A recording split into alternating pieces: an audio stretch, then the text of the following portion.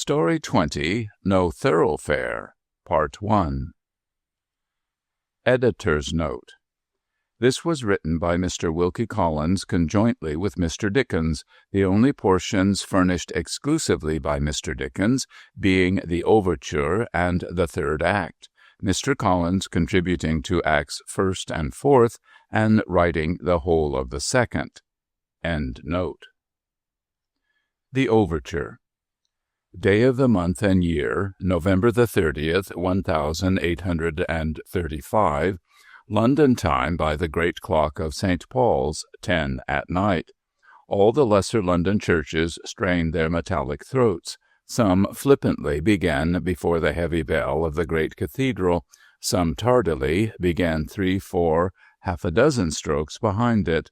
All are in sufficiently near accord to leave a resonance in the air, as if the winged Father who devours his children had made a resounding sweep with his gigantic scythe in flying over the city. What is this clock lower than most of the rest, and nearer to the ear, that lags so far behind tonight as to strike into the vibration alone? This is the clock of the Hospital for Foundling Children. Time was when the foundlings were received without question in a cradle at the gate. Time is when inquiries are made respecting them, and they are taken as by favor from the mothers who relinquish all natural knowledge of them and claim to them forevermore.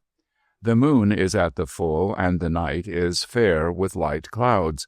The day has been otherwise than fair, for slush and mud, thickened with the droppings of heavy fog, lie black in the streets. The veiled lady who flutters up and down near the postern gate of the Hospital for Foundling Children has need to be well shod tonight. She flutters to and fro, avoiding the stand of hackney coaches, and often pausing in the shadow of the western end of the great quadrangle wall, with her face turned towards the gate.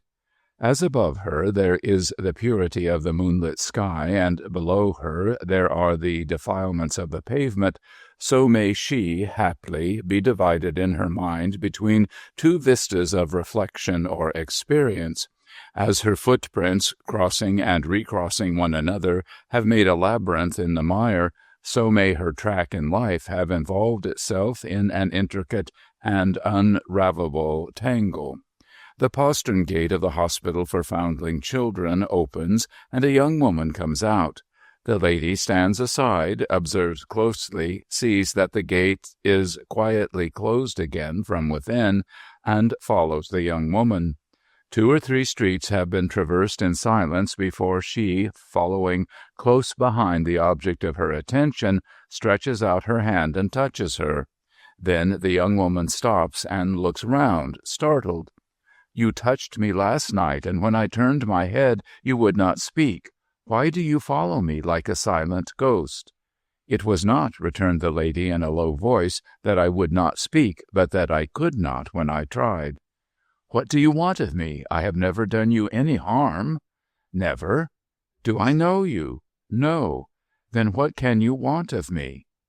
"Here are 2 guineas in this paper. Take my poor little present, and I will tell you." Into the young woman's face, which is honest and comely, comes a flush as she replies, "There is neither grown person nor child in all the large establishment that I belong to who hasn't a good word for Sally. I am Sally. Could I be so well thought of if I was to be bought? I do not mean to buy you, I mean only to reward you very slightly."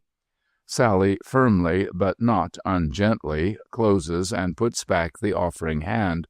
"If there is anything I can do for you, ma'am, that I will not do for its own sake, you are much mistaken in me if you think that I will do it for money. What is it you want?" "You are one of the nurses or attendants at the hospital? I saw you leave tonight and last night." "Yes, I am. I am Sally." "There is a pleasant patience in your face which makes me believe that very young children would take readily to you." "God bless 'em, so they do." The lady lifts her veil and shows a face no older than the nurse's, a face far more refined and capable than hers, but wild and worn with sorrow. I am the miserable mother of a baby lately received under your care. I have a prayer to make to you." Instinctively respecting the confidence which has drawn aside the veil, Sally, whose ways are all ways of simplicity and spontaneity, replaces it and begins to cry. "You will listen to my prayer?" the lady urges. "You will not be deaf to the agonized entreaty of such a broken suppliant as I am?" "Oh, dear, dear, dear," cries Sally. "What shall I say, or can I say? Don't talk of prayers. Prayers are to be put up to the good Father of all, and not to nurses and such. And there, I am only to hold my place for half a year longer, till another young woman can be trained up to it. I am going to be married. I shouldn't have been out last night, and I shouldn't have been out tonight, but that my Dick, he is the young man I am going to be married to, lies ill, and I can help his mother and sister to watch him. Don't take on so, don't take on so." "Oh, good Sally, dear Sally," moans the lady, catching at her dress entreatingly, "as you are hopeful and I am hopeless, as a fair way in life is before you, which can never, never be before me, as you can aspire to become a respected wife, and as you can aspire to become a proud mother, as you are a living, loving woman and must die, for God's sake, hear my distracted petition." "Dearie, dearie, dearie me," cries Sally, her desperation culminating in the pronoun, "what am I ever to do? And there, see how you turn my own words back upon me. I tell you I am going to be married on purpose to make it clearer to you that I am going to leave, and therefore couldn't help you if I would. Poor thing, and you make it seem to my own self as if I was cruel in going to be married and not helping you. It ain't kind. Now, is it kind, poor thing?" "Sally, hear me, my dear. My entreaty is for no help in the future. It applies to what is past. It is only to be told in 2 words. "There, this is worse and worse," cries Sally, "supposing that I understand what 2 words you mean." "You do understand. What are the names they have given my poor baby? I ask no more than that. I have read of the customs of the place. He has been christened in the chapel and registered by some surname in the book. He was received last Monday evening. What have they called him?" Down upon her knees in the foul mud of the byway into which they have strayed, an empty street without a thoroughfare giving on the dark gardens of the hospital, the lady would drop in her passionate entreaty, but that Sally prevents her. "Don't, don't! You make me feel as if I was setting myself up to be good. Let me look in your pretty face again. Put your 2 hands in mine. Now promise you will never ask me anything more than the 2 words. Never, never. You will never put them to a bad use if I say them. Never, never. Walter Wilding." The lady lays her face upon the nurse's breast, draws her close in her embrace with both arms, murmurs a blessing and the words, "Kiss him for me," and is gone.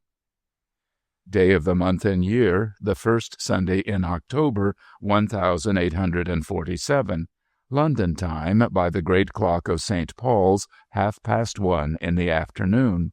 The clock of the Hospital for Foundling Children is well up with the cathedral today. Service in the chapel is over, and the foundling children are at dinner. There are numerous onlookers at the dinner, as the custom is. There are 2 or 3 governors, whole families from the congregation, smaller groups of both sexes, individual stragglers of various degrees. The bright autumnal sun strikes freshly into the wards, and the heavy framed windows through which it shines and the panelled walls on which it strikes are such windows and such walls as pervade Hogarth's pictures. The girls' refectory, including that of the younger children, is the principal attraction. Neat attendants silently glide about the orderly and silent tables. The lookers-on move or stop as the fancy takes them.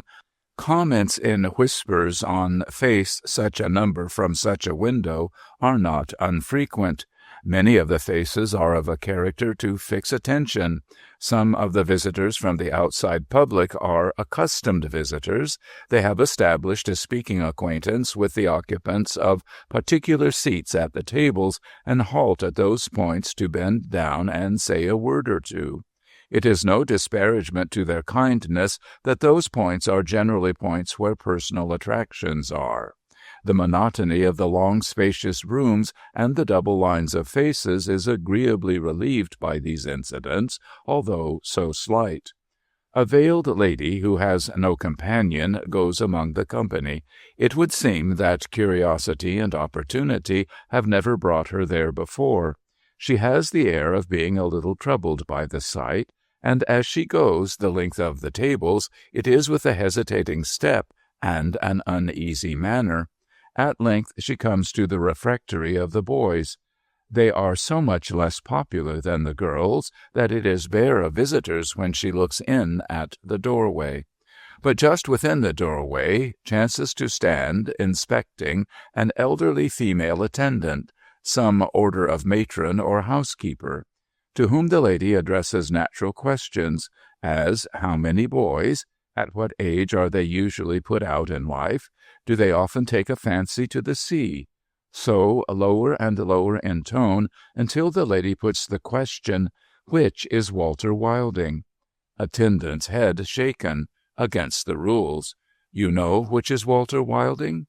So keenly does the attendant feel the closeness with which the lady's eyes examine her face that she keeps her own eyes fast upon the floor, lest by wandering in the right direction they should betray her. I know which is Walter Wilding, but it is not my place, ma'am, to tell names to visitors. But you can show me without telling me? The lady's hand moves quietly to the attendant's hand. Pause and silence. I am going to pass round the tables, says the lady's interlocutor, without seeming to address her. Follow me with your eyes. The boy that I stop at and speak to will not matter to you, but the boy that I touch will be Walter Wilding. Say nothing more to me, and move a little away. Quickly acting on the hint, the lady passes on into the room and looks about her. After a few moments, the attendant, in a staid official way, walks down outside the line of tables, commencing on her left hand. She goes the whole length of the line, turns and comes back on the inside. Very slightly glancing in the lady's direction, she stops, bends forward, and speaks. The boy whom she addresses lifts his head and replies. Good-humoredly and easily, as she listens to what he says, she lays her hand upon the shoulder of the next boy on his right. That the action may be well noted, she keeps her hand on the shoulder while speaking in return, and pats it twice or thrice before moving away.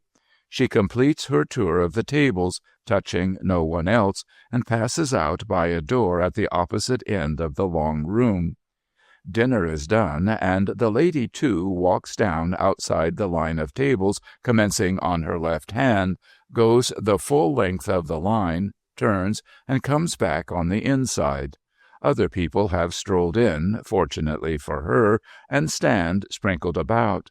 She lifts her veil, and, stopping at the touched boy, asks how old he is. "I am 12, ma'am," he answers, with his bright eyes fixed on hers. "Are you well and happy?" "Yes, ma'am." "May you take these sweetmeats from my hand?"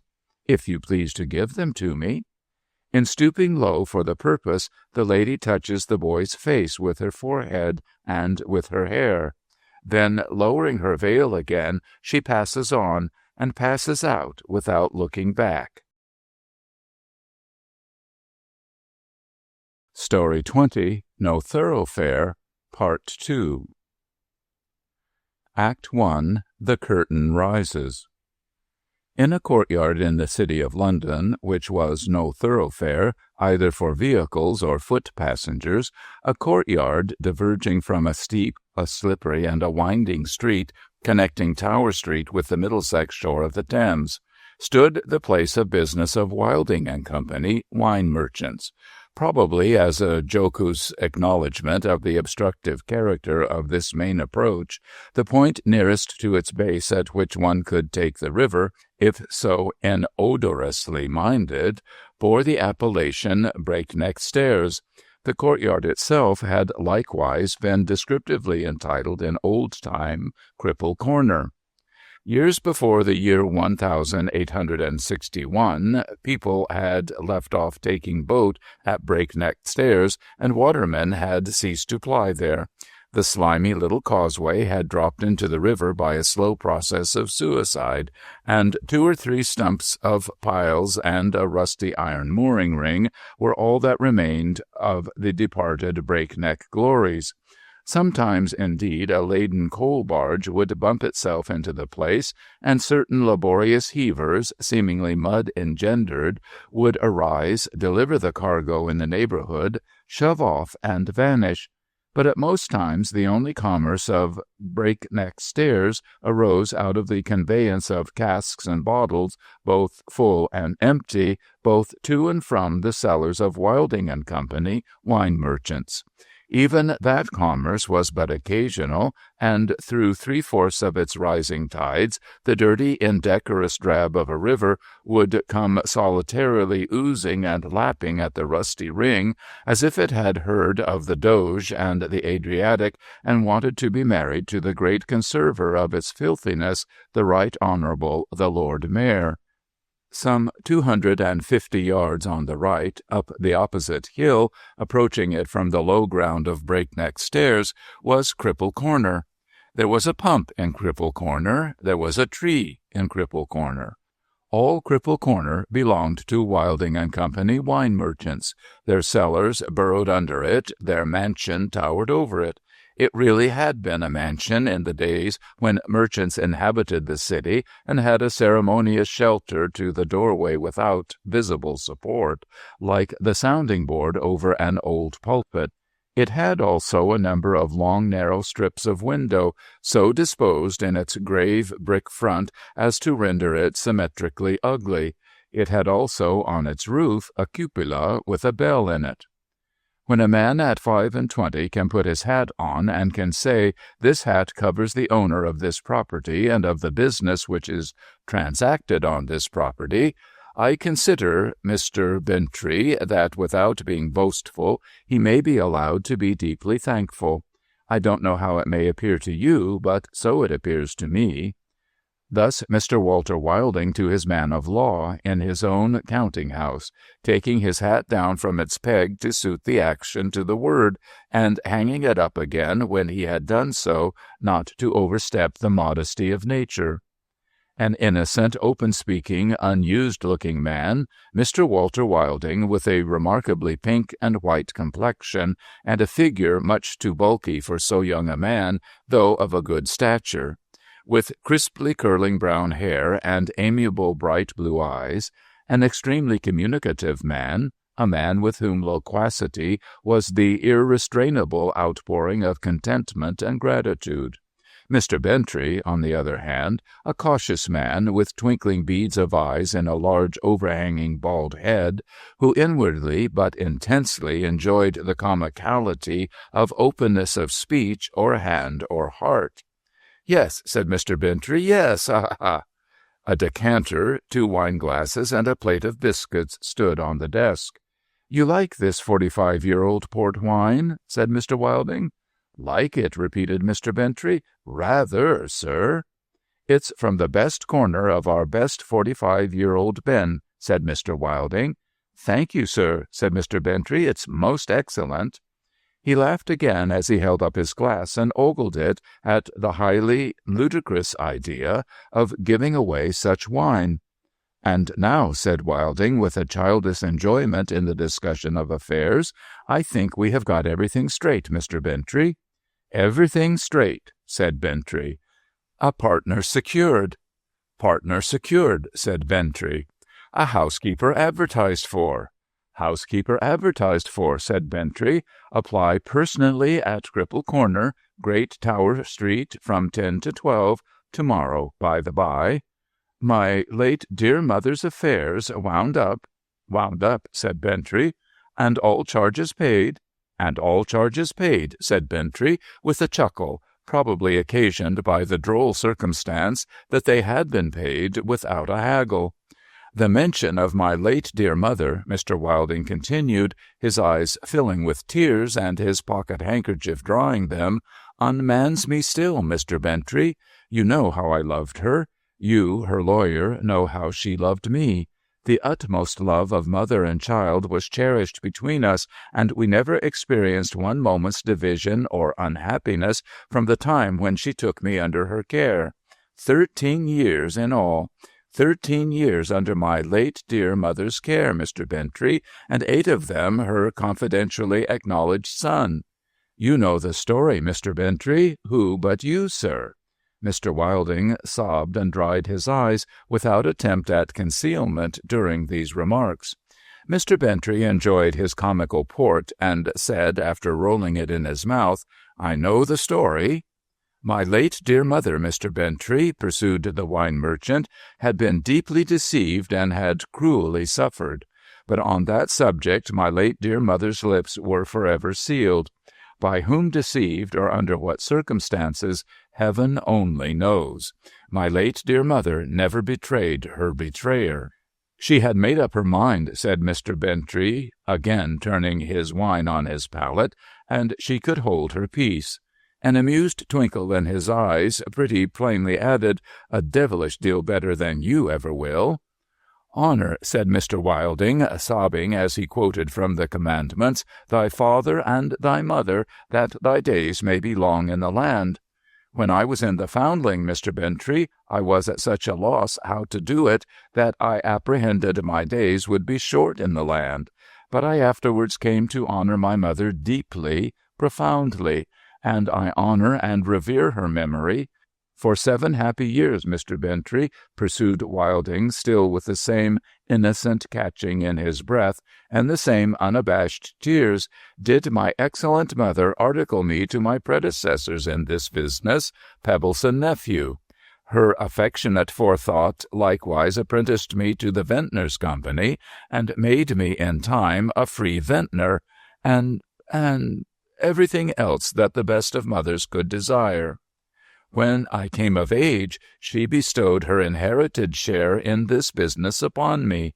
It was her money that afterwards bought out Pebbleson Nephew and painted in Wilding and Company. It was she who left me everything she possessed but the mourning ring you wear. And yet, Mr. Bentley, with a fresh burst of honest affection, she is no more. It is a little over half a year since she came into the corner to read on that doorpost with her own eyes, Wilding and Company, wine merchants, and yet she is no more." "Sad, but the common lot, Mr. Wilding," observed Bentley. "At some time or other we must all be no more." He placed the 45-year-old port wine in the universal condition with a relishing sigh.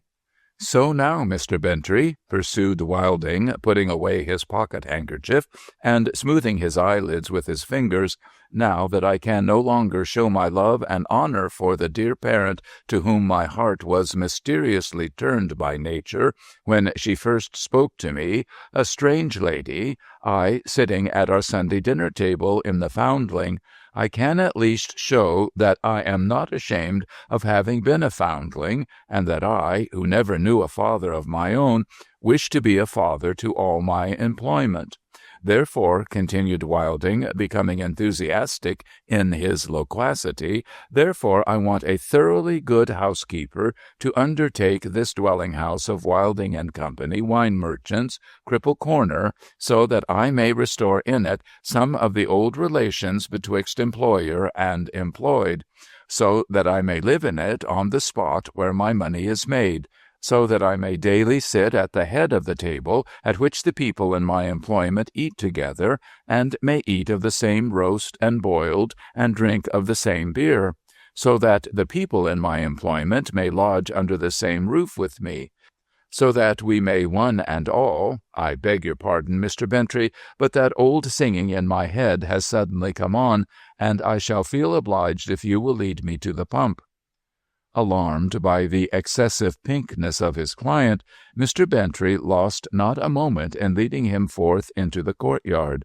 It was easily done, for the counting-house in which they talked together opened onto it at one side of the dwelling-house. There the attorney pumped with a will, obedient to a sign from the client, and the client laved his head and face with both hands, and took a hearty drink. After these remedies, he declared himself much better. "Don't let your good feelings excite you," said Bentley, as they returned to the counting-house, and Mr. Wilding dried himself on a jack-towel behind an inner door. "No, I won't," he returned, looking out of the towel. "I won't. I have not been confused, have I?" "Not at all. Perfectly clear." "Where did I leave off, Mr. Bentley?" "Well, you left off... But I wouldn't excite myself, if I was you, by taking it up again just yet." "I'll take care. I'll take care. The singing in my head came on at where, Mr. Bentley?" "At roast and boiled and beer," answered the lawyer, prompting. "Lodging under the same roof, and one and all." "Ah, and one and all singing in the head together. Do you know, I really would not let my good feelings excite me if I was you," hinted the lawyer again, anxiously. "Try some more pump." "No occasion, no occasion." "All right, Mr. Bentley. And one and all, forming a kind of family. You see, Mr. Bentley, I was not used in my childhood to that sort of individual existence which most individuals have led, more or less, in their childhood. After that time I became absorbed in my late dear mother. Having lost her, I find that I am more fit for being one of a body than one by myself. To be that, and at the same time to do my duty to those dependent on me, and attach them to me, has a patriarchal and pleasant air about it. I don't know how it may appear to you, Mr. Bentley, but so it appears to me." "It is not I who am all important in the case, but you," returned Bentley. "Consequently, how it may appear to me is of very small importance." "It appears to me," said Mr. Wilding in a glow, "hopeful, useful, delightful." "Do you know," hinted the lawyer again, "I really would not "I am not going to." "Then there's Handel." "There's who?" said Bentley. "Handel, Mozart, Haydn, Kent, Purcell, Dr. Arne, Green, Mendelssohn. I know the choruses to those anthems by heart. Founding Chapel collection. Why shouldn't we learn them together?" "Who learn them together?" asked the lawyer, rather shortly. "Employer and employed." "Aye," returned Bentley, mollified, as if he had half expected the answer to be lawyer and client. "That's another thing." "Not another thing, Mr. Bentley, the same thing, a part of the bond among us. We will form a choir in some quiet church near the corner here, and having sung together of a Sunday with a relish, we will come home and take an early dinner together with a relish. The object that I have at heart now is to get this system well in action without delay, so that my new partner may find it founded when he enters on his partnership." "All good be with it," exclaimed Bentley, rising. "May it prosper. Is Joey Ladle to take a share in Handel, Mozart, Haydn, Kent, Purcell, Dr. Arne, Green, and Mendelssohn?"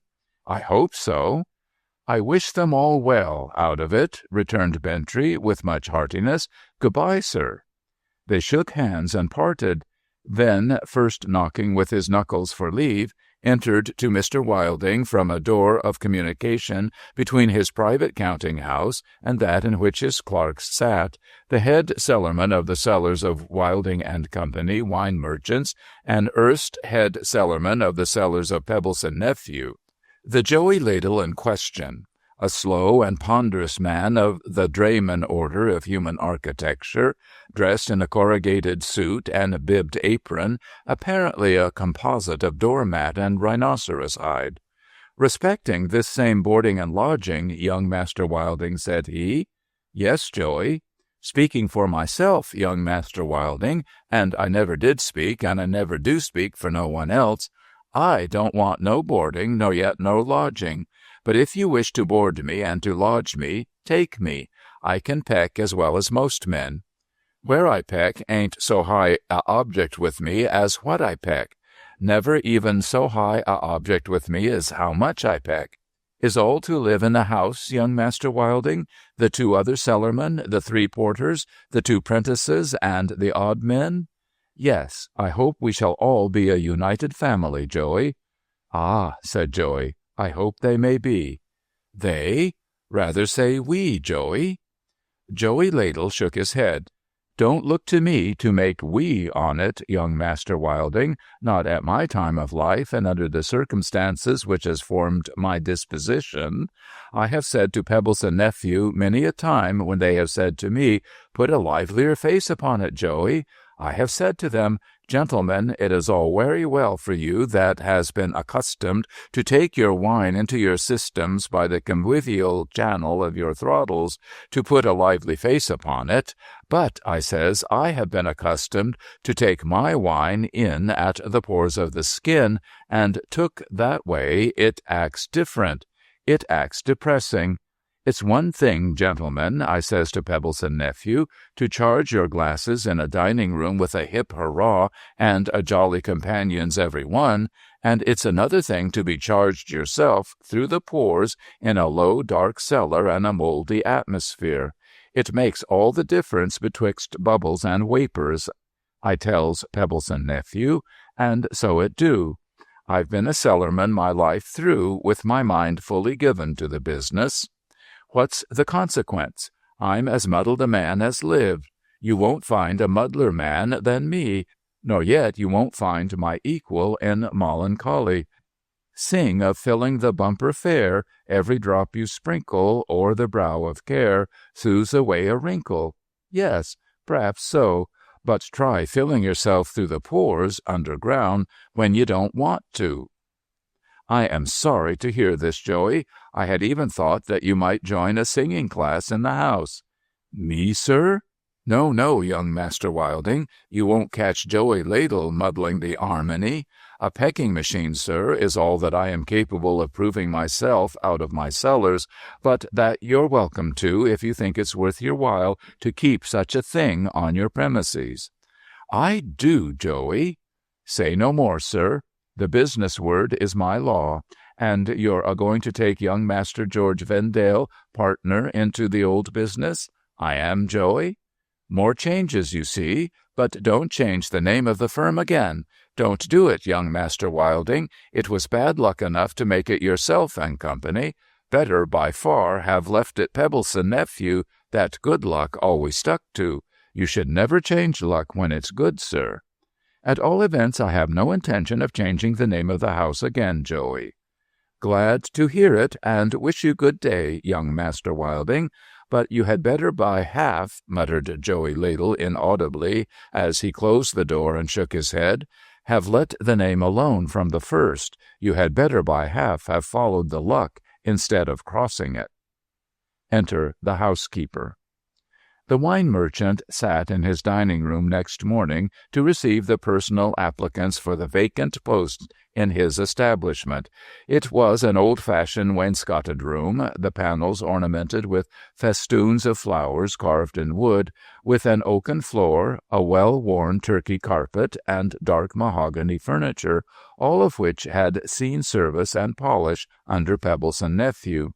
The great sideboard had assisted at many business dinners given by Pebbleson nephew to their connection on the principle of throwing sprats overboard to catch whales, and Pebbleson nephew's comprehensive three-sided plate-warmer, made to fit the whole front of the large fireplace, kept watch beneath it over a sarcophagus-shaped cellaret that had, in its time, held many a dozen of Pebbleson nephew's wine.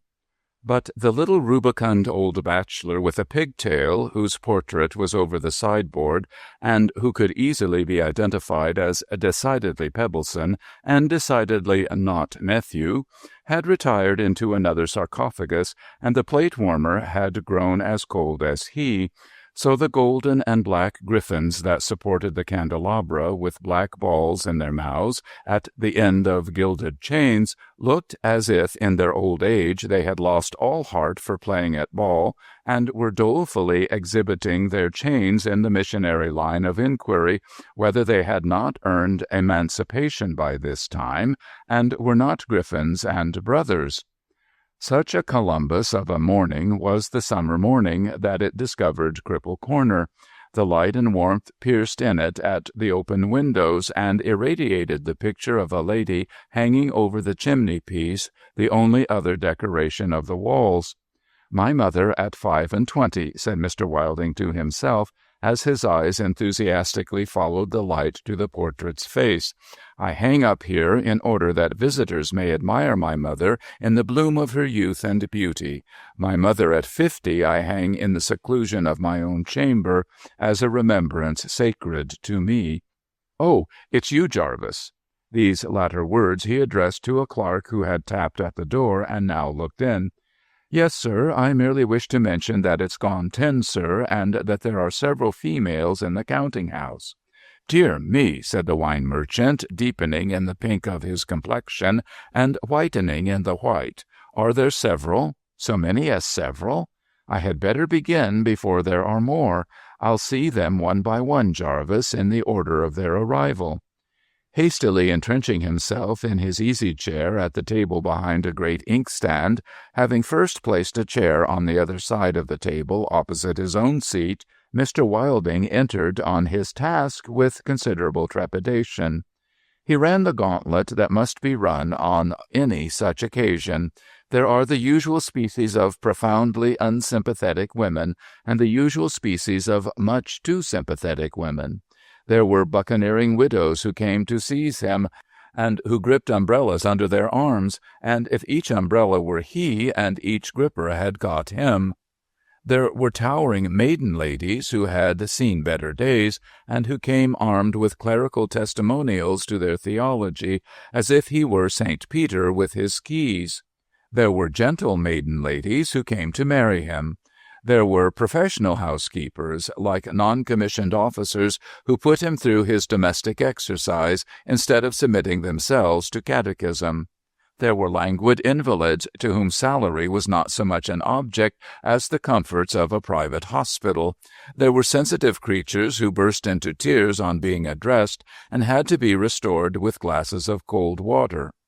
There were some respondents who came two together, a highly promising one and a wholly unpromising one, of whom the promising one answered all questions charmingly until it would at last appear that she was not a candidate at all, but only the friend of the unpromising one, who had glowered in absolute silence and apparent injury. At last, when the good wine merchant's simple heart was failing him, there entered an applicant quite different from all the rest, a woman, perhaps 50, but looking younger, with a face remarkable for placid cheerfulness, and a manner no less remarkable for its quiet expression of equability of temper. Nothing in her dress could have been changed to her advantage. Nothing in the noiseless self-possession of her manner could have been changed to her advantage. Nothing could have been in better unison with both than her voice when she answered the question, "What name shall I have the pleasure of noting down?" with the words, "My name is Sarah Goldstraw, Mrs. Goldstraw. My husband has been dead many years, and we had no family." Half a dozen questions had scarcely extracted as much to the purpose from anyone else. The voice dwelt so agreeably on Mr. Wilding's ear as he made his note that he was rather long about it. When he looked up again, Mrs. Goldstraw's glance had naturally gone round the room and now returned to him from the chimney-piece. Its expression was one of frank readiness to be questioned and to answer straight. "You will excuse my asking you a few questions," said the modest wine merchant. "Oh, surely, sir, or I should have no business here." "Have you filled the station of housekeeper before?" "Only once. I have lived with the same widow lady for 12 years, ever since I lost my husband. She was an invalid and is lately dead, which is the occasion of my now wearing black." "I do not doubt that she has left you the best credentials," said Mr. Wilding. I hope I may say the very best. I thought it would save trouble, sir, if I wrote down the name and address of her representatives and brought it with me," laying a card on the table. "You singularly remind me, Mrs. Goldstraw," said Wilding, taking the card beside him, "of a manner and tone of voice that I was once acquainted with. Not of an individual, I feel sure of that, though I cannot recall what it is I have in my mind, but of a general bearing. I ought to add it was a kind and pleasant one." She smiled as she rejoined, "At least I am very glad of that, sir." "Yes," said the wine merchant, thoughtfully repeating his last phrase with a momentary glance at his future housekeeper, "it was a kind and pleasant one, but that is the most I can make of it. Memory is sometimes like a half-forgotten dream. I don't know how it may appear to you, Mrs. Goldstraw, but so it appears to me." Probably it appeared to Mrs. Goldstraw in a similar light, for she quietly assented to the proposition. Mr. Wilding then offered to put himself at once in communication with the gentleman named upon the card, a firm of proctors in Doctors' Commons. To this Mrs. Goldstraw thankfully assented. Doctors' Commons not being far off, Mr. Wilding suggested the feasibility of Mrs. Goldstraw's looking in again, say in 3 hours' time. Mrs. Goldstraw readily undertook to do so. In fine, the result of Mr. Wilding's inquiries being eminently satisfactory, Mrs. Goldstraw was that afternoon engaged, on her own perfectly fair terms, to come tomorrow and set up her rest as housekeeper in Cripple Corner. Story 20, No Thoroughfare, Part 3. The housekeeper speaks. On the next day Mrs. Goldstraw arrived to enter on her domestic duties. Having settled herself in her own room, without troubling the servants, and without wasting time, the new housekeeper announced herself as waiting to be favored with any instructions which her master might wish to give her. The wine merchant received Mrs. Goldstraw in the dining-room in which he had seen her on the previous day, and the usual preliminary civilities having passed on either side, the two sat down to take counsel together on the affairs of the house. "About the meals, sir," said Mrs. Goldstraw, "have I a large or a small number to provide for?" "If I can carry out a certain old-fashioned plan of mine," replied Mr. Wilding, "you will have a large number to provide for. I am a lonely single man, Mrs. Goldstraw, and I hope to live with all the persons in my employment as if they were members of my family. Until that time comes, you will have only me and the new partner whom I expect immediately to provide for. What my partner's habits may be, I cannot yet say, but I may describe myself as a man of regular hours with an invariable appetite that you may depend upon to announce." "About breakfast, sir," asked Mrs. Goldstraw, "is there anything particular?" She hesitated and left the sentence unfinished. Her eyes turned slowly away from her master and looked towards the chimney-piece. If she had been a less excellent and experienced housekeeper, Mr. Wilding might have fancied that her attention was beginning to wander at the very outset of the interview. "8 o'clock is my breakfast hour," he resumed. "It is one of my virtues to be never tired of broiled bacon, and it is one of my vices to be habitually suspicious of the freshness of eggs." Mrs. Goldstraw looked back at him, still a little divided between her master's chimney-piece and her master. "I take tea," Mr. Wilding went on, "and I am perhaps rather nervous and fidgety about drinking it within a certain time after it is made. If my tea stands too long—" He hesitated on his side and left the sentence unfinished. If he had not been engaged in discussing a subject of such paramount interest to himself as his breakfast, Mrs. Goldstraw might have fancied that his attention was beginning to wander at the very outset of the interview. "If your tea stands too long, sir," said the housekeeper, politely taking up her master's lost thread. "If my tea stands too long," repeated the wine merchant mechanically, his mind getting farther and farther away from his breakfast, and his eyes fixing themselves more and more inquiringly on his housekeeper's face. "If my tea Dear me, Mrs. Goldstraw, what is the manner and tone of voice that you remind me of? It strikes me even more strongly today than it did when I saw you yesterday. What can it be?" "What can it be?" repeated Mrs. Goldstraw. She said the words, evidently thinking while she spoke them of something else. The wine merchant, still looking at her inquiringly, observed that her eyes wandered towards the chimney-piece once more. They fixed on the portrait of his mother, which hung there, and looked at it with that slight contraction of the brow which accompanies a scarcely conscious effort of memory. Mr. Wilding remarked, "My late dear mother, when she was 25." Mrs. Goldstraw thanked him with a movement of the head for being at the pains to explain the picture, and said with a cleared brow that it was the portrait of a very beautiful lady. Mr. Wilding, falling back into his former perplexity, tried once more to recover that lost recollection associated so closely and yet so undiscoverably with his new housekeeper's voice and manner. "Excuse my asking you a question which has nothing to do with me or my breakfast," he said. "May I inquire if you have ever occupied any other situation than the situation of housekeeper?" "Oh, yes, sir. I began life as one of the nurses at the Foundling." "Why, that's it," cried the wine merchant, pushing back his chair. "By heaven, their manner is the manner you remind me of." In an astonished look at him, Mrs. Goldstraw changed colour, checked herself, turned her eyes upon the ground, and sat still and silent. "What is the matter?" asked Mr. Wilding. "Do I understand that you were in the Foundling, sir?" "Certainly. I am not ashamed to own it." "Under the name you now bear?" "Under the name of Walter Wilding." "And the lady?" Mrs. Goldstraw stopped short with a look at the portrait, which was now unmistakably a look of alarm. "You mean my mother," interrupted Mr. Wilding.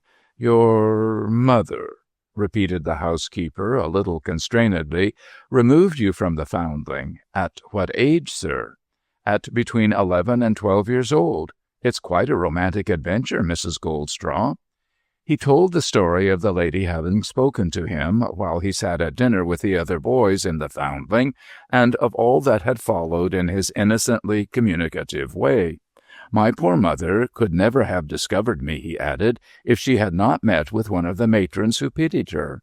The matron consented to touch the boy whose name was Walter Wilding as she went around the dinner tables, and so my mother discovered me again after having parted from me as an infant at the Foundling doors." At those words, Mrs. Goldstraw's hand, resting on the table, dropped helplessly into her lap. She sat looking at her new master with a face that had turned deadly pale and with eyes that expressed an unutterable dismay. "What does this mean?" asked the wine merchant. "Stop," he cried. "Is there something else in the past time which I ought to associate with you? I remember my mother telling me of another person at the Foundling to whose kindness she owed a debt of gratitude. When she first parted with me as an infant, one of the nurses informed her of the name that had been given to me in the institution." "You were that nurse?" "God forgive me, sir. I was that nurse." "God forgive you?" "We had better get back, sir, if I may make so bold as to say so, to my duties in the house," said Mrs. Goldstraw. "Your breakfast hour is 8. Do you lunch or dine in the middle of the day?" The excessive pinkness which Mr. Bentry had noticed in his client's face began to appear there once more.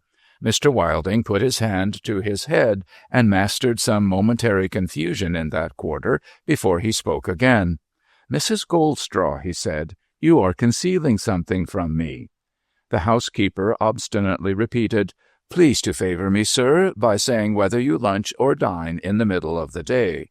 "I don't know what I do in the middle of the day. I can't enter into my household affairs, Mrs. Goldstraw, till I know why you regret an act of kindness to my mother, which she always spoke of gratefully to the end of her life. You are not doing me a service by your silence. You are agitating me. You are alarming me. You are bringing on the singing in my head." His hand went up to his head again, and the pink in his face deepened by a shade or two. "It's hard, sir, on just entering your service," said the housekeeper, "to say what may cost me the loss of your goodwill. Please to remember, end how it may, that I only speak because you have insisted on my speaking, and because I see that I am alarming you by my silence. When I told the poor lady, whose portrait you have got there, the name by which her infant was christened in the Foundling, I allowed myself to forget my duty, and dreadful consequences, I am afraid, have followed from it. I'll tell you the truth, as plainly as I can. A few months from the time when I had informed the lady of her baby's name, there came to our institution in the country another lady, a stranger, whose object was to adopt one of our children. She brought the needful permission with her, and after looking at a great many of the children without being able to make up her mind, she took a sudden fancy to one of the babies, a boy, under my care. Pray try to compose yourself, sir. It's no use disguising it any longer. The child the stranger took away was the child of that lady whose portrait hangs there." Mr. Wilding started to his feet. "Impossible!" he cried out vehemently. "What are you talking about? What absurd story are you telling me now? There's her portrait. Haven't I told you so already? The portrait of my mother?" "When that unhappy lady removed you from the Foundling in after years," said Mrs. Goldstraw gently, "she was the victim, and you were the victim, sir, of a dreadful mistake." He dropped back into his chair. "The room goes round with me," he said. "My head, my head."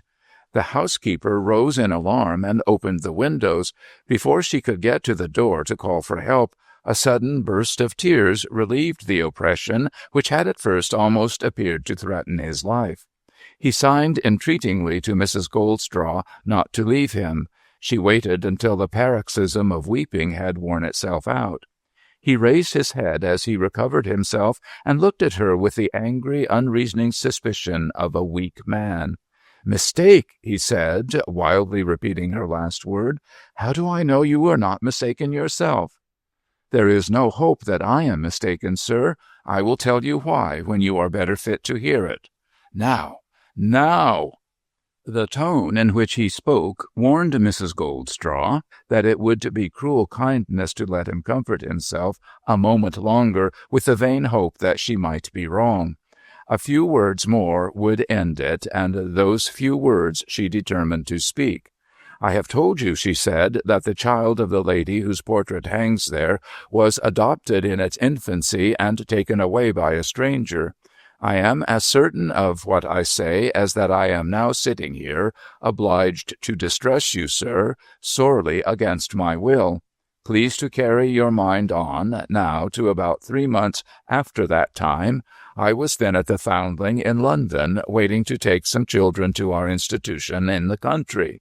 There was a question that day about naming an infant, a boy, who had just been received.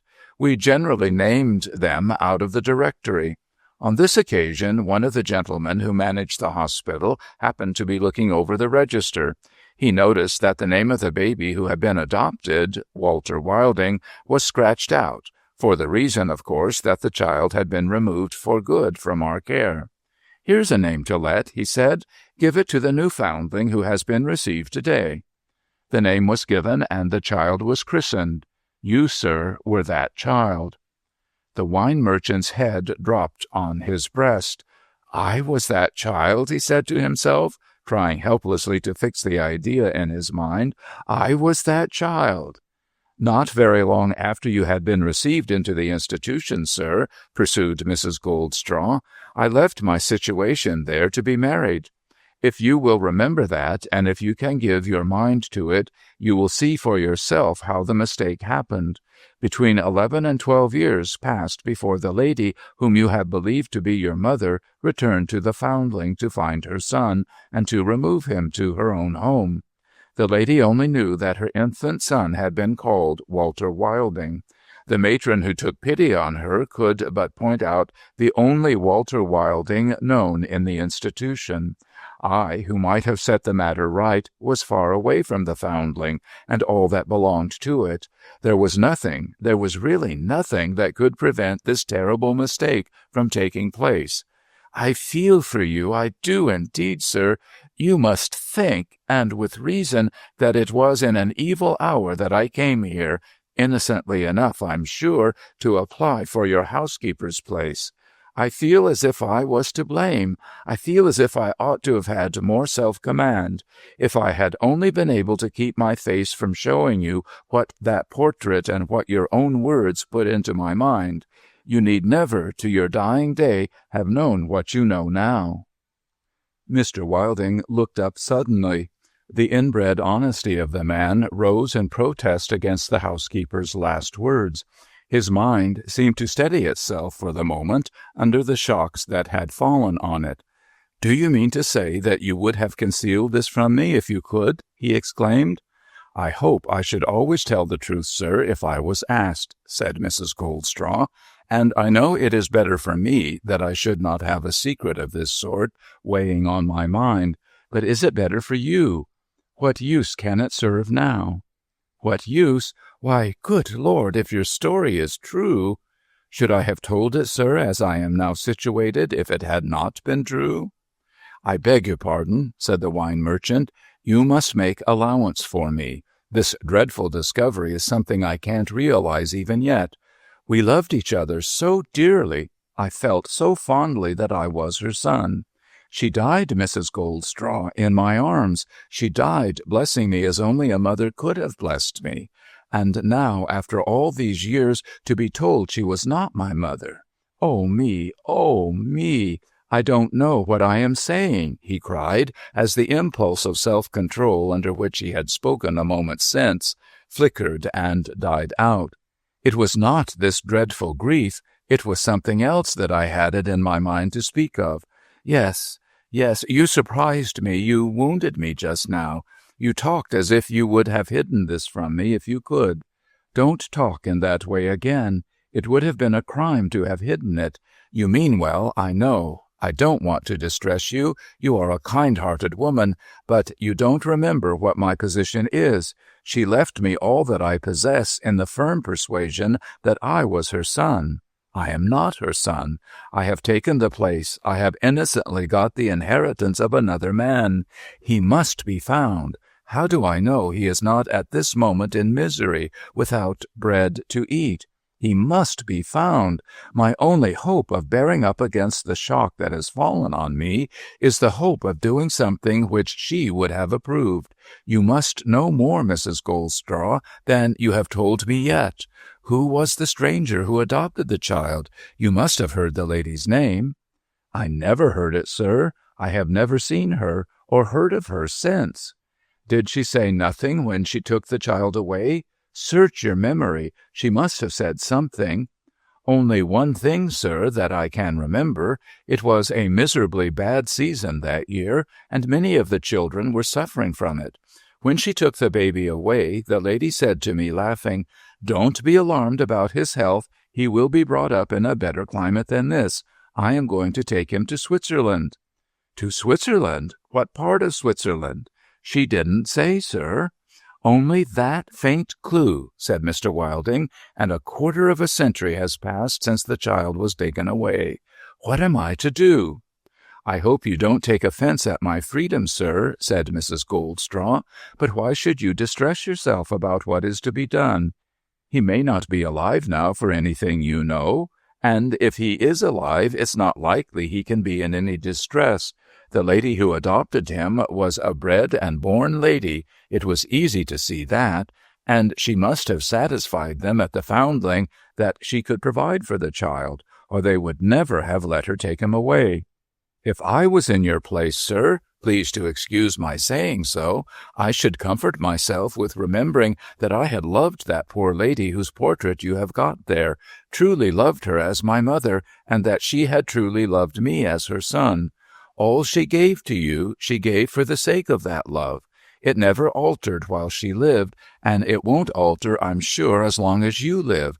How can you have a better right, sir, to keep what you have got than that?" Mr. Wilding's immovable honesty saw the fallacy in his housekeeper's point of view at a glance. "You don't understand me," he said. It's because I loved her that I feel it a duty, a sacred duty, to do justice to her son. If he is a living man, I must find him, for my own sake as well as for his. I shall break down under this dreadful trial unless I employ myself, actively, instantly employ myself in doing what my conscience tells me ought to be done. I must speak to my lawyer. I must set my lawyer at work before I sleep tonight. He approached a tube in the wall of the room and called down through it to the office below. "Leave me for a little, Mrs. Goldstraw," he resumed. "I shall be more composed. I shall be better able to speak to you later in the day. We shall get on well. I hope we shall get on well together, in spite of what has happened. It isn't your fault. I know it isn't your fault. There. Shake hands and do the best you can in the house. I can't talk about it now." The door opened as Mrs. Goldstraw advanced towards it, and Mr. Jarvis appeared. "Send for Mr. Bentry," said the wine merchant. "Say I want to see him directly." The clerk unconsciously suspended the execution of the order by announcing "Mr. Vendale," and showing in the new partner in the firm of Wilding and Company. "Pray excuse me for one moment, George Vendale," said Wilding. "I have a word to say to Jarvis." "Send for Mr. Bentry," he repeated. "Send at once." Mr. Jarvis laid a letter on the table before he left the room. "From our correspondence at Neuchâtel, I should think, sir. The letter has got the Swiss postmark." New characters on the scene.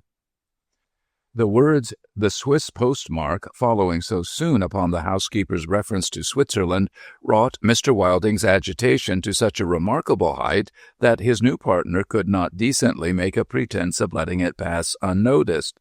"Wilding," he asked hurriedly, and yet stopping short and glancing around as if for some visible cause of his state of mind, "what is the matter?"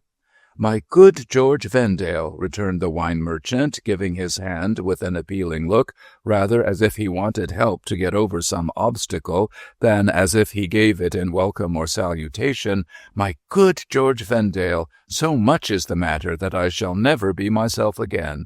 It is impossible that I can ever be myself again, for in fact I am not myself." The new partner, a brown-checked, handsome fellow of about his own age, with a quick, determined eye and an impulsive manner, retorted with natural astonishment, "Not yourself?" "Not what I supposed myself to be," said Wilding.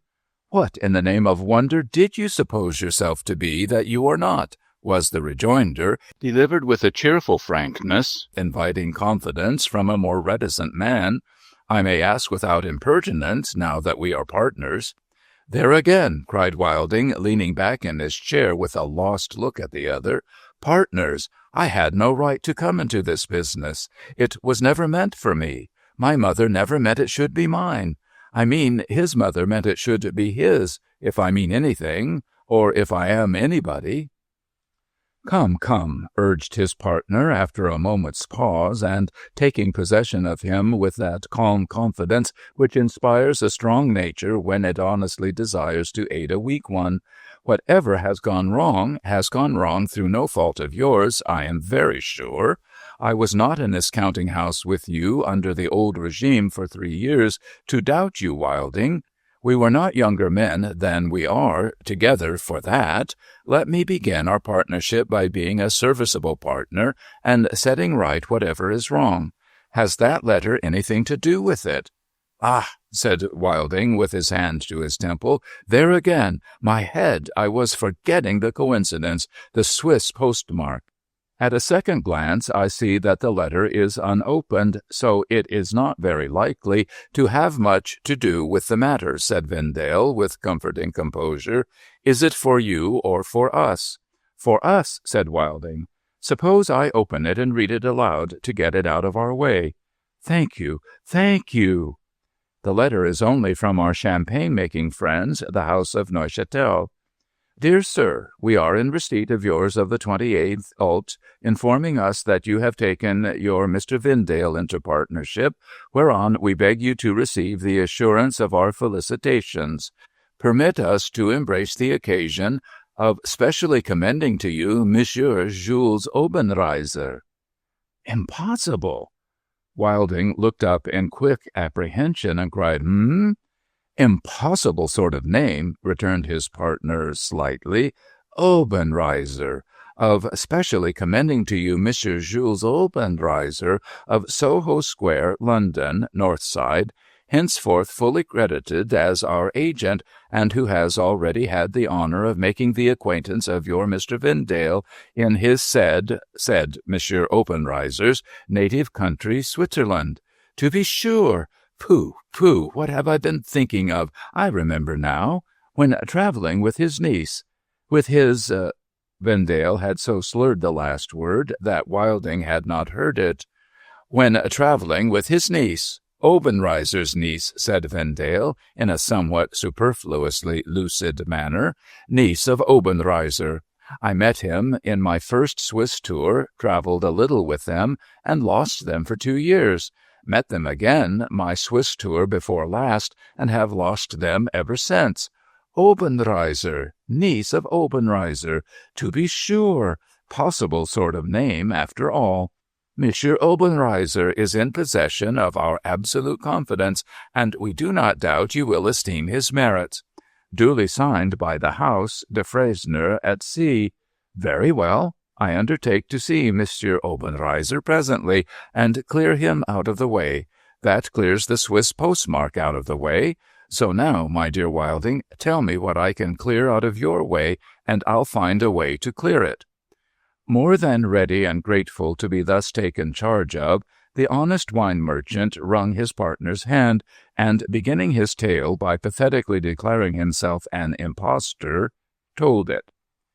"It was on this matter, no doubt, that you were sending for Bintry when I came in," said his partner, after reflecting. "It was. He has experience and a shrewd head. I shall be anxious to know his opinion. It is bold and hazardous in me to give you mine before I know his, but I am not good at holding back. Plainly, then, I do not see these circumstances as you see them. I do not see your position as you see it.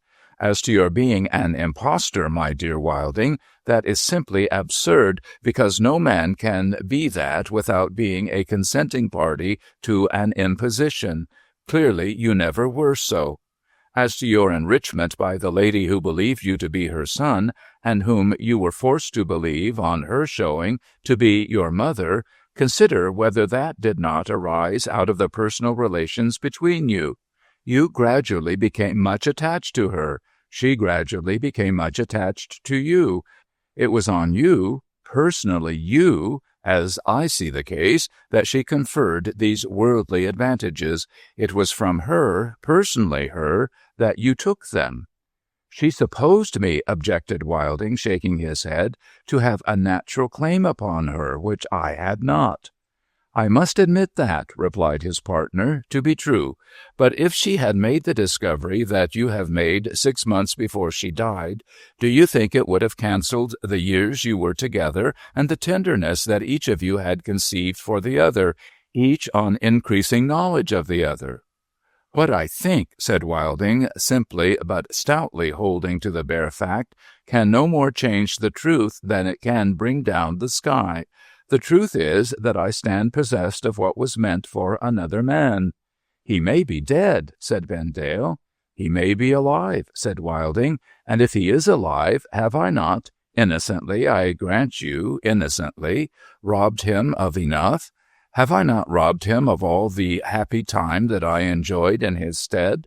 Have I not robbed him of the exquisite delight that filled my soul when that dear lady, stretching his hand towards the picture, told me she was my mother? Have I not robbed him of all the care she lavished on me? Have I not even robbed him of all the devotion and duty that I so proudly gave to her? Therefore it is that I ask myself, George Vendale, and I ask you, where is he? What has become of him? Who can tell? I must try to find out who can tell. I must institute inquiries. I must never desist from prosecuting inquiries. I will live upon the interest of my share, I ought to say his share, in this business, and will lay up the rest for him. When I find him, I may perhaps throw myself upon his generosity, but I will yield up all to him. I will, I swear. As I loved and honored her, said Wilding, reverently kissing his hand towards the picture, and then covering his eyes with it. As I loved and honored her, and have a world of reasons to be grateful to her. And so broke down again. His partner rose from the chair he had occupied and stood beside him, with a hand softly laid upon his shoulder. Walter, I knew you before today to be an upright man with a pure conscience and a fine heart. It is very fortunate for me that I have the privilege to travel on in life so near to so trustworthy a man. I am thankful for it. Use me as your right hand and rely upon me to the death. Don't think the worse of me if I protest to you that my uppermost feeling at present is a confused, you may call it, an unreasonable one. I feel far more pity for the lady and for you, because you did not stand in your supposed relations, than I can feel for the unknown man, if he ever became a man, because he was unconsciously displaced. You have done well in sending for Mr. Bentry.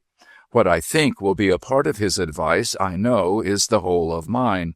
Do not move a step in this serious matter precipitately. The secret must be kept among us with great strictness, for to part with it lightly would be to invite fraudulent claims, to encourage a host of knaves to let loose a flood of perjury and plotting. I have no more to say now, Walter, than to remind you that you sold me a share of your business expressly to save yourself from more work than your present health is fit for, and that I bought it expressly to do work and mean to do it. With these words and a parting grip of his partner's shoulder that gave them the best emphasis they could have had, George Vendale betook himself presently to the counting-house, and presently afterwards to the address of Monsieur Jules Obenreizer. Story 20, No Thoroughfare, Part 4. As he turned into Soho Square and directed his steps towards its north side, a deepened color shot across his sun-browned face, which Wilding, if he had been a better observer, or had been less occupied with his own trouble, might have noticed when his partner read aloud a certain passage in their Swiss correspondent's letter, which he had not read so distinctly as the rest. A curious colony of mountaineers has long been enclosed within that small, flat London district of Soho.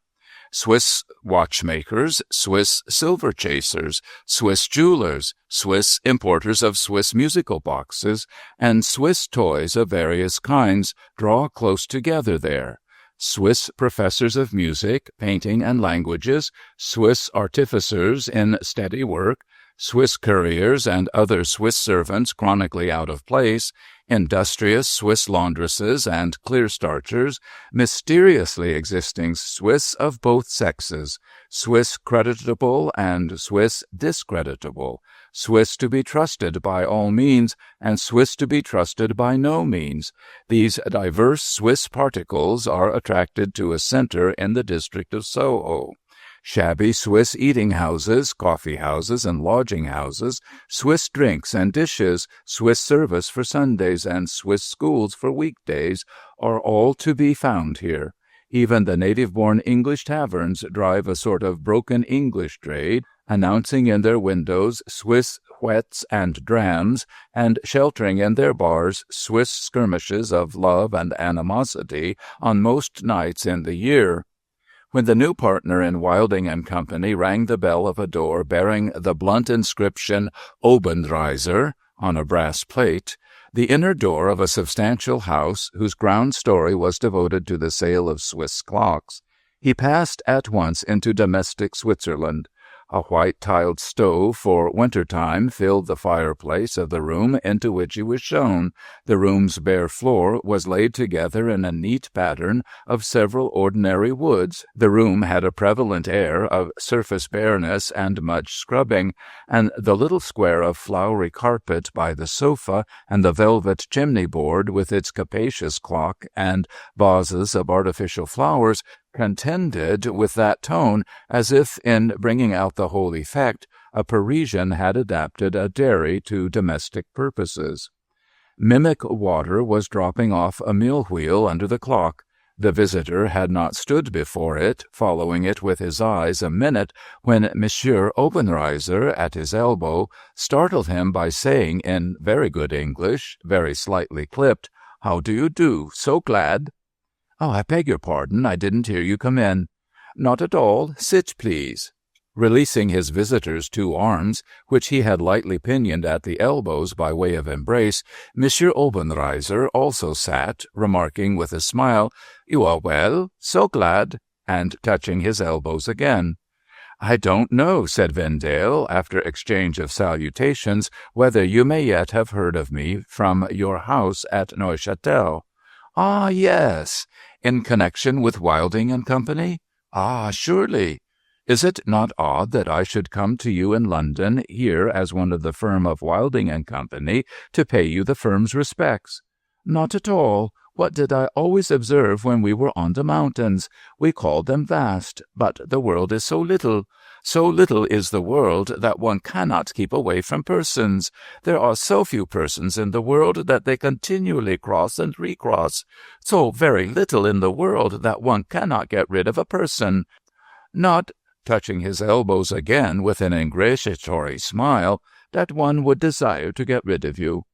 "I hope not, Monsieur Obenreizer. Please call me in your country Mr. I shall call myself so, for I love your country, if I could be English, but I am born. And you? Though descended from so fine a family, you have had the condescension to come into trade?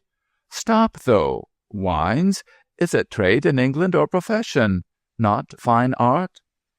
"Mr. Obenreizer," returned Vendale, somewhat out of countenance, "I was but a silly young fellow, just of age, when I first had the pleasure of travelling with you, and when you and I and Mademoiselle your niece—" "Who is well?" "Thank you. Who is well?" "Shared some slight glacier danger together. If with a boy's vanity I rather vaunted my family, I hope I did so as a kind of introduction of myself. It was very weak and in very bad taste, but perhaps you know our English proverb, 'Live and learn.'" "You make too much of it," returned the Swiss, "and what the devil, after all, yours was a fine family." George Vendale's laugh betrayed a little vexation as he rejoined, "Well, I was strongly attached to my parents, and when we first travelled together, Mr. Obenreizer, I was in the first flush of coming into what my father and mother left me. So I hope it may have been, after all, more youthful openness of speech and heart than boastfulness."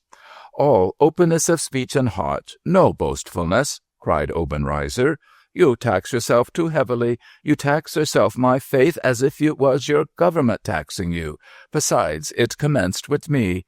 I remember that evening in the boat upon the lake, floating among reflections of the mountains and valleys, the crags and pine woods, which were my earliest remembrance, I drew a word picture of my sordid childhood. Of our poor hut by the waterfall, which my mother showed to travellers, of the cowshed where I slept with the cow, of my idiot half-brother always sitting at the door or limping down the path to beg, of my half-sister always spinning and resting her enormous goiter on a great stone, of my being a famished, naked little wretch of 2 or 3 years, when they were men and women with hard hands to beat me, I, the only child of my father's second marriage, if it even was a marriage. What more natural than for you to compare notes with me and say, 'We are as one by age. At that same time I sat upon my mother's lap in my father's carriage, rolling through the rich English streets, all luxury surrounding me, all squalid poverty kept far from me. Such is my earliest remembrance as opposed to yours.'" Mr. Obenreizer was a black-haired young man of a dark complexion, through whose swarthy skin no red glow ever shone. When color would have come into another cheek, a hardly discernible beat would come into his, as if the machinery for bringing up the ardent blood were there, but the machinery were dry. He was robustly made, well-proportioned, and had handsome features. Many would have perceived that some surface change in him would have set them more at their ease with him without being able to define what change. If his lips could have been made much thicker and his neck much thinner, they would have found their want supplied. But the great Obenreizer peculiarity was that a certain nameless film would come over his eyes, apparently by the action of his own will, which would impenetrably veil, not only from those tellers of tales, but from his face at large, every expression save one of attention. It by no means followed that his attention would be wholly given to the person with whom he spoke, or even wholly bestowed on present sounds and objects. Rather, it was a comprehensive watchfulness of everything he had in his own mind, and everything that he knew to be, or suspected to be, in the minds of other men. At this stage of the conversation, Mr. Obenreizer's film came over him. "The object of my present visit," said Vendale, "is, I need hardly say, to assure you of the friendliness of Wilding and Company, and of the goodness of your credit with us, and of our desire to be of service to you. We hope shortly to offer you our hospitality. Things are not quite in train with us yet, for my partner, Mr. Wilding, is reorganizing the domestic part of our establishment, and is interrupted by some private affairs. You don't know Mr. Wilding, I believe?" Mr. Obenreizer did not. "You must come together soon. He will be glad to have made your acquaintance, and I think I may predict that you will be glad to have made his. You have not been long established in London, I suppose, Mr. Obenreizer?"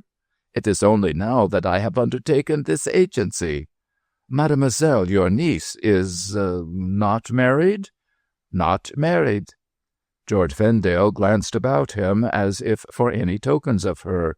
"She has been in London?" "She is in London." "When and where might I have the honor of recalling myself to her remembrance?" Mr. Obenreizer, discarding his film and touching his visitor's elbows as before, said lightly, "Come upstairs." Fluttering enough by the suddenness with which the interview he had sought was coming upon him after all, George Vendale followed upstairs. In a room over the chamber he had just quitted, a room also Swiss-appointed, a young lady sat near one of the 3 windows working at an embroidery frame, and an older lady sat with her face turned close to another white-tiled stove, though it was summer and the stove was not lighted, cleaning gloves. The young lady wore an unusual quantity of fair bright hair, very prettily braided about a rather rounder white forehead than the average English type, and so her face might have been a shade, or say a light, rounder than the average English face, and her figure slightly rounder than the figure of the average English girl at 19. A remarkable indication of freedom and grace of limb in her quiet attitude, and a wonderful purity and freshness of color in her dimpled face and bright gray eyes, seemed fraught with mountain air. Switzerland, too, though the general fashion of her dress was English, peeped out of the fanciful bodice she wore, and lurked in the curious clocked red stocking, and in its little silver-buckled shoe. As to the elder lady, sitting with her feet apart upon the lower brass ledge of the stove, supporting a lapful of gloves while she cleaned one outstretched on her left hand, she was a true Swiss impersonation of another kind. From the breadth of her cushion-like back and the ponderosity of her respectable legs, if the word be admissible, to the black velvet band tied tightly round her throat for the repression of a rising tendency to goiter, or, higher still, to her great copper-colored gold earrings, or, higher still, to her headdress of black gauze stretched on wire. "Miss Marguerite," said Obenreizer to the young lady, "do you recollect this gentleman?" "I think," she answered, rising from her seat, surprised and a little confused, "it is Mr. Vendale." "I think it is," said Obenreizer dryly. "Permit me, Mr. Vendale. Madame Dor." The elder lady by the stove, with the glove stretched on her left hand, like a glover's sign, half got up, half looked over her broad shoulder, and wholly plumped down again and rubbed away. Madame Dor, said Obenreizer, smiling, is so kind as to keep me free from stain or tear. Madame Dor humors my weakness for being always neat and devotes her time to removing every one of my specks and spots. Madame Dor, with the stretched glove in the air and her eyes closely scrutinizing its palm, discovered a tough spot in Mr. Obenreizer at that instant and rubbed hard at him. George Vendale took his seat by the embroidery frame, having first taken the fair right hand that his entrance had checked, and glanced at the golden cross that dipped into the bodice with something of the devotion of a pilgrim who had reached his shrine at last. Obenreizer stood in the middle of the room with his thumbs in his waistcoat pockets and became filmy. "He was saying downstairs, Miss Obenreizer," observed Vendale, "that the world is so small, a place that people cannot escape one another. I have found it much too large for me since I saw you last." "Have you travelled so far, then?" she inquired.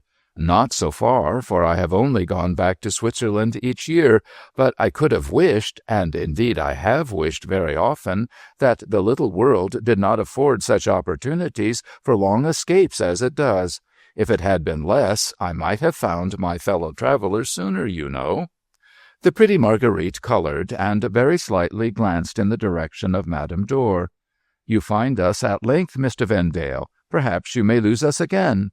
"Oh, I trust not. The curious coincidence that has enabled me to find you encourages me to hope not."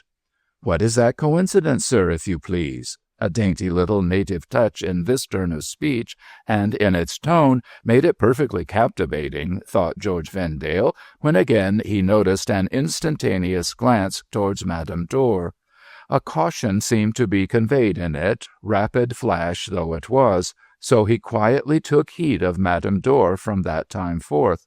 "It is that I happen to have become a partner in a house of business in London, to which Mr. Obenreizer happens this very day to be expressly recommended, and that, too, by another house of business in Switzerland, in which, as it turns out, we both have a commercial interest. He has not told you?" "Oh," cried Obenreizer, striking in, filmless, "no, I had not told Miss Marguerite. The world is so small and so monotonous that a surprise is worth having in such a little jog-trot place. It is as he tells you, Miss Marguerite. He, of so fine a family and so proudly bred, has condescended to trade, like us poor peasants who have risen from ditches." A cloud crept over the fair brow, and she cast down her eyes. "Why, it is good for trade," pursued Obenreizer enthusiastically. "It ennobles trade. It is the misfortune of trade. It is its vulgarity that any low people, for example, we poor peasants, may make to it and climb by it.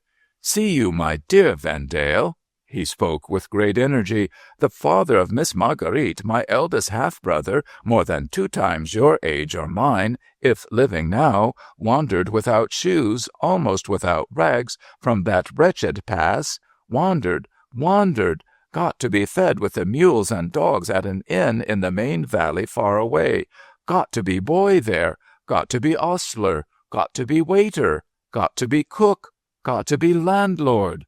As landlord he took me. Could he take the idiot beggar his brother, or the spinning monstrosity his sister, to put as pupil to the famous watchmaker, his neighbor and friend? His wife dies when Miss Marguerite is born. What is his will, and what are his words to me when he dies, she being between girl and woman? All for Marguerite, except so much by the year for you. You are young, but I make her your ward, for you were of the obscurest and the poorest peasantry, and so was I, and so was her mother. We were abject peasants all, and you will remember it. The thing is equally true of most of my countrymen now in trade in this your London quarter of Soho. Peasants once, low-born, drudging Swiss peasants. Then how good and great for trade! Here, from having been warm, he became playfully jubilant, and touched the young wine merchant's elbows again with his light embrace, to be exalted by gentlemen. "I do not think so," said Marguerite, with a flushed cheek and a look away from the visitor that was almost defiant. "I think it is as much exalted by us peasants." Fie, Miss Marguerite, said Obenreizer, you speak in proud England. I speak in proud earnest, she answered, quietly resuming her work, and I am not English, but a Swiss peasant's daughter. There was a dismissal of the subject in her words, which Vendale could not contend against. He only said in an earnest manner, I most heartily agree with you, Miss Obenreizer, and I have already said so, as Mr. Obenreizer will bear witness, which he by no means did in this house. Now Vendale's eyes were quick eyes, and sharply watching Madame Dor by times, noted something in the broad back view of that lady. There was considerable pantomimic expression in her glove-cleaning. It had been very softly done when he spoke with Marguerite, or it had altogether stopped like the action of a listener. When Obenreizer's peasant speech came to an end, she rubbed most vigorously, as if applauding it. And once or twice, as the glove, which she always held before her a little above her face, turned in the air, or as this finger went down or that went up, he even fancied that it made some telegraphic communication to Obenreizer, whose back was certainly never turned upon it, though he did not seem at all to heed it. Vendale observed, too, that in Marguerite's dismissal of the subject twice forced upon him to his misrepresentation, there was an indignant treatment of her guardian which she tried to check, as though she would have flamed out against him but for the influence of fear. He also observed, though this was not much, that he never advanced within the distance of her at which he first placed himself, as though there were limits fixed between them. Neither had he ever spoken of her without the prefix Miss, though whenever he uttered it, it was with the faintest trace of an air of mockery. And now it occurred to Vendale for the first time that something curious in the man, which he had never before been able to define, was definable as a certain subtle essence of mockery that eluded touch or analysis. He felt convinced that Marguerite was in some sort a prisoner as to her free will, though she held her own against those two combined by the force of her character, which was nevertheless inadequate to her release. To feel convinced of this was not to feel less disposed to love her than he had always been. In a word, he was desperately in love with her, and thoroughly determined to pursue the opportunity which had opened at last. For the present, he merely touched upon the pleasure that Wilding and company would soon have in entreating Miss Obenreizer to honor their establishment with her presence, a curious old place, though a bachelor house withal, and so did not protract his visit beyond such a visit's ordinary length. Going downstairs, conducted by his host, he found the Obenreizer counting-house at the back of the entrance hall, and several shabby men in outlandish garments hanging about, whom Obenreizer put aside that he might pass with a few words in patois. Countrymen, he explained as he attended Vendale to the door, poor compatriots, grateful and attached like dogs. Goodbye, to meet again, so glad. Two more light touches on his elbows dismissed him into the street. Sweet Marguerite at her frame and Madame Dor's broad back at her telegraph floated before him to Cripple Corner. On his arrival there, Wilding was closeted with Bentry. The cellar doors happening to be open, Vendale lighted a candle in a cleft stick and went down for a hilarious stroll. Graceful Marguerite floated before him faithfully, but Madame Dor's broad back remained outside. The vaults were very spacious and very old. There had been a stone crypt down there when bygones were not bygones. Some said part of a monkish refectory, some said of a chapel, some said of a pagan temple. It was all one now. Let who would make what he liked of a crumbled pillar and a broken arch or so. Old Time had made what he liked of it, and was quite indifferent to contradiction. The close air, the musty smell, and the thunderous rumbling in the streets above, as being out of the routine of ordinary life, went well enough with the picture of pretty Marguerite holding her own against those two. So Vendale went on until at a turning in the vaults he saw a light like the light he carried. "Oh, you are here, are you, Joey? Oughtn't it rather to go, oh, you're here, are you, Master George? For it's my business to be here, but it ain't yourn. Don't grumble, Joey." "Oh, I don't grumble," returned the cellarman. "If anything grumbles, it's what I've took in through the pores. It ain't me. Have a care as something in you don't begin a grumbling, Master George. Stop here long enough for the wapers to work, and they'll be at it." His present occupation consisted of poking his head into the bins, making measurements and mental calculations, and entering them in a rhinoceros-hide-looking notebook like a piece of himself. "They'll be at it," he resumed, laying the wooden rod that he measured with across 2 casks, entered his last calculation, and straightened his back. "Trust 'em. And so you've regularly come into the business, Master George?" "Regularly. I hope you don't object, Joey." "I don't, bless you, but Wapers objects that you're too young." "You're both on you too young." "We shall get over that objection day by day, Joey." "Aye, Master George, but I shall day by day get over the objection that I'm too old, and so I shan't be capable of seeing much improvement in you." The retort so tickled Joey Ladle that he grunted forth a laugh and delivered it again, grunting forth another laugh after the second edition of "improvement in you." "But what's no laughing matter, Master George," he resumed, straightening his back once more, "is that young Master Wilding has gone and changed the luck. Mark my words, he has changed the luck, and he'll find it out. I ain't been down here all my life for nothing.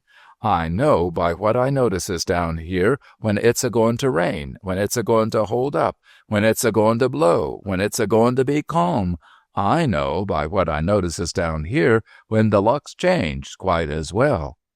"Has this growth on the roof anything to do with your divination?" asked Vendale, holding his light towards a gloomy, ragged growth of dark fungus pendant from the arches with a very disagreeable and repellent effect. "We are famous for this growth in this vault, aren't we?" "We are, Master George," replied Joey Ladle, moving a step or two away, "and if you'll be advised by me, you'll let it alone." Taking up the rod just now laid across the 2 casks, and faintly moving the languid fungus with it, Vendale asked, "Aye, indeed, why so?" "Why, not so much because it rises from the casks of wine, and may leave you to judge what sort of stuff a cellarman takes into himself when he walks in the same all the days of his life, nor yet so much because at a stage of its growth it's maggots, and you'll fetch 'em down upon you," returned Joey Ladle, still keeping away, "as for another reason, Master George." "What other reason?" "I wouldn't keep on touching it if I was you, sir. I'll tell you if you'll come out of the place. First, take a look at its color, Master George."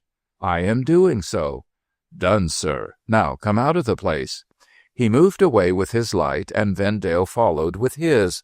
When Vendale came up with him, and they were going back together, Vendale, eyeing him as they walked through the arches, said, "Well, Joey, the color. Is it like clotted blood, Master George?" "Like enough, perhaps." "More than enough, I think," muttered Joey Ladle, shaking his head solemnly. "Well, say it is like. Say it is exactly like." "What then?" "Master George, they do say—" "Who?" "How should I know who?" rejoined the cellarman, apparently much exasperated by the unreasonable nature of the question. "Them as says pretty well everything, you know. How should I know who they are if you don't?" "True. Go on." "They do say that the man that gets by any accident a piece of that dark growth right upon his breast will for sure and certain die by murder." As Vendale laughingly stopped to meet the cellarman's eyes, which he had fastened on his light while dreamily saying those words, he suddenly became conscious of being struck upon his own breast by a heavy hand. Instantly following with his eyes the action of the hand that struck him, which was his companion's, he saw that it had beaten off his breast a web or clot of the fungus, even then floating to the ground. For a moment he turned upon the cellarman almost as scared a look as the cellarman turned upon him. But in another moment they had reached the daylight at the foot of the cellar steps, and before he cheerfully sprang up them, he blew out his candle and the superstition together. Story 20, No Thoroughfare, Part 5. Exit Wilding. On the morning of the next day, Wilding went out alone after leaving a message with his clerk. If Mr. Vendale should ask for me, he said, or if Mr. Bentry should call, tell them I am gone to the Foundling. All that his partner had said to him, all that his lawyer, following on the same side, could urge, had left him persisting unshaken in his own point of view. To find the lost man whose place he had usurped was now the paramount interest of his life, and to inquire at the Foundling was plainly to take the first step in the direction of discovery. To the Foundling, accordingly, the wine merchant now went. The once familiar aspect of the building was altered to him, as the look of the portrait over the chimney-piece was altered to him. His one dearest association with the place, which had sheltered his childhood, had been broken away from it forever. A strange reluctance possessed him when he stated his business at the door. His heart ached as he sat alone in the waiting-room while the treasurer of the institution was being sent for to see him. When the interview began, it was only by a painful effort that he could compose himself sufficiently to mention the nature of his errand. The treasurer listened with a face which promised all needful attention and promised nothing more. "We are obliged to be cautious," he said, when it came to his turn to speak, "about all inquiries which are made by strangers." "You can hardly consider me a stranger," answered Wilding simply. "I was one of your poor lost children here in the bygone time." The treasurer politely rejoined that this circumstance inspired him with a special interest in his visitor, but he pressed nevertheless for that visitor's motive in making his inquiry. Without further preface, Wilding told him his motive, suppressing nothing. The treasurer rose and led the way into the room in which the registers of the institution were kept. "All the information which our books can give us is heartily at your service," he said. "After the time that has elapsed, I am afraid it is the only information we have to offer you." The books were consulted, and the entry was found expressed as followed: 3rd March, 1836. Adopted and removed from the Foundling Hospital a male infant named Walter Wilding. Name and condition of the person adopting the child, Mrs. Jane Ann Miller, widow. Address, Lime Tree Lodge, Groombridge Wells. References, the Reverend John Harker, Groombridge Wells, and Messrs. Giles, Jeremy and Giles, bankers, Lombard Street. "Is that all?" asked the wine merchant. "Had you no after-communication with Mrs. Miller?" "None, or some reference to it must have appeared in this book." "May I take a copy of the entry?" "Certainly. You are a little agitated. Let me make a copy for you."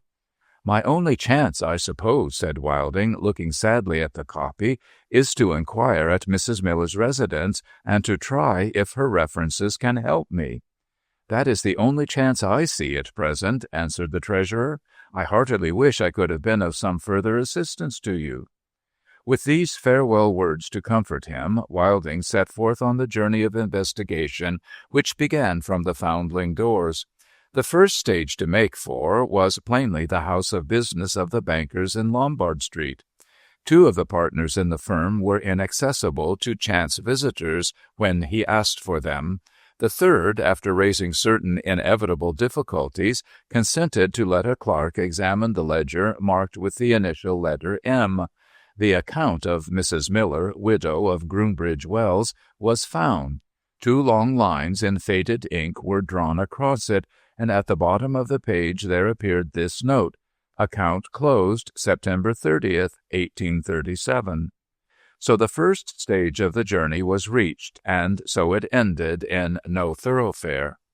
After sending a note to Cripple Corner to inform his partner that his absence might be prolonged for some hours, Wilding took his place in the train and started for the second stage on the journey, Mrs. Miller's residence at Groombridge Wells. Mothers and children traveled with him. Mothers and children met each other at the station. Mothers and children were in the shops when he entered them to inquire for Lime Tree Lodge. Everywhere the nearest and dearest of human relations showed itself happily in the happy light of day. Everywhere he was reminded of the treasured delusion from which he had been awakened so cruelly, of the lost memory which had passed from him like a reflection from a glass. Inquiring here, inquiring there, he could hear of no such place as Lime Tree Lodge. Passing a house agent's office, he went in wearily and put the question for the last time. The house agent pointed across the street to a dreary mansion of many windows, which might have been a manufactory, but which was an hotel. "That's where Lime Tree Lodge stood, sir," said the man, 10 years ago. The second stage reached, and no thoroughfare again. But one chance was left. The clerical reference, Mr. Harker, still remained to be found. Customers coming in at the moment to occupy the house agent's attention, Wilding went down the street and, entering a bookseller's shop, asked if he could be informed of the Reverend John Harker's present address. The bookseller looked unaffectedly shocked and astonished and made no answer. Wilding repeated his question. The bookseller took up from his counter a prim little volume in a binding of sober gray. He handed it to his visitor, open at a title page. Wilding read, "The Martyrdom of the Reverend John Harker in New Zealand, related by a former member of his flock." Wilding put the book down on the counter. "I beg your pardon," he said, thinking a little perhaps of his own present martyrdom while he spoke. The silent bookseller acknowledged the apology by a bow. Wilding went out. Third and last stage, and no thoroughfare for the third and last time. There was nothing more to be done. There was absolutely no choice but to go back to London, defeated at all points. From time to time on the return journey, the wine merchant looked at his copy of the entry in the Foundling Register. There is one among the many forms of despair, perhaps the most pitiable of all, which persists in disguising itself as hope. Wilding checked himself in the act of throwing the useless morsel of paper out of the carriage window. "It may lead to something yet," he thought. "While I live, I won't part with it. When I die, my executor shall find it sealed up with my will." Now, the mention of his will set the good wine merchant on a new track of thought, without diverting his mind from its engrossing subject.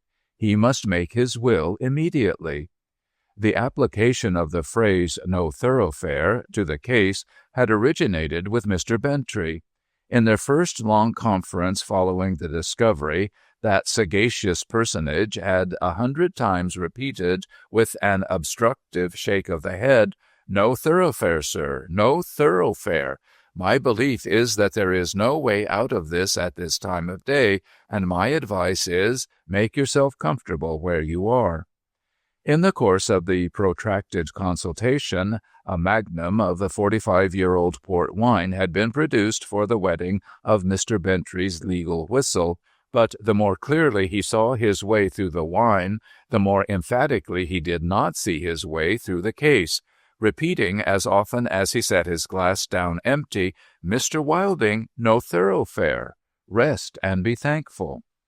It is certain that the honest wine merchant's anxiety to make a will originated in profound conscientiousness, though it is possible, and quite consistent with his rectitude, that he may unconsciously have derived some feeling of relief from the prospect of delegating his own difficulty to 2 other men who were to come after him. Be that as it may, he pursued his new track of thought with great ardor, and lost no time in begging George Vendale and Mr. Bentry to meet him in Cripple Corner and share his confidence. "Being all 3 assembled with closed doors," said Mr. Bentry, addressing the new partner on the occasion, "I wish to observe before our friend and my client entrusts us with his further views, that I have endorsed what I understand from him to have been your advice, Mr. Vendale, and what would be the advice of every sensible man. I have told him that he positively must keep his secret. I have spoken with Mrs. Goldstraw, both in his presence and in his absence, and if anybody is to be trusted, which is a very large if, I think she is to be trusted to that extent. I have pointed out to our friend and my client that to set on foot random inquiries would not only be to raise the devil in the likeness of all the swindlers in the kingdom, but would also be to waste the estate.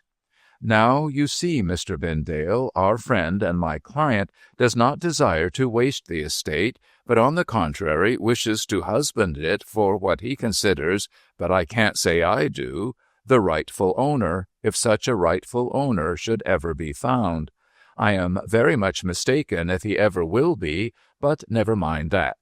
Mr. Wilding and I are at least agreed that the estate is not to be wasted. Now I have yielded to Mr. Wilding's desire to keep an advertisement at intervals flowing through the newspapers, cautiously inviting any persons who may know anything about that adopted infant taken from the Foundling Hospital to come to my office, and I have pledged myself that such advertisement shall regularly appear. I have gathered from our friend and my client that I meet you here today to take his instruction, not to give him advice. I am prepared to receive his instruction and to respect his wishes, but you will please observe that this does not imply my approval of either as a matter of professional opinion. Thus Mr. Bentry, talking quite as much at Wilding as to Vendale, and yet, in spite of his care for his client, he was so amused by his client's quixotic conduct as to eye him from time to time with twinkling eyes in the light of a highly comical curiosity. "Nothing," observed Wilding, "can be clearer. I only wish my head were as clear as yours, Mr. Bentry." "If you feel that singing in it coming on," hinted the lawyer, with an alarmed glance, "put it off. I mean the interview." "Not at all, I thank you," said Wilding. "What was I going to—" "Oh, don't excite yourself, Mr. Wilding," urged the lawyer. "No, I wasn't going to," said the wine merchant. "Mr. Bentry and George Vendale, would you have any hesitation or objection to become my joint trustees and executors, or can you at once consent?" "I consent," replied George Vendale readily. "And I consent," said Bentry, not so readily. "Thank you both. Mr. Bentry, my instructions for my last will and testament are short and plain. Perhaps you will now have the goodness to take them down. I leave the whole of my real and personal estate, without any exception or reservation whatsoever, to you two, my joint trustees and executors, in trust to pay over the whole to the true Walter Wilding, if he shall be found and identified within 2 years after the day of my death. Failing that, in trust to you two to pay over the whole as a benefaction and legacy to the Foundling Hospital." "Those are all your instructions, are they, Mr. Wilding?" demanded Bentry, after a blank silence, during which nobody had looked at anybody. "The whole. And as to those instructions, you have absolutely made up your mind, Mr. Wilding?" "Absolutely, decidedly, finally." "It only remains," said the lawyer, with one shrug of his shoulders, "to get them into technical and binding form, and to execute and attest. Now, does that press? Is there any hurry about it? You are not going to die yet, sir?" "Mr. Bentry," answered Wilding gravely, "when I am going to die is within other knowledge than yours or mine. I shall be glad to have this matter off my mind, if you please." "We are lawyer and client again," rejoined Bentry, who for the nonce had become almost sympathetic. "If this day week, here at the same hour, will suit Mr. Vendale and yourself, I will enter in my diary that I attend you accordingly."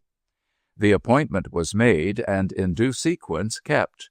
The will was formally signed, sealed, delivered, and witnessed, and was carried off by Mr. Bentry for safe storage among the papers of his clients, ranged in their respective iron boxes, with their respective owners' names outside, on iron tiers in his consulting room as if that legal sanctuary were a condensed family vault of clients. With more heart than he had lately had for former subjects of interest, Wilding then set about completing his patriarchal establishment, being much assisted not only by Mrs. Goldstraw, but by Vendale too, who perhaps had in his mind the giving of an Obenreizer dinner as soon as possible.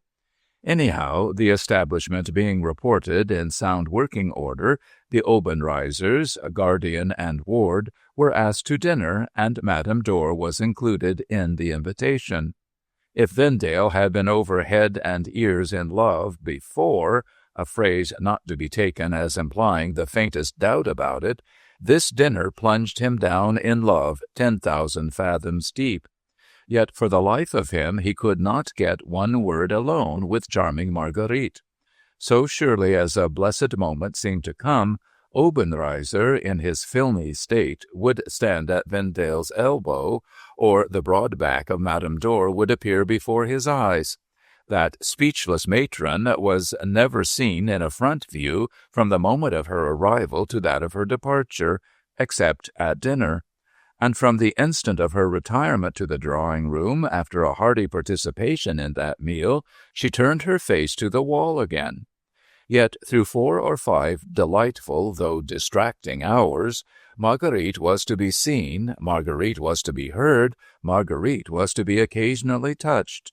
When they made the round of the old dark cellars, Vendale led her by the hand. When she sang to him in the lighted room at night, Vendale, standing by her, held her relinquished gloves and would have bartered against them every drop of the 45-year-old, though it had been 45 times 45 years old, and its net price 45 times 45 pounds per dozen.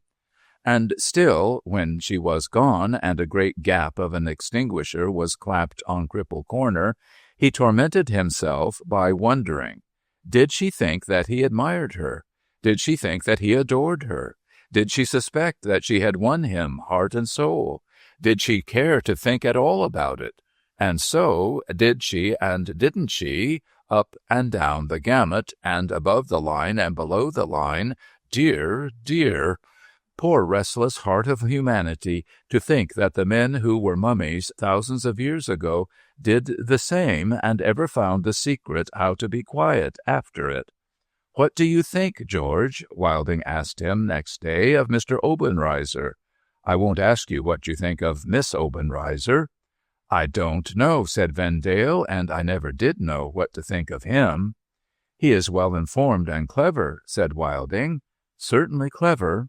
A good musician. He had played very well and sung very well overnight." "Unquestionably a good musician. And talks well." "Yes," said George Vendale, ruminating, "and talks well. Do you know, Wilding, it oddly occurs to me, as I think about him, that he doesn't keep silence well." "How do you mean? He is not obtrusively talkative." "No, I don't mean that. But when he is silent, you can hardly help vaguely, though perhaps most unjustly, mistrusting him. Take people whom you know and like. Take anyone you know and like." "Soon done, my good fellow," said Wilding. "I take you." "I didn't bargain for that, or foresee it," returned Vendale, laughing. "However, take me. Reflect for a moment. Is your approving knowledge of my interesting face mainly founded, however various the momentary expressions it may include, on my face when I am silent?" "I think it is," said Wilding. "I think so too. Now, you see, when Obenreizer speaks, in other words, when he is allowed to explain himself away, he comes out right enough, but when he has not the opportunity of explaining himself away, he comes out rather wrong. Therefore it is that I say he does not keep silence well. And passing hastily in review such faces as I know and don't trust, I am inclined to think, now I give my mind to it, that none of them keep silence well." This proposition in physiognomy being new to Wilding, he was at first slow to admit it, until asking himself the question whether Mrs. Goldstraw kept silence well, and remembering that her face in repose decidedly invited trustfulness, He was as glad as men usually are to believe what they desire to believe. But as he was very slow to regain his spirits or his health, his partner, as another means of setting him up, and perhaps also with contingent Obenreizer views, reminded him of those musical schemes of his in connection with his family, and how a singing class was to be formed in the house and a choir in a neighboring church. The class was established speedily, and 2 or 3 of the people, having already some musical knowledge and singing tolerably, the choir soon followed. The latter was led and chiefly taught by Wilding himself, who had hopes of converting his dependents into so many foundlings in respect of their capacity to sing sacred choruses. Now, the Obenreizers, being skilled musicians, it was easily brought to pass that they should be asked to join these musical unions. Guardian and ward consenting, or guardian consenting for both, it was necessarily brought to pass that Vendale's life became a life of absolute thraldom and enchantment. For in the mouldy Christopher Wren Church on Sundays, with its dearly beloved brethren assembled and met together, 25 strong, was not that her voice that shot like light into the darkest places, thrilling the walls and pillars as though they were pieces of his heart? What time, too, Madame Dor, in a corner of the high pew, turning her back upon everybody and everything, could not fail to be ritualistically right at some moment of the service, like the man whom the doctors recommended to get drunk once a month, and who, that he might not overlook it, got drunk every day. But even those seraphic Sundays were surpassed by the Wednesday concerts established for the patriarchal family. At those concerts she would sit down to the piano and sing them in her own tongue, songs of her own land, songs calling from the mountain-tops to Vendale, "Rise above the groveling level country, come far away from the crowd, pursue me as I mount higher, higher, higher, melting into the azure distance, rise to my supremest height of all, and love me there." Then would the pretty bodice, the clocked stocking, and the silver-buckled shoe be, like the broad forehead and the bright eyes, fraught with the spring of a very chamois until the strain was over. Not even over Vendale himself did these songs of hers cast a more potent spell than over Joey Ladle in his different way, steadily refusing to muddle the harmony by taking any share in it, and evincing the supremest contempt for scales and such like rudiments of music, which indeed seldom captivate mere listeners. Joey did at first give up the whole business for a bad job, and the whole of the performers for a set of howling dervishes. But descrying traces of unmuddled harmony in a part-song one day, he gave his 2 under-cellarmen faint hopes of getting on towards something in course of time. An anthem of Handel's led to further encouragement from him, though he objected that that great musician must have been down in some of them foreign cellars pretty much, for to go and say the same thing so many times over, which, took it in how you might, he considered a certain sign of your having took it in somehow. On a third occasion, the public appearance of Mr. Jarvis with a flute, and of an odd man with a violin, and the performance of a duet by the 2, did so astonish him that solely of his own impulse and motion he became inspired with the words "encore," repeatedly pronouncing them as if calling in a familiar manner for some lady who had distinguished herself in the orchestra. But this was his final testimony to the merits of his mates, for the instrumental duet being performed at the first Wednesday concert, and being presently followed by the voice of Marguerite Obenreizer, he sat with his mouth wide open, entranced, until she had finished, when, rising in his place with much solemnity, and prefacing what he was about to say with a bow that specially included Mr. Wilding in it, he delivered himself of the gratifying sentiment, "Order that you may all on ye get to bed," and ever afterwards declined to render homage in any other words to the musical powers of the family. Thus began a separate personal acquaintance between Marguerite Obenreizer and Joey Ladle. She laughed so heartily at his compliment, and yet was so abashed by it, that Joey made bold to say to her, after the concert was over, he hoped he wasn't so muddled in his head as to have took a liberty. She made him a gracious reply, and Joey ducked in return. "You'll change the luck time about, miss," said Joey, ducking again. "It's such as you in the place that can bring round the luck of the place." "Can I? Round the luck?" she answered in her pretty English, and with a pretty wonder. "I fear I do not understand. I am so stupid." "Young Master Wilding, miss," Joey explained confidentially, though not much to her enlightenment, "changed the luck afore he took in young Master George. So I say, and so they'll find. Lord, only come into the place and sing o'er the luck a few times, miss, and it won't be able to help itself." With this, and with a whole brood of ducks, Joey backed out of the presence. But Joey, being a privileged person, and even an involuntary conquest being pleasant to youth and beauty, Marguerite merrily looked out for him next time. "Where is my Mr. Joey, please?" she asked Vendale. So Joey was produced and shaken hands with, and that became an institution. Another institution arose in this wise. Joey was a little hard of hearing. He himself said it was vapors, and perhaps it might have been. But whatever the cause of the effect, there the effect was upon him. On this first occasion he had been seen to sidle along the wall with his left hand to his left ear until he had sidled himself into a seat pretty near the singer, in which place and position he had remained until addressing to his friends, the amateurs, the compliment before mentioned.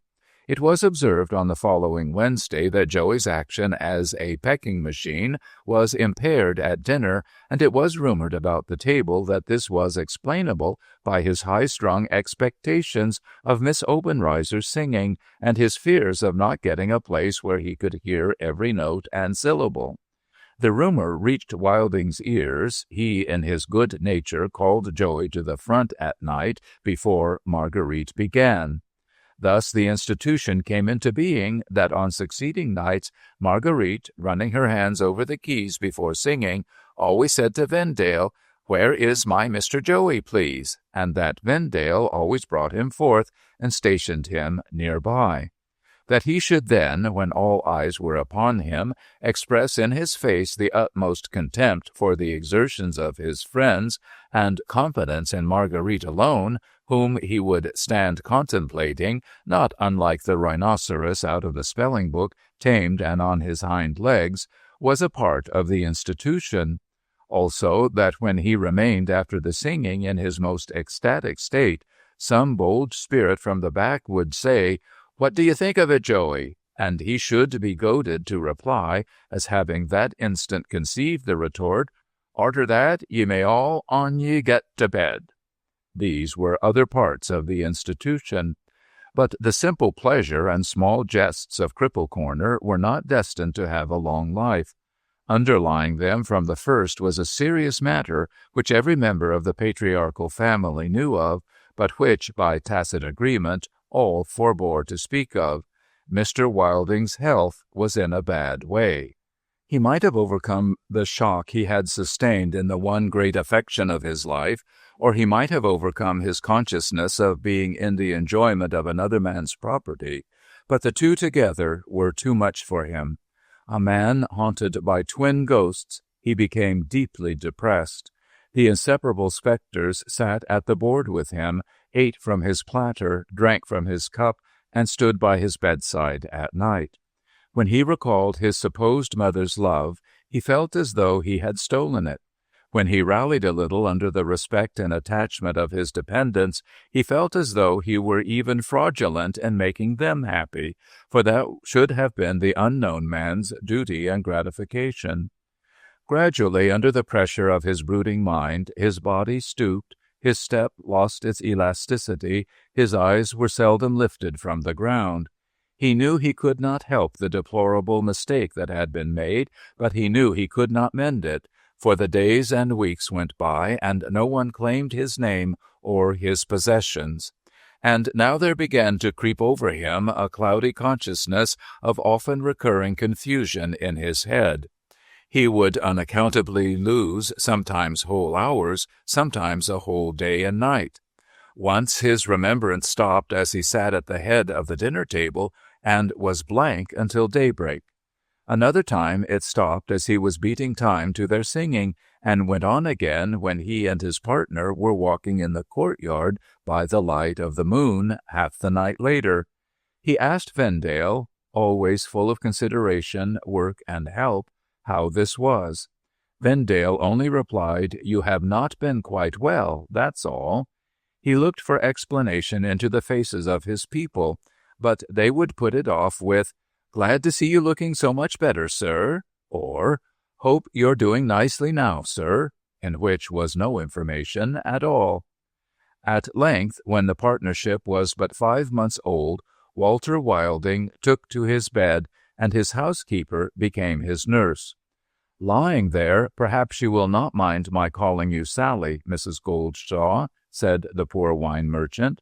"It sounds more natural to me, sir, than any other name, and I like it better." "Thank you, Sally. I think, Sally, I must of late have been subject to fits. Is that so, Sally? Don't mind telling me now." "It has happened, sir."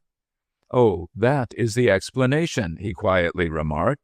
"Mr. Obenreizer, Sally, talks of the world being so small that it is not strange how often the same people come together, and come together at various places and in various stages of life.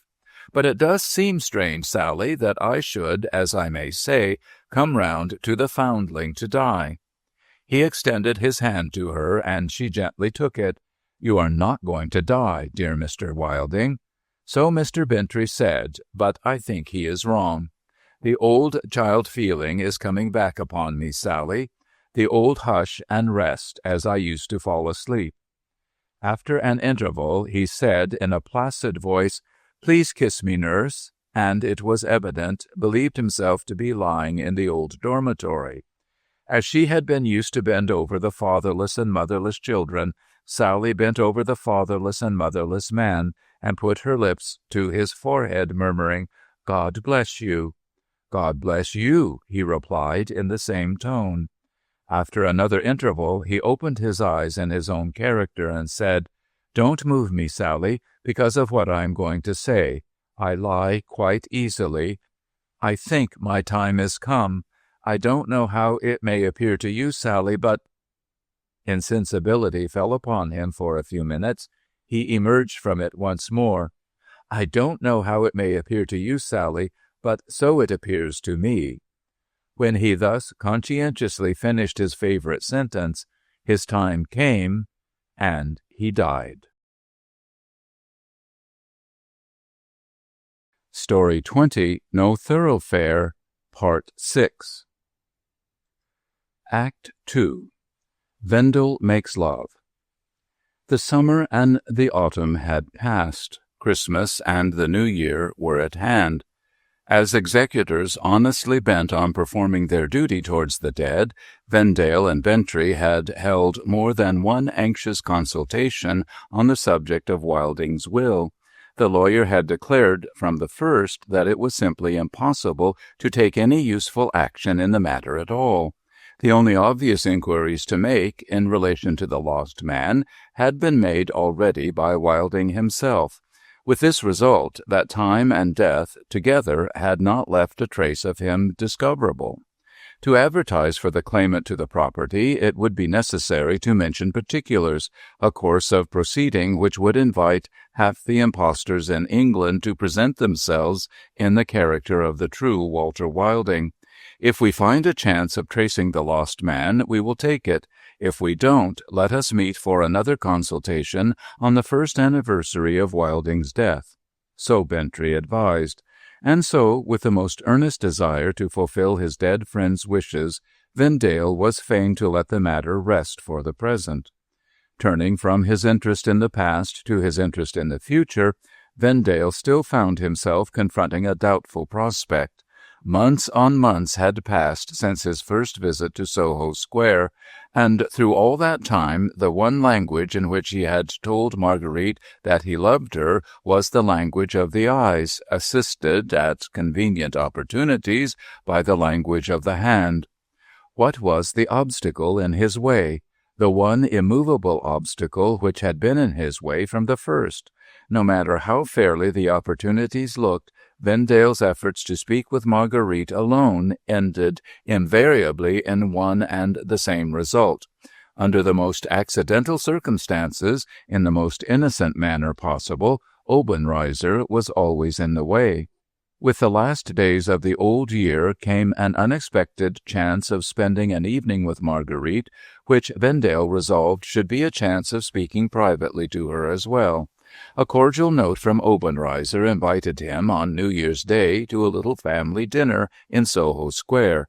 "We shall be only 4, the note said. "We shall be only 2, Vendale determined, before the evening is out." New Year's Day among the English is associated with the giving and receiving of dinners, and with nothing more.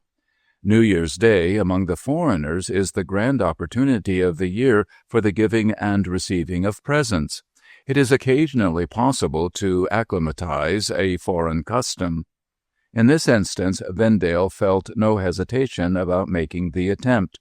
His one difficulty was to decide what his New Year's gift to Marguerite should be. The defensive pride of the peasant daughter, morbidly sensitive to the inequality between her social position and his, would be secretly roused against him if he ventured on a rich offering. A gift which a poor man's purse might purchase was the one gift that could be trusted to find its way to her heart for the giver's sake. Stoutly resisting temptation in the form of diamonds and rubies, Vendale bought a brooch of the filigree work of Genoa, the simplest and most unpretending ornament that he could find in the jeweler's shop. He slipped his gift into Marguerite's hand as she held it out to welcome him on the day of the dinner. "This is your first New Year's Day in England," he said. "Will you let me help to make it like a New Year's Day at home?" She thanked him, a little constrainedly, as she looked at the jeweler's box, uncertain what it might contain. Opening the box and discovering the studiously simple form under which Vendale's little keepsake offered itself to her, she penetrated his motive on the spot. Her face turned on him brightly with a look which said, "I own you have pleased and flattered me."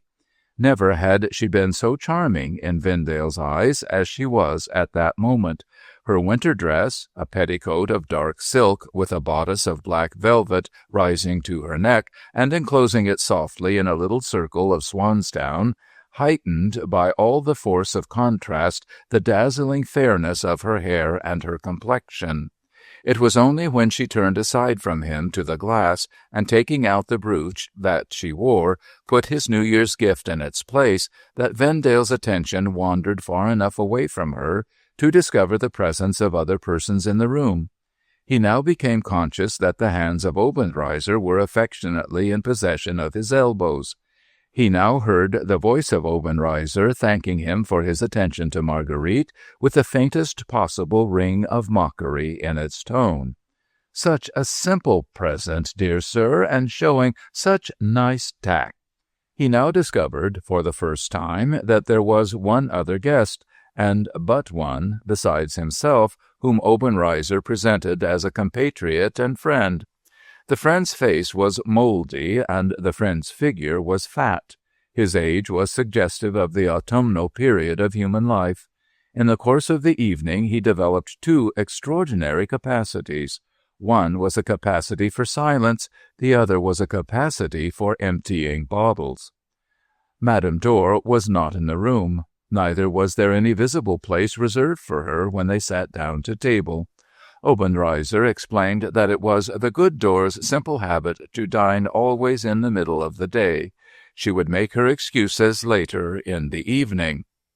Vendale wondered whether the good Dor had, on this occasion, varied her domestic employment from cleaning Obenreizer's gloves to cooking Obenreizer's dinner. This at least was certain: the dishes served were, one and all, as achievements in cookery, high above the reach of the rude elementary art of England. The dinner was unobtrusively perfect. As for the wine, the eyes of the speechless friend rolled over it as in solemn ecstasy.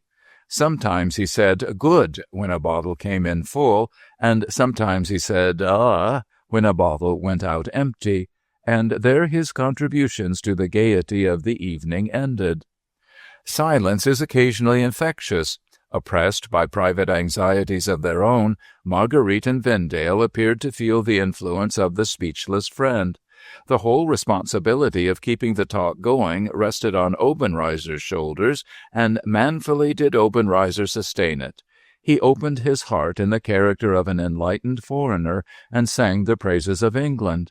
When other topics ran dry, he returned to this inexhaustible source, and always set the stream running again as copiously as ever. Obenreizer would have given an arm, an eye, or a leg to have been born an Englishman. Out of England there was no such institution as a home, no such thing as a fireside, no such object as a beautiful woman. His dear Miss Marguerite would excuse him if he accounted for her attractions on the theory that English blood must have mixed at some former time with her obscure and unknown ancestry. Survey this English nation, and behold a tall, clean, plump, and solid people. Look at their cities, what magnificence in their public buildings, what admirable order and propriety in their streets. Admire their laws, combining the eternal principle of justice with the other eternal principle of pounds, shillings, and pence, and applying the product to all civil injuries, from an injury to a man's honor to an injury to a man's nose. You have ruined my daughter, pounds, shillings, and pence. You have knocked me down with a blow in my face, pounds, shillings, and pence. Where was the material prosperity of such a country as that to stop? Obenreizer, projecting himself into the future, failed to see the end of it. Obenreizer's enthusiasm entreated permission to exhale itself, English fashion, in a toast. Here is our modest little dinner over. Here is our frugal dessert on the table, and here is the admirer of England conforming to national customs and making a speech. A toast to your white cliffs of Albion, Mr. Vendale, to your national virtues, your charming climate, and your fascinating women, to your hearths, to your homes, to your habeas corpus, and to all your other institutions. In one word, to England. Heap, heap, hooray! Obenreizer's voice had barely chanted the last note of the English cheer, the speechless friend had barely drained the last drop out of his glass, when the festive proceedings were interrupted by a modest tap at the door. A woman-servant came in and approached her master with a little note in her hand. Obenreizer opened the note with a frown, and after reading it with an expression of genuine annoyance, passed it on to his compatriot and friend. Vendale's spirits rose as he watched these proceedings. Had he found an ally in the annoying little note? Was the long-looked-for chance actually coming at last? "I am afraid there is no help for it," said Obenreizer, addressing his fellow countryman. "I am afraid we must go." The speechless friend handed back the letter, shrugged his heavy shoulders, and poured himself out a last glass of wine. His fat fingers lingered fondly round the neck of the bottle. They pressed it with a little amatory squeeze at parting. His globular eyes looked dimly, as through an intervening haze, at Vendale and Marguerite. His heavy articulation labored and brought forth a whole sentence at a birth. "I think," he said, "I should have liked a little more wine." His breath failed him after that effort. He gasped and walked to the door. Obenreizer addressed himself to Vendale with an appearance of the deepest distress. "I am so shocked, so confused, so distressed," he began. "A misfortune has happened to one of my compatriots. He is alone. He is ignorant of your language. I and my good friend here have no choice but to go and help him. What can I say in my excuse? How can I describe my affliction at depriving myself in this way of the honor of your company?" He paused, evidently expecting to see Vendale take up his hat and retire. Discerning his opportunity at last, Vendale determined to do nothing of the kind. He met Obenreizer dexterously with Obenreizer's own weapons. "Pray don't distress yourself," he said. "I'll wait here with the greatest pleasure till you come back." Marguerite blushed deeply and turned away to her embroidery frame in a corner by the window. The film showed itself in Obenreizer's eyes, and the smile came something sourly to Obenreizer's lips. To have told Vendale that there was no reasonable prospect of his coming back in good time would have been to risk offending a man whose favorable opinion was of solid commercial importance to him. Accepting his defeat with the best possible grace, he declared himself to be equally honored and delighted by Vendale's proposal. So frank, so friendly, so English. He bustled about, apparently looking for something he wanted, disappeared for a moment through the folding doors communicating with the next room, came back with his hat and coat, and, protesting that he would return at the earliest possible moment, embraced Vendale's elbows and vanished from the scene in company with the speechless friend. Vendale turned to the corner by the window in which Marguerite had placed herself with her work. There, as if she had dropped from the ceiling or come up through the floor, there in the old attitude, with her face to the stove, sat an obstacle that had not been foreseen in the person of Madame Dor. She half got up, half looked over her broad shoulder at Vendale, and plumped down again. Was she at work? Yes. Cleaning Obenreizer's gloves as before? No. Darning Obenreizer's stockings. The case was now desperate. Two serious considerations presented themselves to Vendale.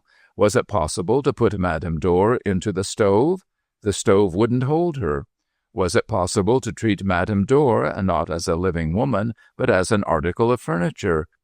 Could the mind be brought to contemplate this respectable matron purely in the light of a chest of drawers, with a black gauze headdress accidentally left on the top of it? Yes, the mind could be brought to do that. With a comparatively trifling effort, Vendale's mind did it.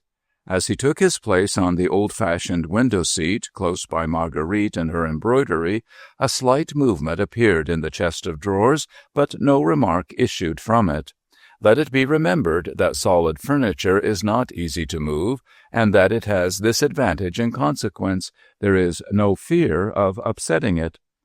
Unusually silent and unusually constrained, with the bright color fast fading from her face, with a feverish energy possessing her fingers, the pretty Marguerite bent over her embroidery and worked as if her life depended on it.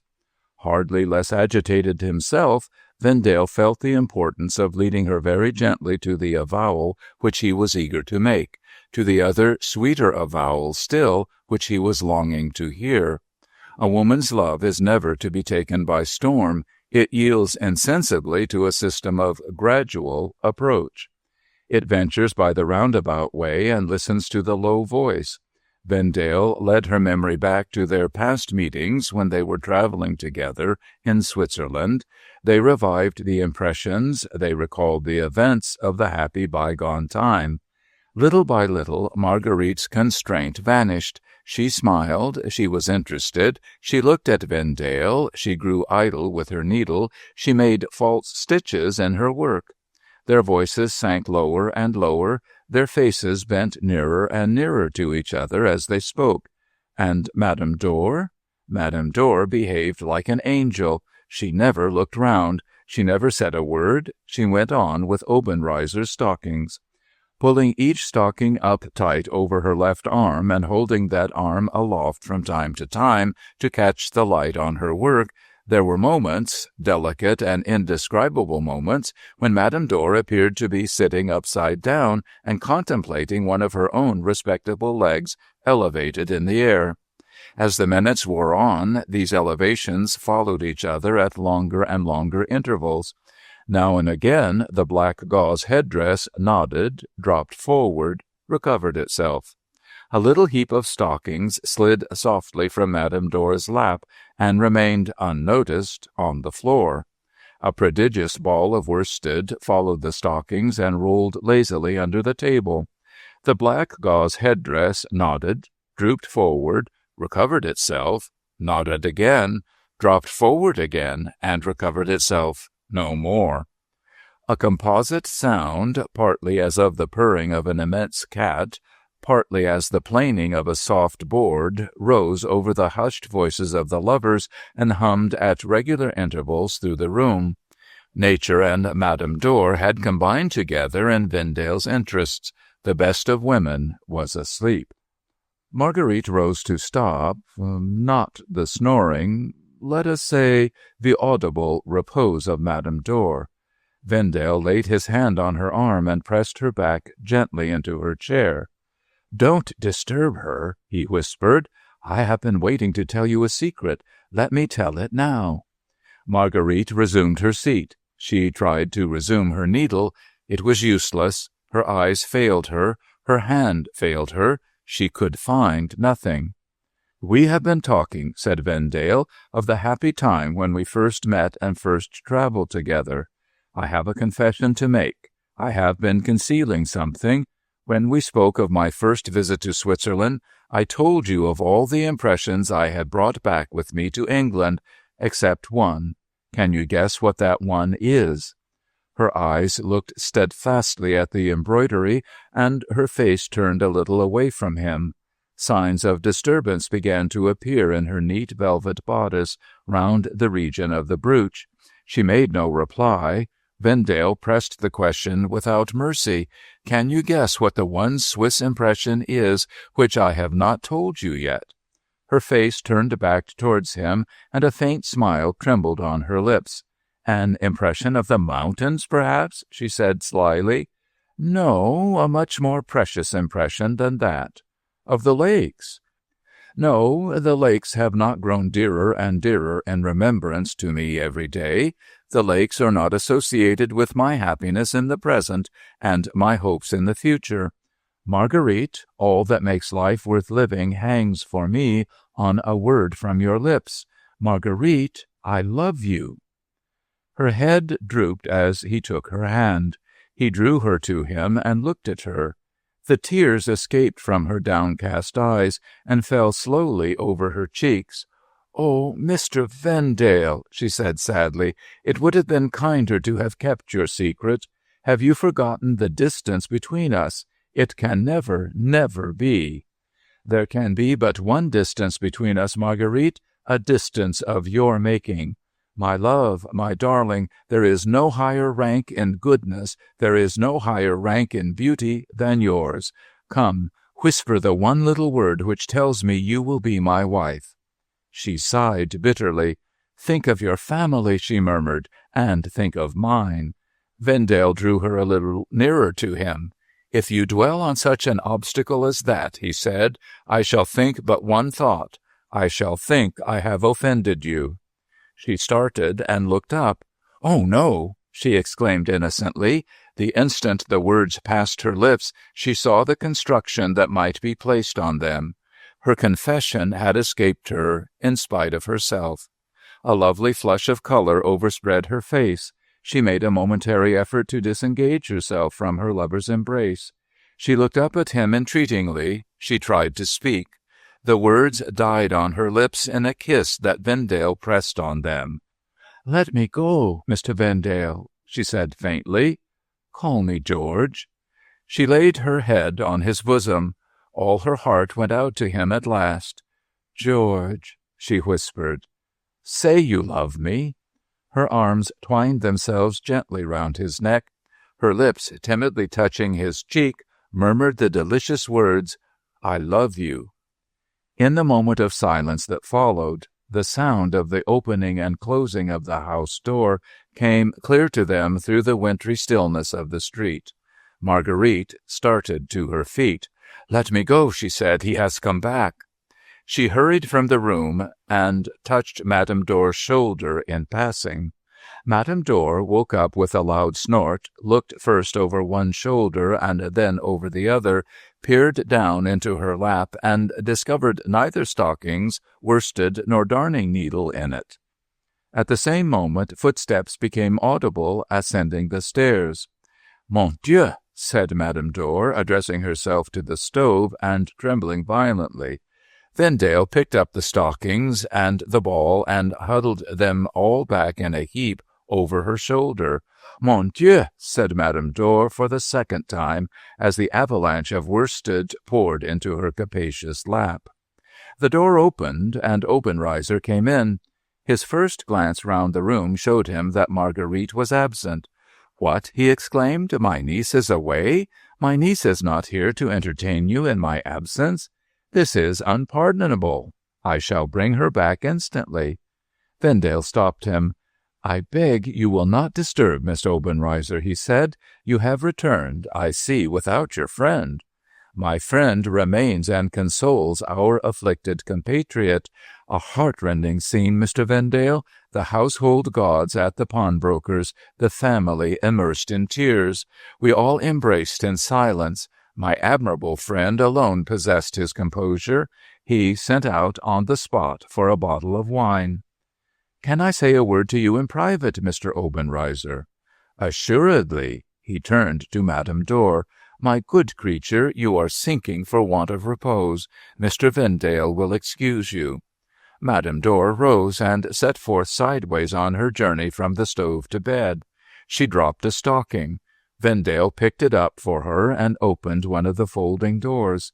She advanced a step and dropped 3 more stockings. Vendale, stooping to recover them as before, Obenreizer interfered with profuse apologies and with a warning look at Madame Dor. Madame Dor acknowledged the look by dropping the whole of the stockings in a heap and then shuffling away panic-stricken from the scene of disaster. Obenreizer swept up the complete collection fiercely in both hands. "Go!" he cried, giving his prodigious handful a preparatory swing in the air. Madame Dor said, "Mon Dieu!" and vanished into the next room, pursued by a shower of stockings. "What must you think, Mr. Vendale," said Obenreizer, closing the door, "of this deplorable intrusion of domestic details? For myself, I blush at it. We are beginning the new year as badly as possible. Everything has gone wrong tonight. Be seated, pray, and say, what may I offer you? Shall we pay our best respects to another of your noble English institutions? It is my study to be what you call jolly. I propose a grog." Vendale declined the grog with all needful respect for that noble institution. "I wish to speak to you on a subject in which I am deeply interested," he said. "You must have observed, Mr. Obenreizer, that I have from the first felt no ordinary admiration for your charming niece." "You are very good. In my niece's name, I thank you. Perhaps you may have noticed latterly that my admiration for Miss Obenreizer has grown into a tenderer and deeper feeling. Shall we say friendship, Mr. Vendale?" "Say love, and we shall be nearer to the truth." Obenreizer started out of his chair. The faintly discernible heat, which was his nearest approach to a change of color, showed itself suddenly in his cheeks. "You are Miss Obenreizer's guardian," pursued Vendale. "I ask you to confer upon me the greatest of all favors. I ask you to give me her hand in marriage." Obenreizer dropped back into his chair. "Mr. Vendale," he said, "you petrify me." "I will wait," rejoined Vendale, "until you have recovered yourself." "One word before I recover myself. You have said nothing about this to my niece?" "I have opened my whole heart to your niece, and I have reason to hope—" "What?" interposed Obenreizer. "You have made a proposal to my niece without first asking for my authority to pay your addresses to her?" He struck his hand on the table and lost his hold over himself for the first time in Vendale's experience of him. "Sir," he exclaimed indignantly, "what sort of conduct is this? As a man of honor, speaking to a man of honor, how can you justify it?" "I can only justify it as one of our English institutions," said Vendale quietly. "You admire our English institutions. I can't honestly tell you, Mr. Obenreizer, that I regret what I have done. I can only assure you that I have not acted in the matter with any intentional disrespect towards yourself. This said, may I ask you to tell me plainly what objection you see to favoring my suit?" "I see this immense objection," answered Obenreizer, "that my niece and you are not in a social equality together. My niece is the daughter of a poor peasant, and you are the son of a gentleman.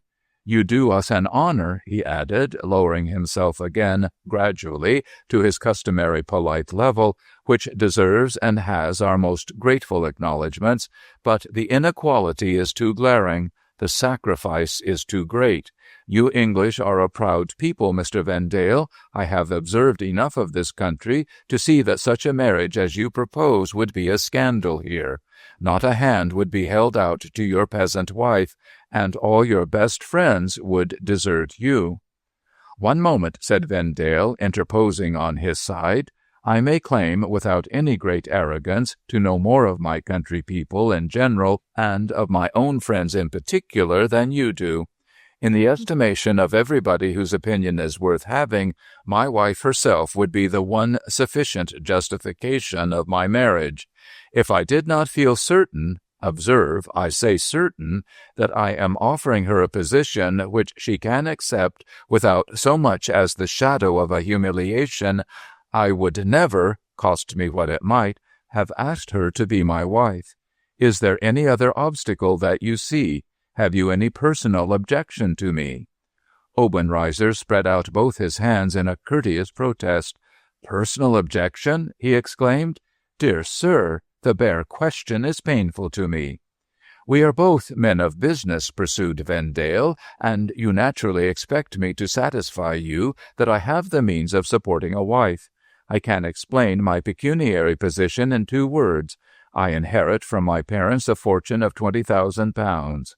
In half of that sum I have only a life interest, to which if I die, leaving a widow, my widow succeeds. If I die leaving children, the money itself is divided among them as they come of age. The other half of my fortune is at my own disposal, and is invested in the wine business. I see my way to greatly improving that business. As it stands at present, I cannot state my return from my capital, embarked at more than £1,200 a year. Add the yearly value of my life interest, and the total approaches a present annual income of £1,500. I have the fairest prospect of soon making it more. In the meantime, do you object to me on pecuniary grounds?" Driven back to his last entrenchment, Obenreizer rose and took a turn backwards and forwards in the room. For the moment he was plainly at a loss what to say or do next. "Before I answer that last question," he said, after a little close consideration with himself, "I beg leave to revert for a moment to Miss Marguerite. You said something just now which seemed to imply that she returns the sentiment with which you are pleased to regard her." "I have the inestimable happiness," said Vendale, "of knowing that she loves me." Obenreizer stood silent for a moment, with a film over his eyes, and the faintly perceptible beat becoming visible again in his cheeks. "If you will excuse me for a few minutes," he said, with ceremonious politeness, "I should like to have the opportunity of speaking to my niece." With those words he bowed and quitted the room. Left by himself, Vendale's thoughts, as a necessary result of the interview thus far, turned instinctively to the consideration of Obenreizer's motives. He had put obstacles in the way of the courtship. He was now putting obstacles in the way of the marriage, a marriage offering advantages which even his ingenuity could not dispute. On the face of it, his conduct was incomprehensible. What did it mean? Story 20, No Thoroughfare, Part 7. Seeking under the surface for the answer to that question, and remembering that Obenreizer was a man of about his own age, also that Marguerite was, strictly speaking, his half-niece only, Vendale asked himself with a lover's ready jealousy whether he had a rival to fear, as well as a guardian to conciliate. The thought just crossed his mind, and no more. The sense of Marguerite's kiss still lingering on his cheek reminded him gently that even the jealousy of a moment was now a treason to her. On reflection, it seemed most likely that a personal motive of another kind might suggest the true explanation of Obenreizer's conduct. Marguerite's grace and beauty were precious ornaments in that little household. They gave it a special social attraction and a special social importance. They armed Obenreizer with a certain influence in reserve, which he could always depend upon to make his house attractive, and which he might always bring more or less to bear on the forwarding of his own private ends. Was he the sort of man to resign such advantages as were here implied, without obtaining the fullest possible compensation for the loss? A connection by marriage with Vendale offered him solid advantages beyond all doubt. But there were hundreds of men in London with far greater power and far wider influence than Vendale possessed. Was it possible that this man's ambition secretly looked higher than the highest prospects that could be offered to him by the alliance now proposed for his niece? As the question passed through Vendale's mind, the man himself reappeared, to answer it or not to answer it, as the event might prove. A marked change was visible in Obenreizer when he resumed his place. His manner was less assured, and there were plain traces about his mouth of recent agitation which had not been successfully composed. Had he said something, referring either to Vendale or to himself, which had raised Marguerite's spirit, and which had placed him for the first time face to face with a resolute assertion of his niece's will? It might or might not be. This only was certain: he looked like a man who had met with a repulse. "I have spoken to my niece," he began. "I find, Mr. Vendale, that even your influence has not entirely blinded her to the social objections to your proposal." "May I ask," returned Vendale, "if that is the only result of your interview with Miss Obenreizer?" A momentary flash leapt out through the Obenreizer film.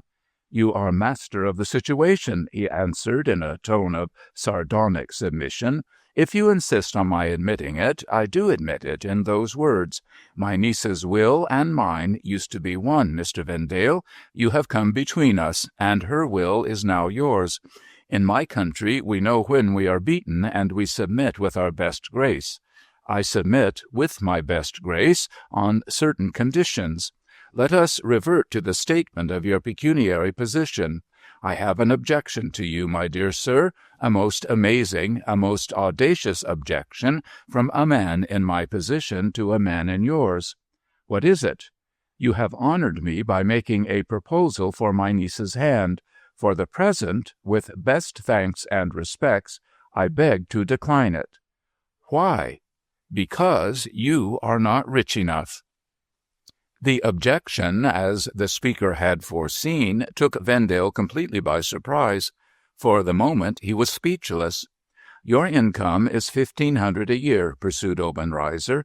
"In my miserable country I should fall on my knees before your income and say, 'What a princely fortune!'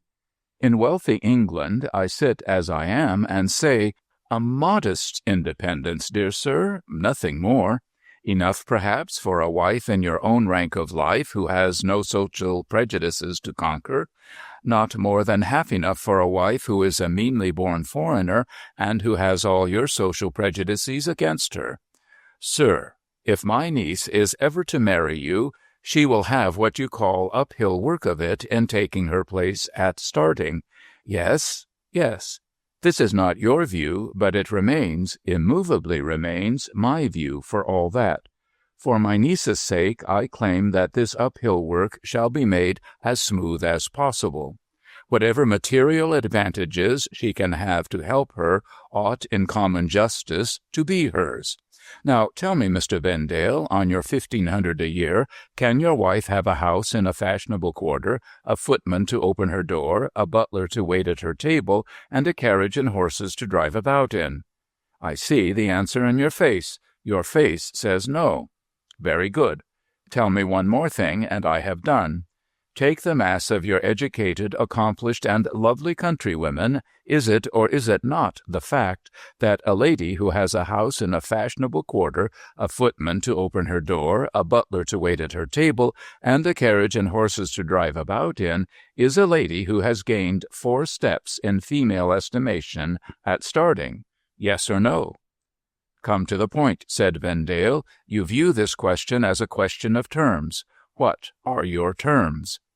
The lowest terms, dear sir, on which you can provide your wife with those 4 steps at starting. Double your present income. The most rigid economy cannot do it in England on less. You said just now that you expected greatly to increase the value of your business, to work and increase it. I am a good devil after all. On the day when you satisfy me by plain proofs that your income has risen to 3,000 a year, ask me for my niece's hand, and it is yours. May I inquire if you have mentioned this arrangement to Miss Obenreizer? Certainly. She has a last little morsel of regard still left for me, Mr. Vendale, which is not yours yet, and she accepts my terms. In other words, she submits to be guided by her guardian's regard for her welfare and by her guardian's superior knowledge of the world. He threw himself back in his chair in firm reliance on his position and in full possession of his excellent temper. Any open assertion of his own interest in the situation in which Vendale was now placed seemed to be, for the present at least, hopeless. He found himself literally left with no ground to stand on. Whether Obenreizer's objections were the genuine product of Obenreizer's own view of the case, or whether he was simply delaying the marriage in the hope of ultimately breaking it off altogether, in either of these events, any present resistance on Vendale's part would be equally useless. There was no help for it but to yield, making the best terms that he could on his own side. I protest against the conditions you impose on me, he began. Naturally, said Obenreizer, I dare say I should protest myself in your place. Say, however, pursued Vendale, that I accept your terms. In that case, I must be permitted to make 2 stipulations on my part. In the first place, I shall expect to be allowed to see your niece. Aha! To see my niece, and to make her in as great a hurry to be married as you are yourself? Suppose I say no. You would see her perhaps without my permission? Decidedly. How delightfully frank, how exquisitely English. You shall see her, Mr. Vendale, on certain days, which we will appoint together. What next? Your objection to my income, proceeded Vendale, has taken me completely by surprise. I wish to be assured against any repetition of that surprise. Your present views of my qualification for marriage require me to have an income of 3,000 a year. Can I be certain in the future, as your experience of England enlarges, that your estimate will rise no higher? In plain English, said Obenreizer, you doubt my word? Do you purpose to take my word for it when I inform you that I have doubled my income? Said Vendale. If my memory does not deceive me, you stipulated a minute since for plain proofs. Well played, Mr. Vendale. You combine the foreign quickness with the English solidity. Accept my best congratulations. Accept also my written guarantee. He rose, seated himself at a writing-desk at a side table, wrote a few lines, and presented them to Vendale with a low bow. The engagement was perfectly explicit, and was signed and dated with scrupulous care. Are you satisfied with your guarantee? I am satisfied. Charmed to hear it, I am sure. We have had our little skirmish. We have really been wonderfully clever on both sides. For the present, our affairs are settled. I bear no malice. You bear no malice. Come, Mr. Vendale, a good English shake hands. Vendale gave his hand, a little bewildered by Obenreizer's sudden transitions from one humor to another. When may I expect to see Miss Obenreizer again? He asked as he rose to go. Honor me with a visit tomorrow, said Obenreizer, and we will settle it then. Do you have a grog before you go? No. Well. We will reserve the grog till you have your 3,000 a year and are ready to be married. Aha! When will that be? I made an estimate some months since of the capacities of my business, said Vendale. If that estimate is correct, I shall double my present income. And be married, added Obenreizer. And be married, repeated Vendale, within a year from this time. Good night. Vendale makes mischief. When Vendale entered his office the next morning, the dull commercial routine at Cripple Corner met him with a new face. Marguerite had an interest in it now. The whole machinery which Wilding's death had set in motion to realize the value of the business, the balancing of ledgers, the estimating of debts, the taking of stocks, and the rest of it, was now transformed into machinery which indicated the chances for and against a speedy marriage. After looking over results as presented by his accountant and checking additions and subtractions as rendered by the clerks, Vendale turned his attention to the stock-taking department next and sent a message to the sellers desiring to see the report. The cellarman's appearance, the moment he put his head in at the door of his master's private room, suggested that something very extraordinary must have happened that morning. There was an approach to alacrity in Joey Ladle's movements. There was something which actually simulated cheerfulness in Joey Ladle's face. "What's the matter?" asked Vendale. "Anything wrong?" "I should wish to mention one thing," answered Joey. "Young Mr. Vendale, I have never set myself up for a profit." "Whoever said you did?" "No prophet, as far as I've heard tell of that profession," proceeded Joey, "ever lived principally underground. No prophet, whatever else he might take in at the pores, ever took in wine from morning to night for a number of years together. When I said to young Master Wilding, respecting his changing the name of the firm, that one of these days he might find he'd changed the luck of the firm, did I put myself forward as a prophet? No, I didn't. Has what I said to him come true? Yes, it has. In the time of Pebbleson nephew, young Mr. Vendale, no such thing was ever known as a mistake made in a consignment delivered at these doors. There's a mistake been made now. Please to remark that it happened before Miss Margaret came here. For what reason, it don't go against what I've said respecting Miss Margaret singing round the luck. Read that, sir," concluded Joey, pointing attention to a special passage in the report with a forefinger which appeared to be in process of taking in through the pores nothing more remarkable than dirt. "It's foreign to my nature to crow over the house I serve, but I feel it a kind of a solemn duty to ask you to read that." Vendale read as follows: "Note respecting the Swiss champagne. An irregularity has been discovered in the last consignment received from the firm of de Fresner and Company." Vendale stopped and referred to a memorandum book by his side. "That was in Mr. Wilding's time," he said. "The vintage was a particularly good one, and he took the whole of it. The Swiss champagne has done very well, hasn't it?" "I don't say it's done badly," answered the cellarman. "It may have got sick in our customers' bins, or it may have bust in our customers' hands, but I don't say it's done badly with us." Vendale resumed the reading of the note. "We find the number of the cases to be quite correct by the books, but 6 of them, which present a slight difference from the rest in the brand, have been opened and have been found to contain a red wine instead of champagne. The similarity in the brands, we suppose, caused a mistake to be made in sending the consignment from Neuchâtel. The error has not been found to extend beyond 6 cases. "Is that all?" exclaimed Vendale, tossing the note away from him. Joey Ladle's eye followed the flying morsel of paper drearily. "I'm glad to see you take it easy, sir," he said. "Whatever happens, it will be always a comfort to you to remember that you took it easy at first. Sometimes one mistake leads to another. A man drops a bit of orange peel on the pavement by mistake, and another man treads on it by mistake, and there's a job at the hospital and a party crippled for life. I'm glad you take it easy, sir. In Pebbleson nephew's time, we shouldn't have taken it easy till we had seen the end of it.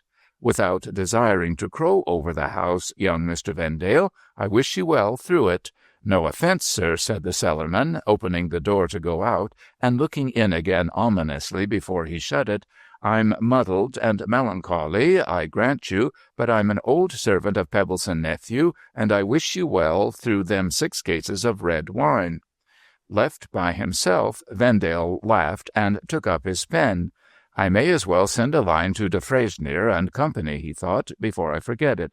He wrote at once in these terms: "Dear Sirs, we are taking stock, and a trifling mistake has been discovered in the last consignment of champagne sent by your house to ours. 6 of the cases contain red wine, which we hereby return to you.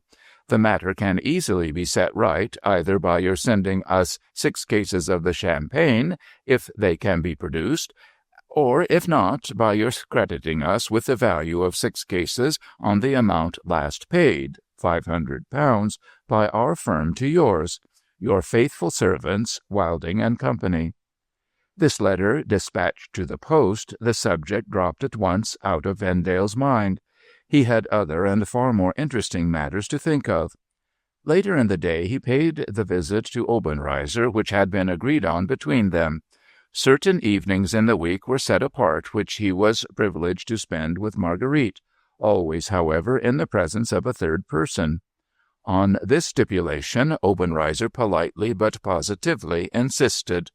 The one concession he made was to give Vendale his choice of who the third person should be. Confiding in past experience, his choice fell unhesitatingly upon the excellent woman who mended Obenreizer's stockings. On hearing of the responsibility entrusted to her, Madame Dor's intellectual nature burst suddenly into a new stage of development. She waited till Obenreizer's eye was off her, and then she looked at Vendale and dimly winked. The time passed. The happy evenings with Marguerite came and went. It was the 10th morning since Vendale had written to the Swiss firm when the answer appeared on his desk with the other letters of the day. "Dear Sirs, we beg to offer our excuses for the little mistake which has happened. At the same time, we regret to add that the statement of our error with which you have favored us has led to a very unexpected discovery. The affair is a most serious one for you and for us. The particulars are as follows. Having no more champagne of the vintage last sent to you, we made arrangements to credit your firm with the value of the 6 cases, as suggested by yourself. On taking this step, certain forms observed in our mode of doing business necessitated a reference to our banker's book as well as to our ledger. The result is a moral certainty that no such remittance as you mention can have reached our house, and a literal certainty that no such remittance has been paid to our account at the bank. It is needless at this stage of the proceedings to trouble you with details.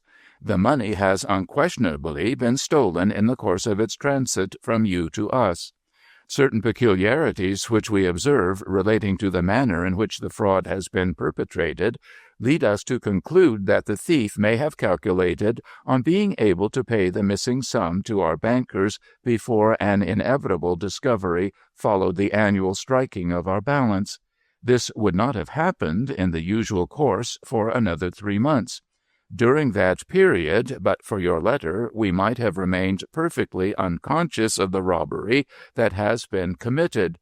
We mention this last circumstance as it may help you to show that we have to do in this case with no ordinary thief. Thus far we have not even a suspicion of who that thief is, but we believe you will assist us in making some advance towards discovery by examining the receipt, forged of course, which has no doubt purported to come to you from our house. Be pleased to look and see whether it is a receipt entirely in manuscript, or whether it is a numbered and printed form which merely requires the filling in of the amount. The settlement of this apparently trivial question is, we assure you, a matter of vital importance. Anxiously awaiting your reply, we remain, with high esteem and consideration, de Fresnier and C. Vendale had the letter on his desk and waited a moment to steady his mind under the shock that had fallen on it. At the time of all others, when it was most important to him to increase the value of his business, that business was threatened with a loss of £500. He thought of Marguerite as he took the key from his pocket and opened the iron chamber in the wall in which the books and papers of the firm were kept. He was still in the chamber, searching for the forged receipt, when he was startled by a voice speaking close behind him. "1,000 pardons," said the voice. "I am afraid I disturb you." He turned and found himself face to face with Marguerite's guardian. "I have called," pursued Obenreizer, "to know if I can be of any use. Business of my own takes me away for some days to Manchester and Liverpool. Can I combine any business of yours with it? I am entirely at your disposal in the character of commercial traveller for the firm of Wilding and Company." "Excuse me for one moment," said Vendale. "I will speak to you directly." He turned round again and continued his search among the papers. "You come at a time when friendly offers are more than usually precious to me," he resumed. "I have had very bad news this morning from Neuchâtel." "Bad news!" exclaimed Obenreizer. "From de Freycinet and Company?" "Yes, a remittance we sent to them has been stolen. I am threatened with a loss of £500. "What's that?" Turning sharply and looking into the room for the second time, Vendale discovered his envelope case overthrown on the floor, and Obenreizer on his knees picking up the contents. "Oh, my awkwardness," said Obenreizer. "This dreadful news of yours startled me. I stepped back." He became too deeply interested in collecting the scattered envelopes to finish the sentence. "Don't trouble yourself," said Vendale. "The clerk will pick things up." "This dreadful news," repeated Obenreizer, persisting in collecting the envelopes. "This dreadful news." "If you will read the letter," said Vendale, "you will find I have exaggerated nothing. There it is, open on my desk." He resumed his search, and in a moment more discovered the forged receipt. It was on the numbered and printed form described by the Swiss firm. Vendale made a memorandum of the number and the date. Having replaced the receipt and locked up the iron chamber, he had leisure to notice Obenreizer reading the letter in the recess of a window at the far end of the room.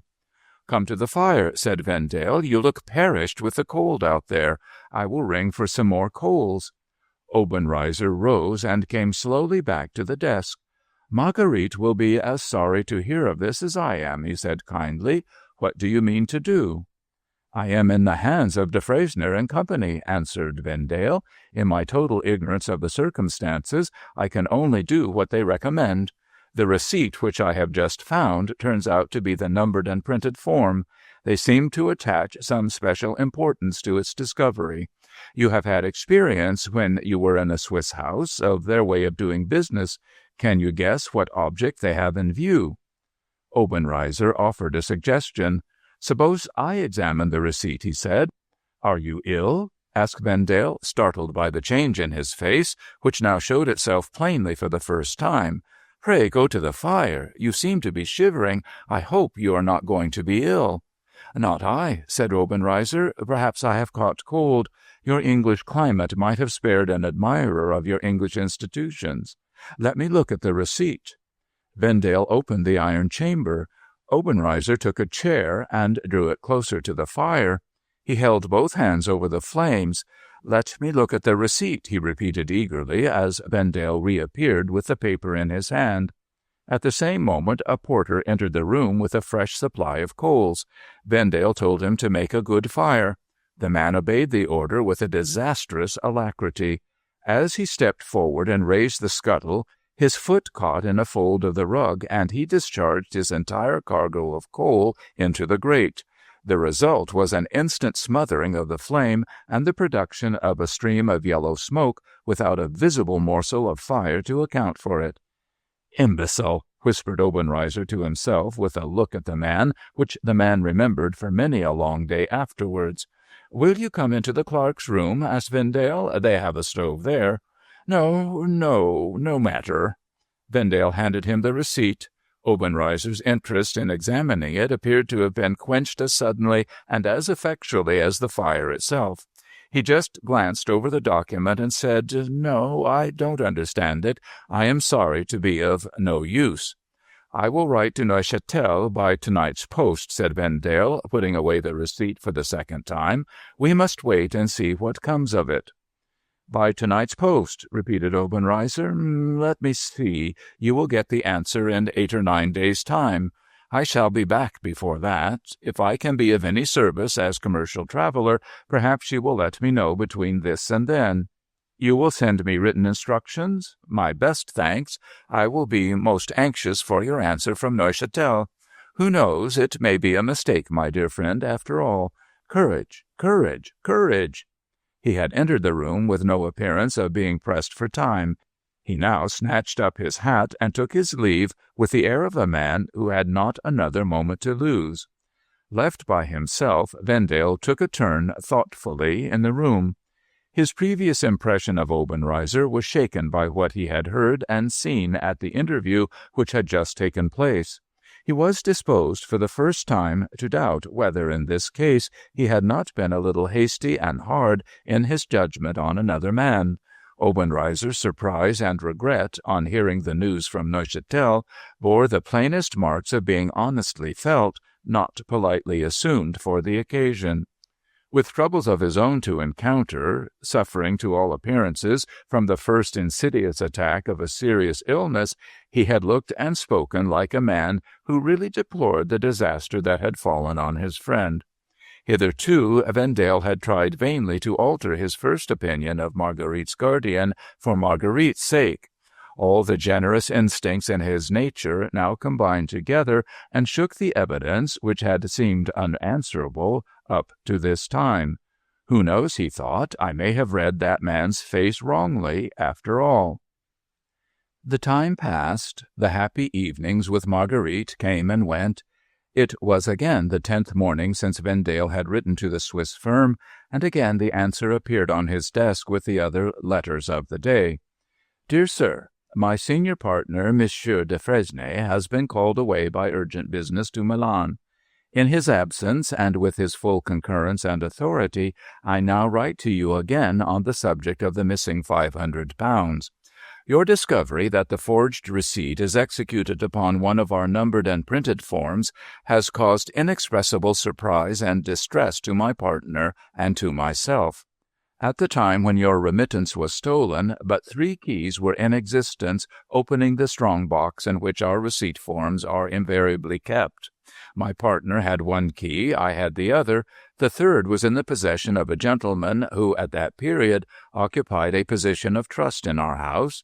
We should as soon have thought of suspecting one of ourselves as of suspecting this person. Suspicion now points at him, nevertheless. I cannot prevail on myself to inform you who the person is, so long as there is the shadow of a chance that he may come innocently out of the inquiry which must now be instituted.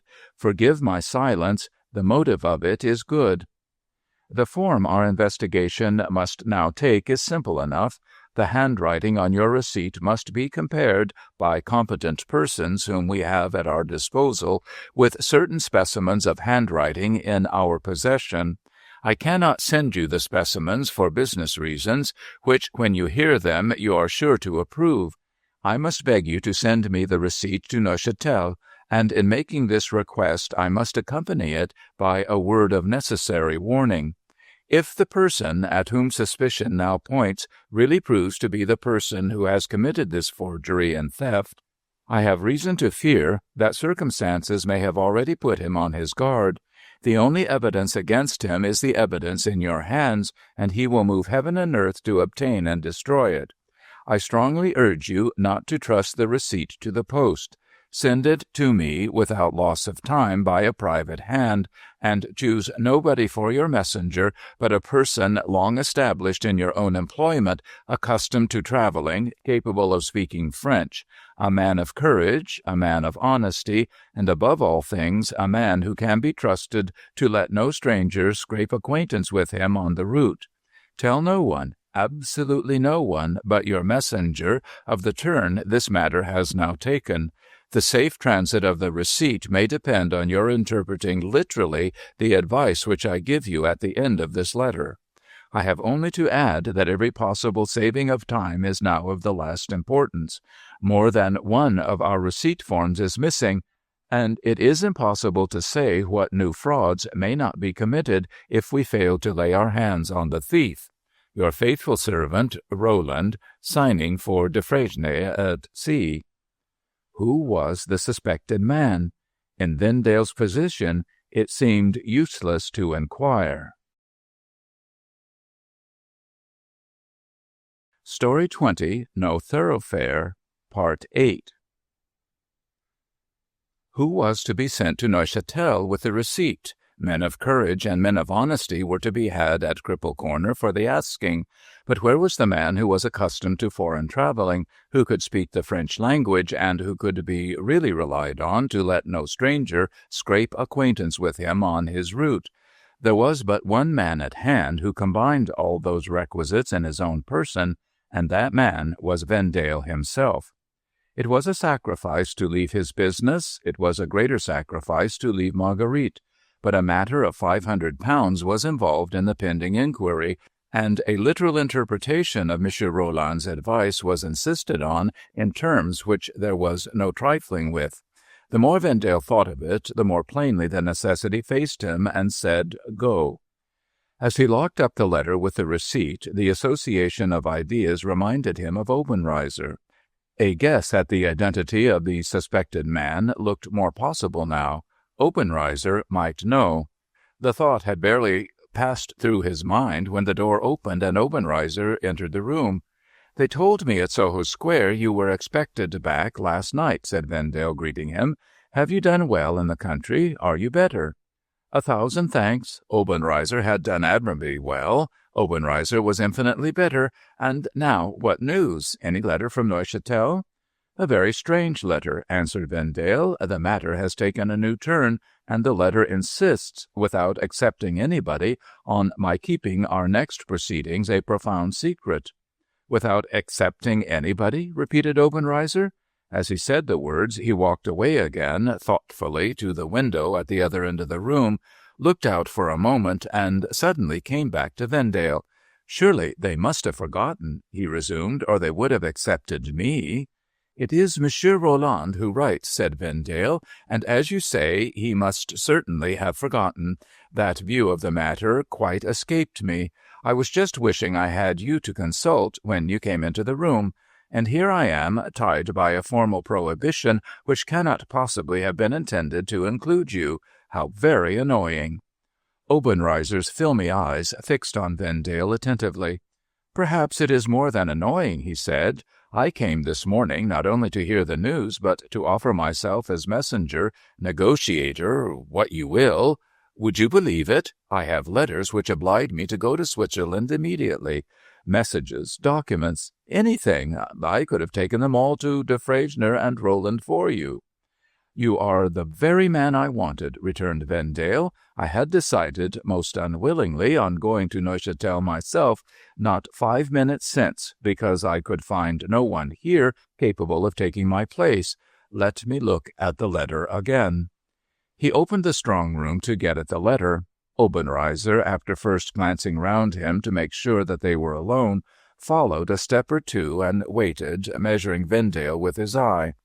Vendale was the tallest man, and unmistakably the strongest man also of the two. Obenreizer turned away and warmed himself at the fire. Meanwhile, Vendale read the last paragraph in the letter for the 3rd time.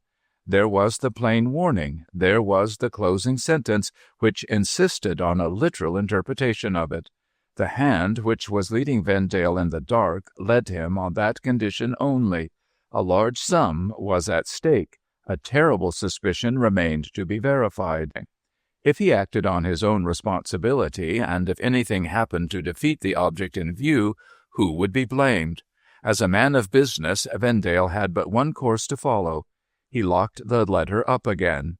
"It is most annoying," he said to Obenreizer. "It is a piece of forgetfulness on Monsieur Roland's part, which puts me to serious inconvenience and places me in an absurdly false position towards you.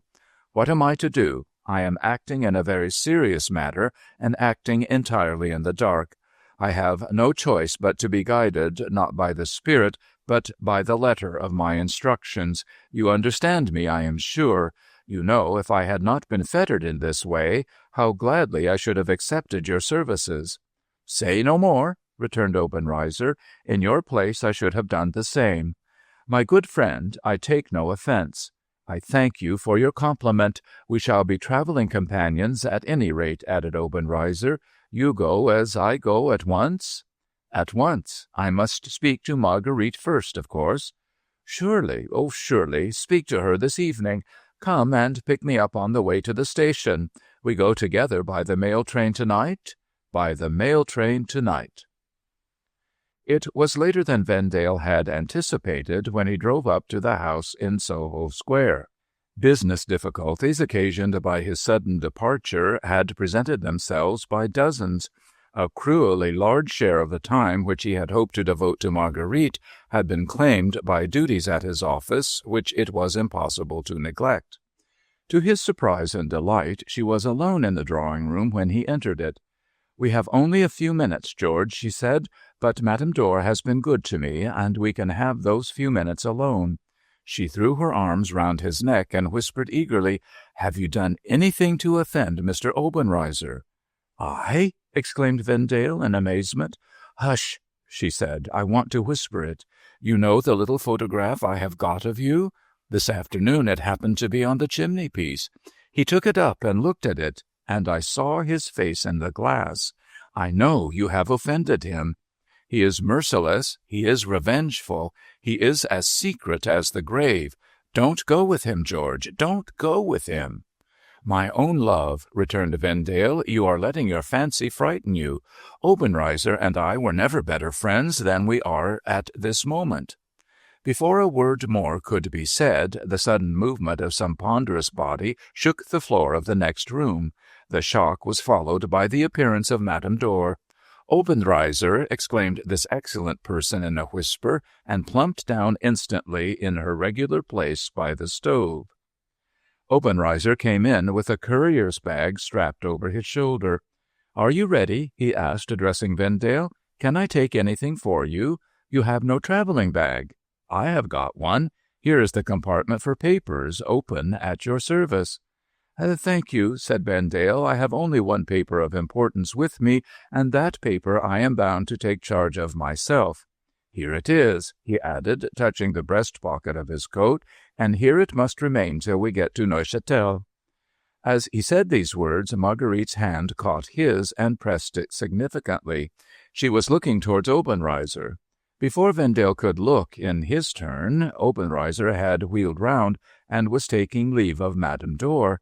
"Adieu, my charming niece," he said, turning to Marguerite next. "En route, my friend, for Neuchâtel." He tapped Vendale lightly over the breast-pocket of his coat and led the way to the door. Vendale's last look was for Marguerite. Marguerite's last words to him were, "Don't go." Act 3. In the Valley. It was about the middle of the month of February when Vendale and Obenreizer set forth on their expedition. The winter being a hard one, the time was bad for travelers. So bad was it that these two travelers, coming to Strasbourg, found its great inns almost empty, and even the few people they did encounter in that city, who had started from England or from Paris on business journeys towards the interior of Switzerland, were turning back. Many of the railroads in Switzerland that tourists pass easily enough now were almost or quite impractical then. Some were not begun, more were not completed. On such as were open, there were still large gaps of old road where communication in the winter season was often stopped. On others there were weak points where the new work was not safe, either under conditions of severe frost or of rapid thaw. The running of trains on this last class was not to be counted on in the worst time of the year, was contingent upon weather, or was wholly abandoned through the months considered the most dangerous. At Strasbourg there were more travelers' stories afloat respecting the difficulties on the way further on than there were travelers to relate them. Many of these tales were as wild as usual, but the more modestly marvelous did derive some color from the circumstance that people were indisputably turning back. However, as the road to Basel was open, Vendale's resolution to push on was in no wise disturbed. Obenreizer's resolution was necessarily Vendale's, seeing that he stood at bay, thus desperately. He must be ruined or must destroy the evidence that Vendale carried about him, even if he destroyed Vendale with it. The state of mind of each of these two fellow travelers towards the other was this. Obenreizer, encircled by impending ruin through Vendale's quickness of action, and seeing the circle narrowed every hour by Vendale's energy, hated him with the animosity of a fierce, cunning, lower animal. He had always had instinctive movements in his breast against him, perhaps because of that old sore of gentleman and peasant, perhaps because of the openness of his nature, perhaps because of his better looks, perhaps because of his success with Marguerite, perhaps on all these grounds, the two last not the least. And now he saw in him, besides, the hunter who was tracking him down. Vendale, on the other hand, always contending generously against his first vague mistrust, now felt bound to contend against it more than ever, reminding himself, he is Marguerite's guardian, we are on perfectly friendly terms, he is my companion of his own proposal, and can have no interested motive in sharing this undesirable journey. To which pleas, on behalf of Obenreizer, chance added one consideration more when they came to Basel after a journey of more than twice the average duration. They had had a late dinner and were alone in an inn-room there, overhanging the Rhine, at that place rapid and deep, swollen and loud. Vendale lounged upon a couch, and Obenreizer walked to and fro. Now, stopping at the window, looking at the crooked reflection of the town lights in the dark water, and peradventure thinking if I could fling him into it, now resuming his walk with his eyes upon the floor. Where shall I rob him, if I can? Where shall I murder him, if I must? So, as he paced the room, ran the river, ran the river, ran the river. The burden seemed to him at last to be growing so plain that he stopped, thinking it as well to suggest another burden to his companion. The Rhine sounds tonight, he said with a smile, like the old waterfall at home. That waterfall which my mother showed to travelers, I told you of it once. The sound of it changed with weather, as does the sound of all falling waters and flowing waters. When I was pupil of the watchmaker, I remembered it as something saying to me for whole days, Who are you, my little wretch? Who are you, my little wretch? I remembered it as saying other times, when its sound was hollow and storm was coming up the pass, Boom, boom, boom, beat him, beat him, beat him, like my mother enraged, if she was my mother. If she was, said Vendale, gradually changing his attitude to a sitting one, if she was, why do you say if? What do I know? Replied the other negligently, throwing up his hands and letting them fall as they would. What would you have? I am so obscurely born that how can I say? I was very young, and all the rest of the family were men and women, and my so-called parents were old. Anything is possible of a case like that. Did you ever doubt? I told you once, I doubt the marriage of those two, he replied, throwing up his hands again, as if he were throwing the unprofitable subject away. But here I am in creation. I come of no fine family. What does it matter? At least you are Swiss, said Vendale, after following him with his eyes to and fro. How do I know? He retorted abruptly, and stopping to look back over his shoulder. I say to you, at least you are English. How do you know? By what I have been told from infancy. Ah, I know of myself that way, and, added Vendale, pursuing the thought that he could not drive back, by my earliest recollections. I also, I know of myself that way, if that way satisfies. Does it not satisfy you? It must. There is nothing like it must in this little world. It must. 2 short words, those, but stronger than long proof or reasoning. You and poor Wilding were born in the same year. "You were nearly of an age," said Vendale, again thoughtfully looking after him as he resumed his pacing up and down. "Yes, very nearly." Could Obenreizer be the missing man? In the unknown associations of things, was there a subtler meaning than he himself thought in that theory so often on his lips about the smallness of the world? Had the Swiss letter presenting him followed so close on Mrs. Goldstraw's revelation concerning the infant who had been taken away to Switzerland, because he was that infant grown a man? In a world where so many depths lie unsounded, it might be.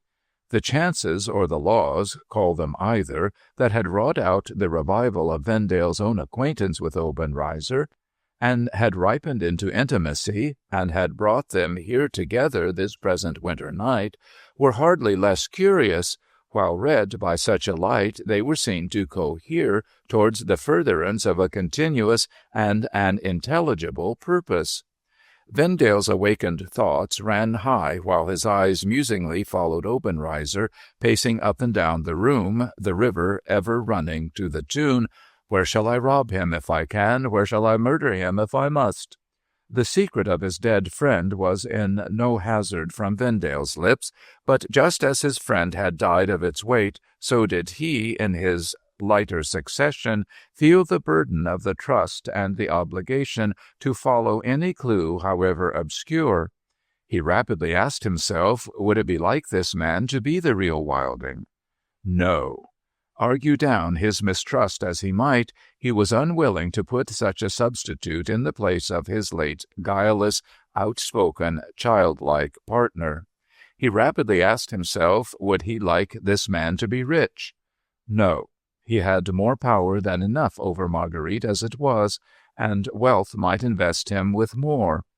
Would he like this man to be Marguerite's guardian, and yet proved to stand in no degree of relationship towards her, however disconnected and distant?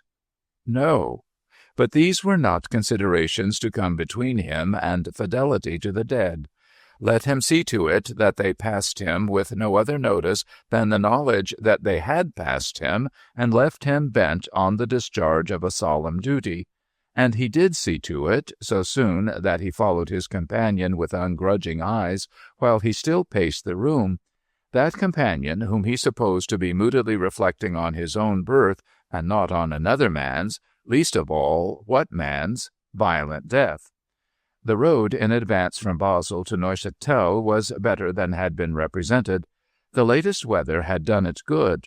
Drivers, both of horses and mules, had come in that evening after dark, and had reported nothing more difficult to be overcome than trials of patience, harness, wheels, axles, and whipcord. A bargain was soon struck for a carriage and horses to take them on in the morning, and to start before daylight. "Do you lock your door at night when traveling?" asked Obenreizer, standing warming his hands by the wood fire in Vendale's chamber before going to his own. "Not I. I sleep too soundly." "You are so sound a sleeper?" he retorted, with an admiring look. "What a blessing!" "Anything but a blessing to the rest of the house," rejoined Vendale, "if I had to be knocked up in the morning from the outside of my bedroom door." "I, too," said Obenreizer, "leave open my room, but let me advise you, as a Swiss who knows, always when you travel in my country put your papers, and, of course, your money, under your pillow. Always the same place." "You are not complimentary to your countrymen," laughed Vendale. "My countrymen," said Obenreizer, with that light touch of his friend's elbows by the way of good night and benediction, "I suppose are like the majority of men, and the majority of men will take what they can get. Adieu, at 4 in the morning. Adieu, at 4. Left to himself, Vendale raked the logs together, sprinkled over them the white wood ashes lying on the hearth, and sat down to compose his thoughts. But they still ran high on their latest theme, and the running of the river tended to agitate rather than to quiet them. As he sat thinking, what little disposition he had had to sleep departed.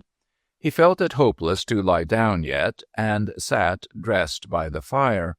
Marguerite Wilding, Obenreizer, the business he was then upon, and 1,000 hopes and doubts that had nothing to do with it, occupied his mind at once. Everything seemed to have power over him but slumber. The departed disposition to sleep kept far away. He had sat for a long time thinking on the hearth when his candle burned down and its light went out. It was of little moment. There was light enough in the fire. He changed his attitude, and leaning his arm on the chair back and his chin upon that hand, sat thinking still. But he sat between the fire and the bed, and as the fire flickered in the play of air from the fast-flowing river, his enlarged shadow fluttered on the white wall by the bedside. His attitude gave it an air half of mourning and half of bending over the bed, imploring. His eyes were observant of it, when he became troubled by the disagreeable fancy that it was like Wilding's shadow and not his own. A slight change of place would cause it to disappear. He made the change, and the apparition of his disturbed fancy vanished. He now sat in the shade of a little nook beside the fire, and the door of the room was before him. It had a long, cumbrous iron latch. He saw the latch slowly and softly rise. The door opened a very little and came to again, as though only the air had moved it, but he saw that the latch was out of the hasp. The door opened again very slowly until it opened wide enough to admit someone.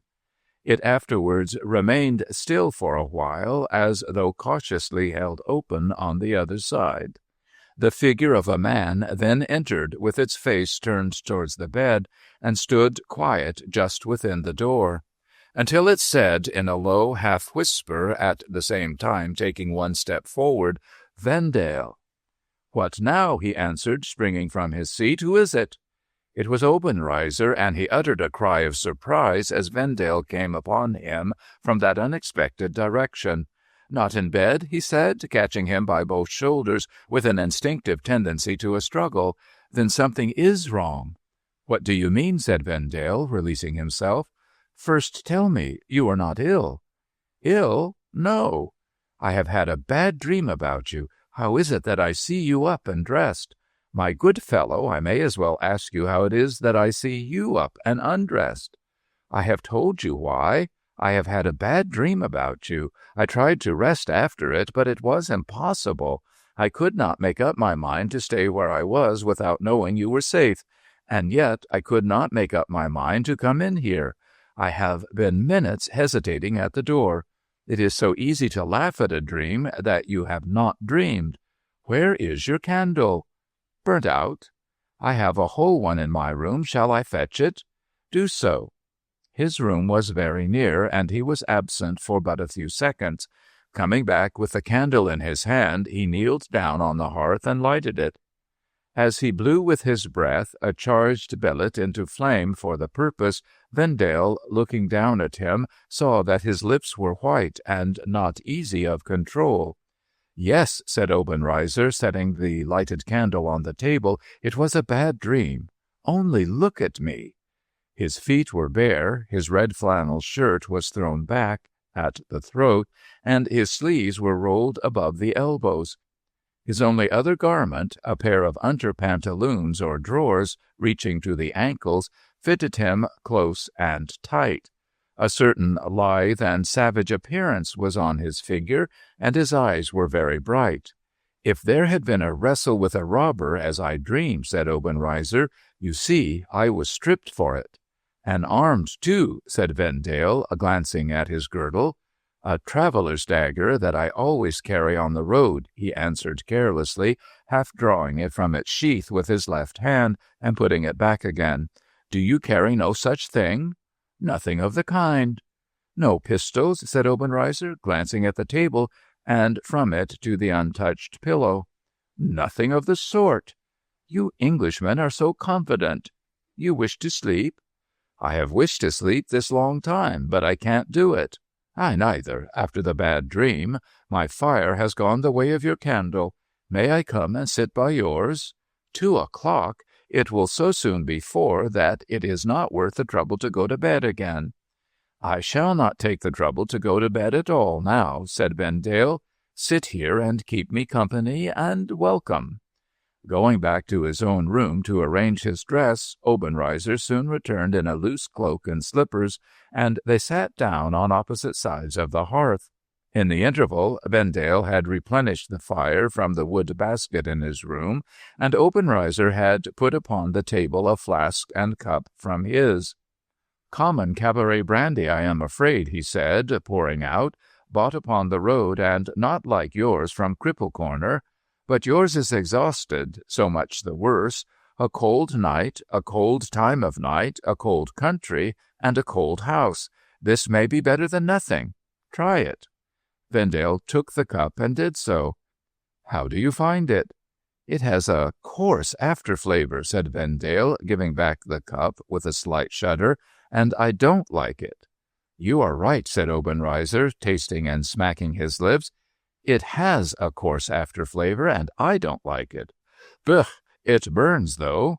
He had flung what remained in the cup upon the fire. Each of them leaned an elbow on the table, reclined his head upon his hand, and sat looking at the flaring logs. Obenreizer remained watchful and still, but Vendale, after certain nervous twitches and starts, in one of which he rose to his feet and looked wildly about him, fell into the strangest confusion of dreams. He carried his papers in a leather case or pocket-book in an inner breast pocket of his buttoned traveling coat, and whatever he dreamed of in the lethargy that got possession of him, something importunate in these papers called him out of that dream, though he could not wake from it. He was belated on the steppes of Russia, some shadowy person gave that name to the place, with Marguerite, and yet the sensation of a hand at his breast, softly feeling the outline of the pocket-book as he lay asleep before the fire, was present to him. He was shipwrecked in an open boat at sea, and having lost his clothes, had no other covering than an old sail, and yet a creeping hand, tracing outside all the other pockets of the dress he actually wore, for papers, and finding none answer its touch, warned him to rouse himself. He was in the ancient vault at Cripple Corner, to which was transferred the very bed substantial and present in that very room at Basel, and Wilding, not dead as he had supposed, and yet he did not wonder much, shook him and whispered, "Look at that man! Don't you see he has risen and is turning the pillow? Why should he turn the pillow, if not to seek those papers that are in your breast? Awake!" And yet he slept and wandered off into other dreams. Watchful and still, with his elbow on the table and his head upon that hand, his companion at length said, "Vendale, we are called. Past 4. Then, opening his eyes, he saw, turned sideways on him, the filmy face of Obenreizer. "You have been in a heavy sleep," he said, "the fatigue of constant travelling and the cold." "I am broad awake now," cried Vendale, springing up, but with an unsteady footing. "Haven't you slept at all?" "I may have dozed, but I seem to have been patiently looking at the fire.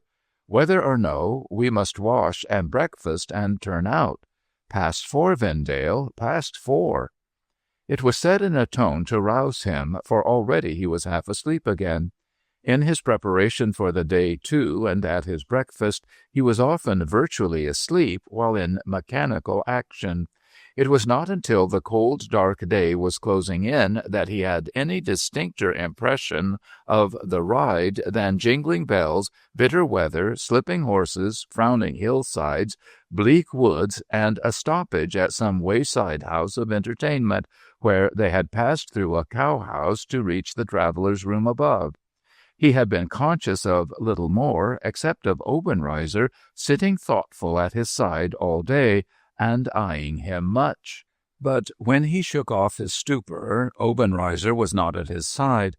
The carriage was stopping to bait at another wayside house, and a line of long narrow carts, laden with casks of wine, and drawn by horses with a quantity of blue collar and headgear, were baiting too.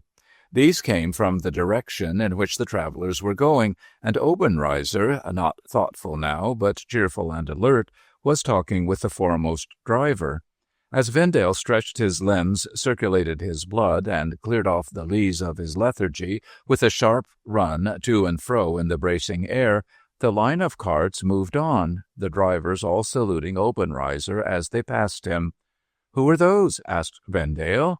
"They are our carriers, de Fresnay and Company's," replied Obenreizer. "Those are our casks of wine." He was singing to himself and lighting a cigar. "I have been drearily dull company today," said Vendale. "I don't know what has been the matter with me." "You had no sleep last night, and a kind of brain congestion frequently comes at first of such cold," said Obenreizer. "I have seen it often. After all, we shall have our journey for nothing, it seems." "How for nothing?" "The house is at Milan. You know, we are a wine house at Neuchâtel and a silk house at Milan. Well, silk happening to press of a sudden more than wine, de Fresnay was summoned to Milan. Roland, the other partner, has been taken ill since his departure, and the doctors will allow him to see no one. A letter awaits you at Neuchâtel to tell you so. I have it from our chief carrier, whom you saw me talking with. He was surprised to see me, and said he had that word for you if he met you. What do you do? Go back?" "Go on," said Vendale. "On? On, yes, across the Alps and down to Milan." Obenreizer stopped in his smoking to look at Vendale, and then smoked heavily, looked up the road, looked down the road, looked down at the stones in the road at his feet. "I have a very serious matter in charge," said Vendale, "and more of these missing forms may be turned to as a bad account or worse. I am urged to lose no time in helping the house to take the thief, and nothing shall turn me back." "No?" cried Obenreizer, taking out his cigar to smile and giving his hand to his fellow-traveller. "Then nothing shall turn me back. Ho, driver, dispatch! Quick there! Let us push on!"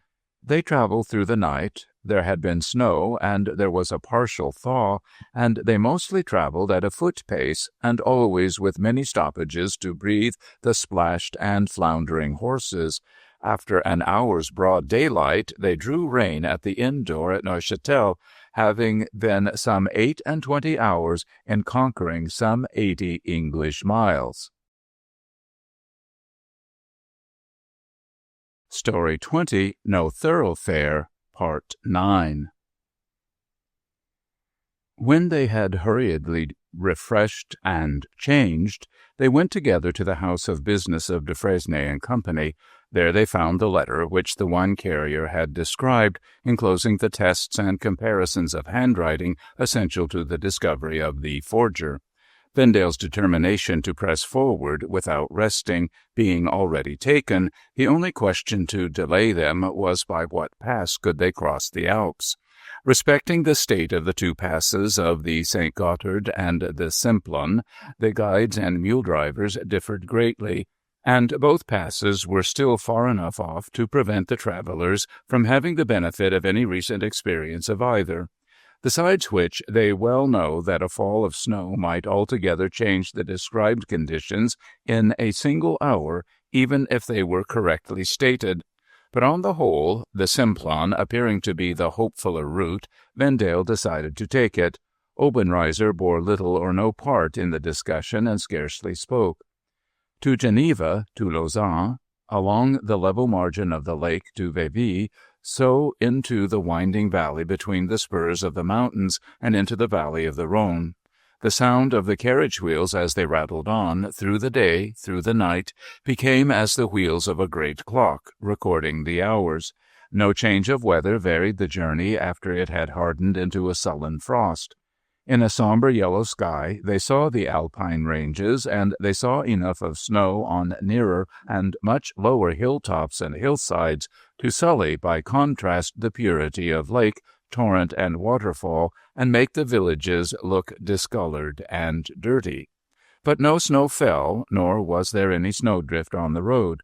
The stalking along the valley of more or less of white mist, changing on their hair and dress into icicles, was the only variety between them and the gloomy sky. And still by day and still by night the wheels, and still they rolled, in the hearing of one of them, to the burden altered from the burden of the Rhine. The time is gone for robbing him alive, and I must murder him. They came at length to the poor little town of Brieg, at the foot of the Simplon. They came there after dark, but yet could see how dwarfed men's works and men became with the immense mountains towering over them. Here they must lie for the night, and here was warmth of fire, and lamp, and dinner, and wine, and after conference resounding with guides and drivers. No human creature had come across the pass for 4 days. The snow above the snow line was too soft for wheeled carriage, and not hard enough for sledge. There was snow in the sky. There had been snow in the sky for days past, and the marvel was that it had not fallen, and the certainty was that it must fall. No vehicle could cross. The journey might be tried on mules, or it might be tried on foot, but the best guides must be paid danger price in either case, and that, too, whether they succeeded in taking the 2 travelers across, or turned for safety and brought them back. In this discussion Obenreizer bore no part whatever. He sat silently smoking by the fire until the room was cleared, and Vendale referred to him. "Ah, I am weary of these poor devils and their trade," he said in reply. "Always the same story. It is the story of their trade today, as it was the story of their trade when I was a ragged boy. What do you and I want? We want a knapsack each and a mountain staff each. We want no guide. We should guide him. He would not guide us. We leave our portmanteaus here, and we cross together. We have been on the mountains together before now, and I am mountain-born, and I know this pass, rather high road, by heart. We will leave these poor devils in pity to trade with others, but they must not delay us to make a pretense of earning money, which is all they mean." Vendale, glad to be quit of the dispute and to cut the knot, active, adventurous, bent on getting forward, and therefore very susceptible to the last hint, readily assented. Within 2 hours they had purchased what they wanted for the expedition, had packed their knapsacks, and lay down to sleep. At break of day they found half the town collected in the narrow street to see them depart. The people talked together in groups, the guides and drivers whispered apart and looked up at the sky. No one wished them a good journey. As they began the ascent, a gleam of sun shone from the otherwise unaltered sky, and for a moment turned the tin spires of the town to silver. "A good omen," said Vendale, though it died out while he spoke. "Perhaps our example will open the pass on this side." "No, we shall not be followed," returned Obenreizer, looking up at the sky and back at the valley. "We shall be alone up yonder." On the mountain. The road was fair enough for stout walkers, and the air grew lighter and easier to breathe as the 2 ascended. But the settled gloom remained as it had remained for days back.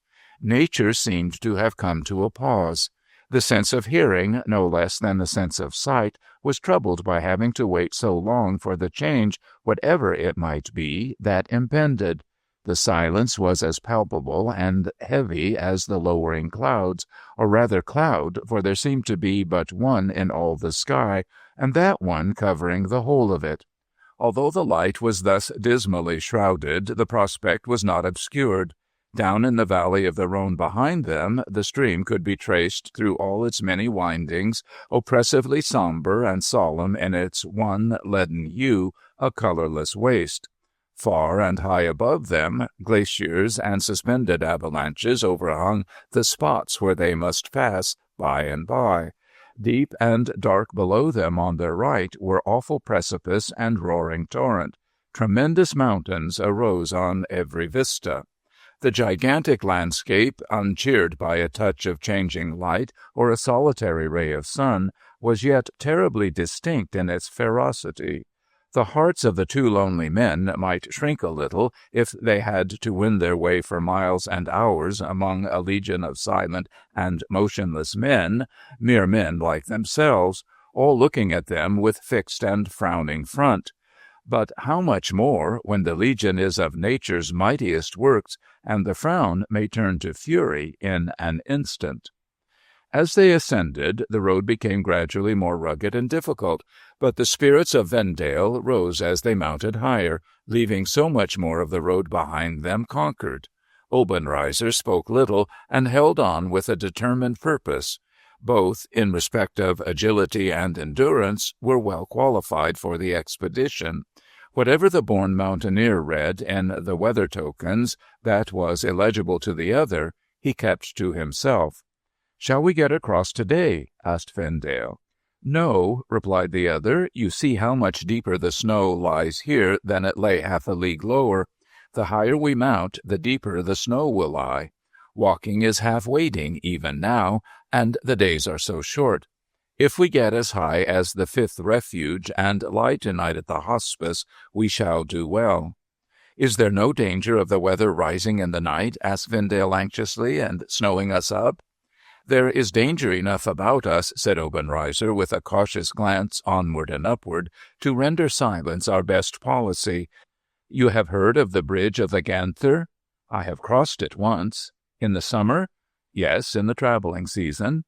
"Yes, but it is another thing at this season," with a sneer, as though he were out of temper. "This is not a time of year or a state of things on an Alpine pass that you gentlemen holiday travelers know much about." "You are my guide," said Vendale good-humoredly. "I trust to you." "I am your guide," said Obenreizer, "and I will guide you to your journey's end. There is the bridge before us." They had made a turn into a desolate and dismal ravine, where the snow lay deep below them, deep above them, deep on every side. While speaking, Obenreizer stood pointing at the bridge and observing Vendale's face with a very singular expression on his own. "If I, as guide, had sent you over there in advance and encouraged you to give a shout or two, you might have brought down upon yourself tons and tons and tons of snow that would not only have struck you dead, but buried you deep at a blow." "No doubt," said Vendale. "No doubt, but that is not what I have to do as guide. So pass silently, or going as we go, our indiscretion might else crush and bury me. Let us get on." There was a great accumulation of snow on the bridge, and such enormous accumulations of snow overhung them from projecting masses of rock that they might have been making their way through a stormy sky of white clouds. Using his staff skillfully, sounding as he went, and looking upward, with bent shoulders, as it were, to resist the mere idea of a fall from above, Obenreizer softly led. Vendale closely followed. They were yet in the midst of their dangerous way when there came a mighty rush, followed by a sound as of thunder. Obenreizer clapped his hand on Vendale's mouth and pointed to the track behind them. Its aspect had been wholly changed in a moment. An avalanche had swept over it and plunged into the torrent at the bottom of the gulf below. Their appearance at the solitary inn, not far above this terrible bridge, elicited many expressions of astonishment from the people shut up in the house. "We stay but to rest," said Obenreizer, shaking the snow from his dress at the fire. "This gentleman has very pressing occasion to get across. Tell them, Vendale." "Assuredly, I have very pressing occasion. I must cross." "You hear, all of you. My friend has very pressing occasion to get across, and we want no advice and no help. I am as good a guide, my fellow countrymen, as any of you. Now give us to eat and drink." In exactly the same way, and in nearly the same words, when it was coming on dark, and they had struggled through the greatly increased difficulties of the road, and had at last reached their destination for the night, Obenreizer said to the astonished people of the hospice, gathering about them at the fire, while they were yet in the act of getting their wet shoes off, and shaking the snow from their clothes, "It is well to understand one another, friends all. This gentleman has," said Vendale, readily taking him up with a smile, "very pressing occasion to get across. Must cross. You hear? Has a very pressing occasion to get across. Must cross. We want no advice and no help. I am mountain-born and act as guide. Do not worry us by talking about it, but let us have supper and wine and bed." All through the intense cold of the night, the same awful stillness. Again, at sunrise, no sunny tinge to gild or redden the snow. The same interminable waste of deathly white, the same immovable air, the same monotonous gloom in the sky. "Travelers," a friendly voice called to them from the door after they were afoot, knapsack on back and staff in hand as yesterday.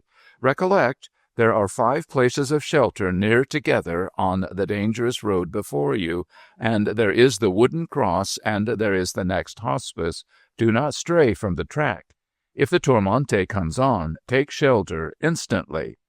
"The trade of these poor devils," said Obenreizer to his friend, with a contemptuous backward wave of his hand towards the voice. "How they stick to their trade! You Englishmen say we Swiss are mercenary. Truly, it does look like it." They had divided between the 2 knapsacks such refreshments as they had been able to obtain that morning, and as they deemed it prudent to take. Obenreizer carried the wine as his share of the burden, Vendale the bread and meat and cheese, and the flask of brandy.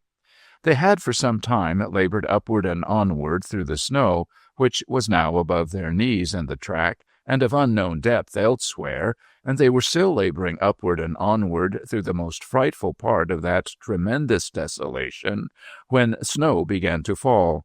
At first but a few flakes descended, slowly and steadily. After a little while the fall grew much denser, and suddenly it began without apparent cause to whirl itself into spiral shapes. Instantly ensuing upon this last change, an icy blast came roaring at them, and every sound and force imprisoned until now was let loose. One of the dismal galleries through which the road is carried at that perilous point, a cave eked out by arches of great strength, was near at hand. They struggled into it, and the storm raged wildly. The noise of the wind, the noise of the water, the thundering down of displaced masses of rock and snow, the awful voices with which not only that gorge, but every gorge in the whole monstrous range seemed to be suddenly endowed, the darkness as of night, the violent revolving of the snow, which beat and broke it into spray and blinded them, the madness of everything around insatiate for destruction, the rapid substitution of furious violence for unnatural calm, and hosts of appalling sounds for silence, these were things on the edge of a deep abyss to chill the blood, though the fierce wind, made actually solid by ice and snow, had failed to chill it. Obenreizer walked to and fro in the gallery without ceasing, signed to Vendale to help him unbuckle his knapsack. They could see each other, but could not have heard each other speak. Vendale complying, Obenreizer produced his bottle of wine and poured some out, motioning Vendale to take that for warmth's sake, and not brandy. Vendale again complying, Obenreizer seemed to drink after him, and the 2 walked backwards and forwards side by side, both well knowing that to rest or sleep would be to die. The snow came driving heavily into the gallery by the upper end, at which they would pass out of it, if they ever passed out, for greater dangers lay on the road behind them than before. The snow soon began to choke the arch. An hour more, and it lay so high as to block out half the returning daylight, but it froze hard now as it fell, and could be clambered through or over. The violence of the mountain storm was gradually yielding to a steady snowfall. The wind still raged at intervals, but not incessantly, and when it paused, the snow fell in heavy flakes.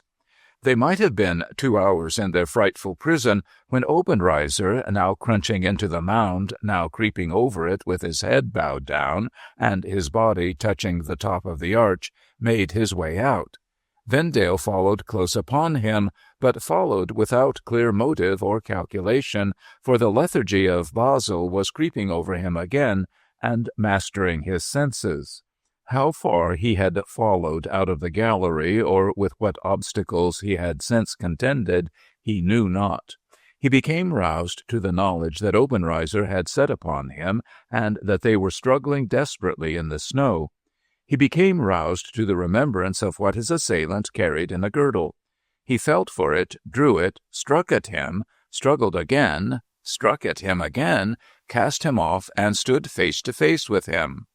"I promised to guide you to your journey's end," said Obenreizer, "and I have kept my promise. The journey of your life ends here.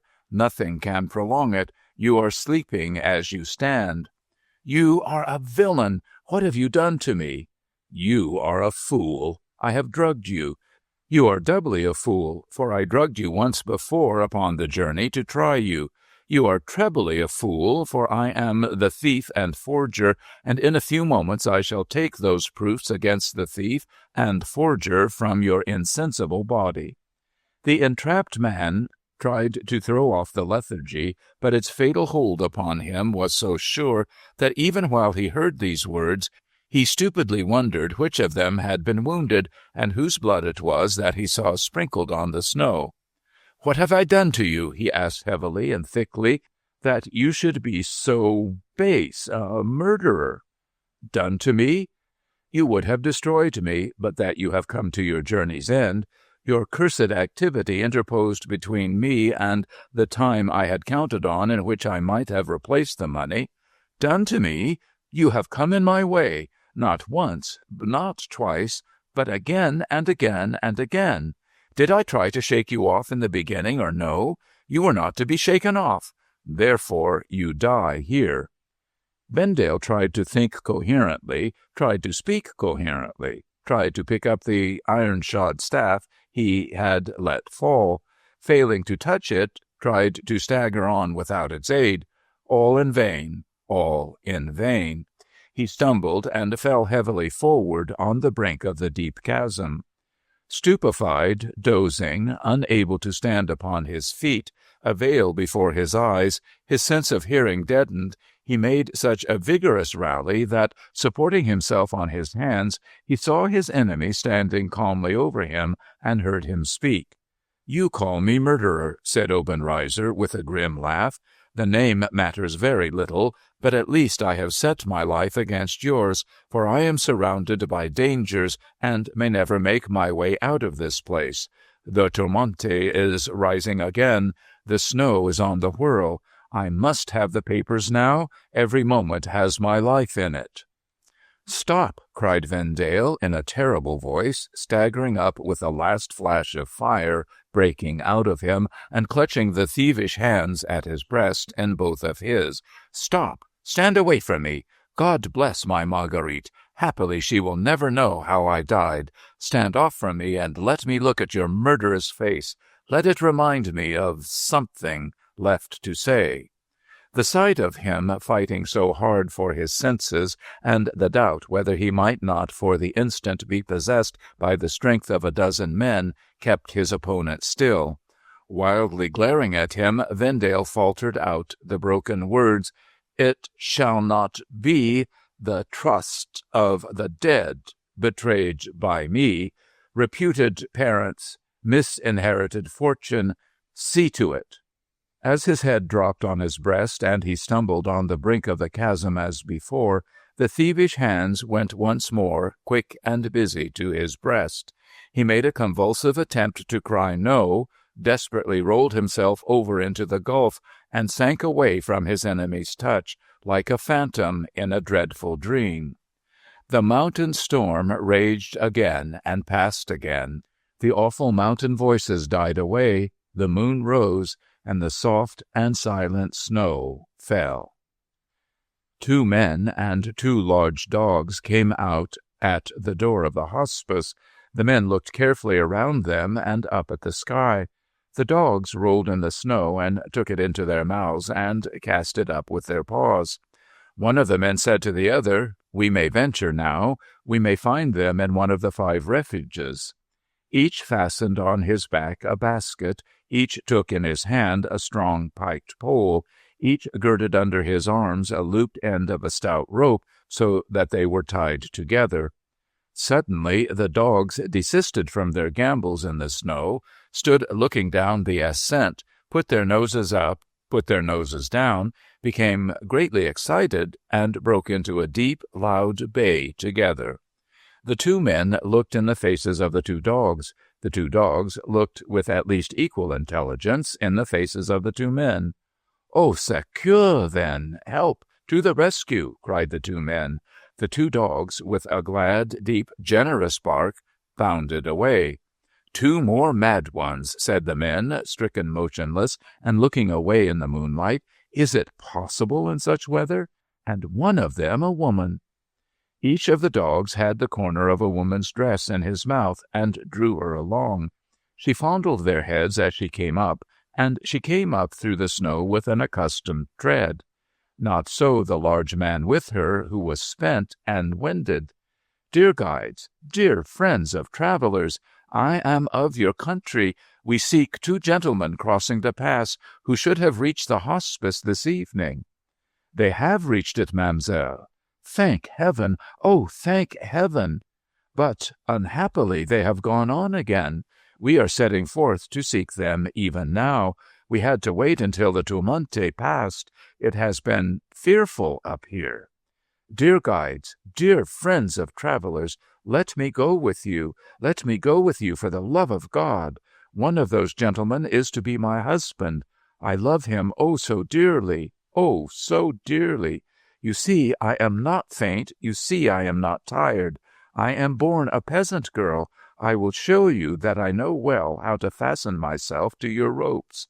I will do it with my own hands.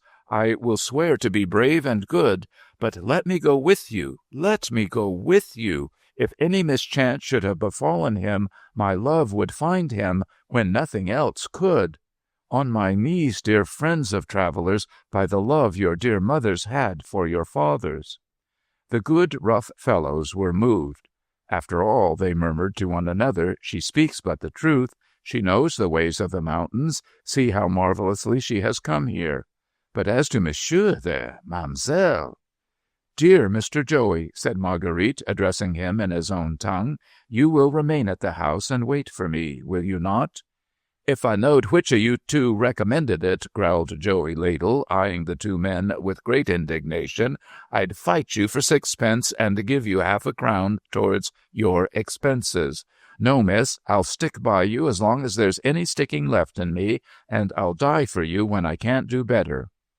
The state of the moon rendering it highly important that no time should be lost, and the dog showing signs of great uneasiness, the two men quickly took their resolution. The rope that yoked them together was exchanged for a longer one. The party were secured, Marguerite second and the cellarman last, and they set out for the refuges. The actual distance of those places was nothing, the whole 5 and the next hospice to boot being within 2 miles, but the ghastly way was whitened out and sheeted over. They made no miss in reaching the gallery where the two had taken shelter. The second storm of wind and snow had so wildly swept over it since that their tracks were gone, but the dogs went to and fro with their noses down and were confident. The party, stopping, however, at the further arch, where the second storm had been especially furious, and where the drift was deep, the dogs became troubled and went about and about in quest of a lost purpose. The great abyss being known to lie on the right, they wandered too much to the left, and had to regain the way with infinite labor through a deep field of snow. The leader of the line had stopped it, and was taking note of the landmarks, when one of the dogs fell to tearing up the snow a little before them. Advancing and stooping to look at it, thinking that someone might be overwhelmed there, they saw that it was stained, and that the stain was red. The other dog was now seen to look over the brink of the gulf with his 4 legs straightened out, lest he should fall into it, and to tremble in every limb. Then the dog who had found the stained snow joined him, and then they ran to and fro, distressed and whining. Finally, they both stopped on the brink together, and setting up their heads, howled dolefully. "There is someone lying below," said Marguerite. "I think so," said the foremost man. "Stand well inward, the 2 last, and let us look over." The last man kindled 2 torches from his basket and handed them forward. The leader taking one and Marguerite the other, they looked down. now shading the torches, now moving them to the right or left, now raising them, now depressing them, as moonlight far below contended with black shadows. A piercing cry from Marguerite broke a long silence. "My God! On a projecting point, where a wall of ice stretches forward over the torrent, I see a human form." "Where, Mademoiselle, where?" "See there, on the shelf of ice below the dogs." The leader, with a sickened aspect, drew inward, and they were all silent. But they were not all inactive, for Marguerite, with swift and skillful fingers, had detached both herself and him from the rope in a few seconds. "Show me the baskets. These two are the only ropes?" "The only ropes here, Mademoiselle, but at the hospice—" "If he is alive, I know it is my lover. He will be dead before you can return. Dear guides, blessed friend of travelers, look at me, watch my hands. If they falter or go wrong, make me your prisoner by force.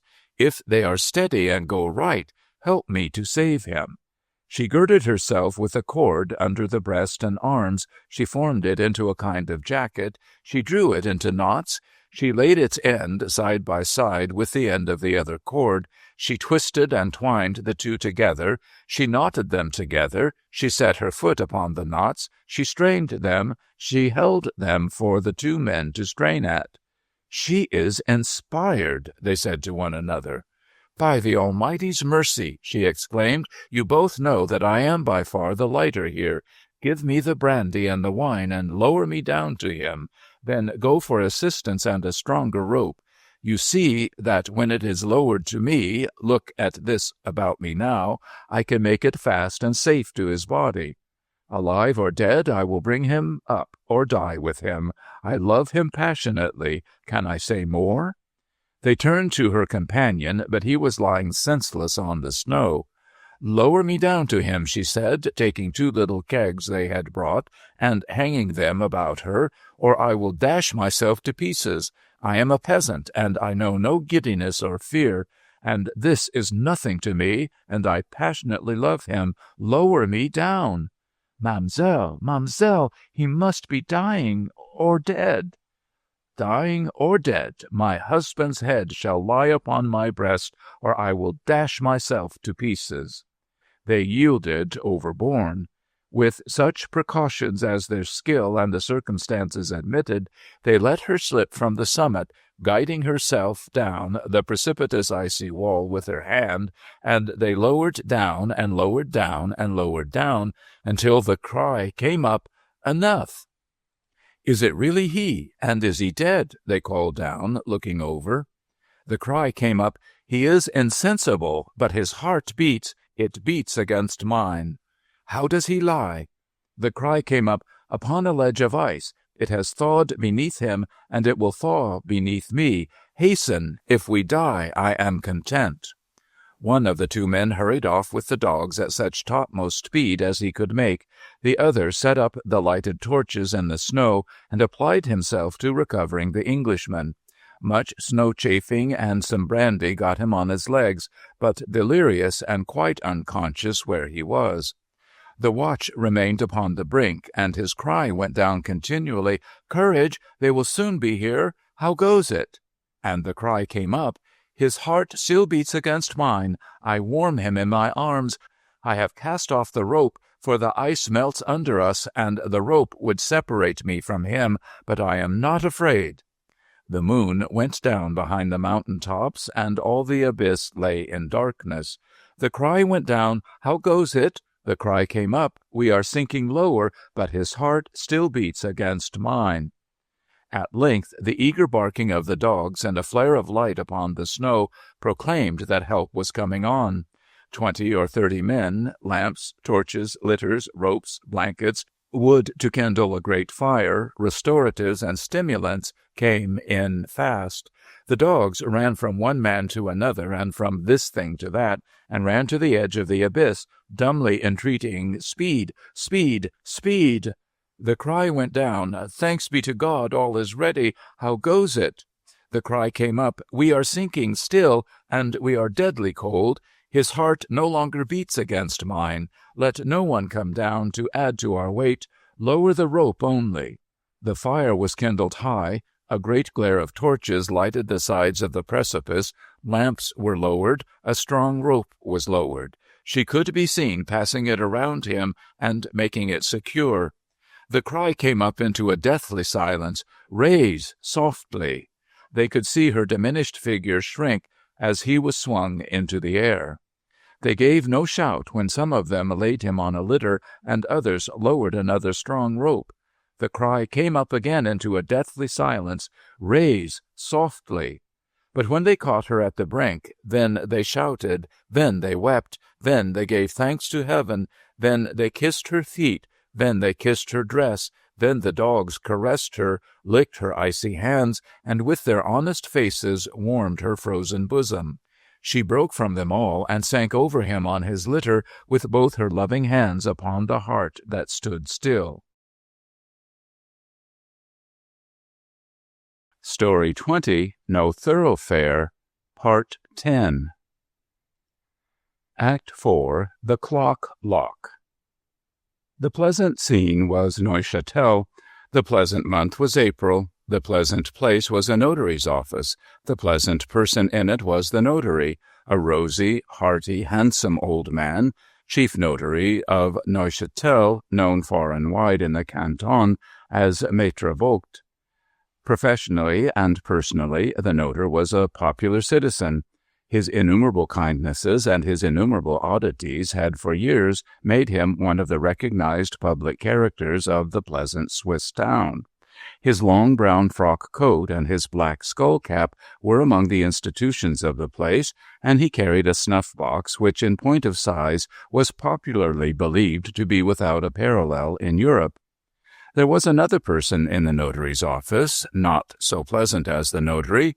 This was Obenreizer. An oddly pastoral kind of office it was, and one that would never have answered in England. It stood in a neat backyard, fenced off from a pretty flower garden. Goats browsed in the doorway, and a cow was within half a dozen feet of keeping company with the clerk. Maître Voigt's room was a bright and varnished little room with paneled walls like a toy chamber. According to the seasons of the year, roses, sunflowers, hollyhocks peeped in at the windows.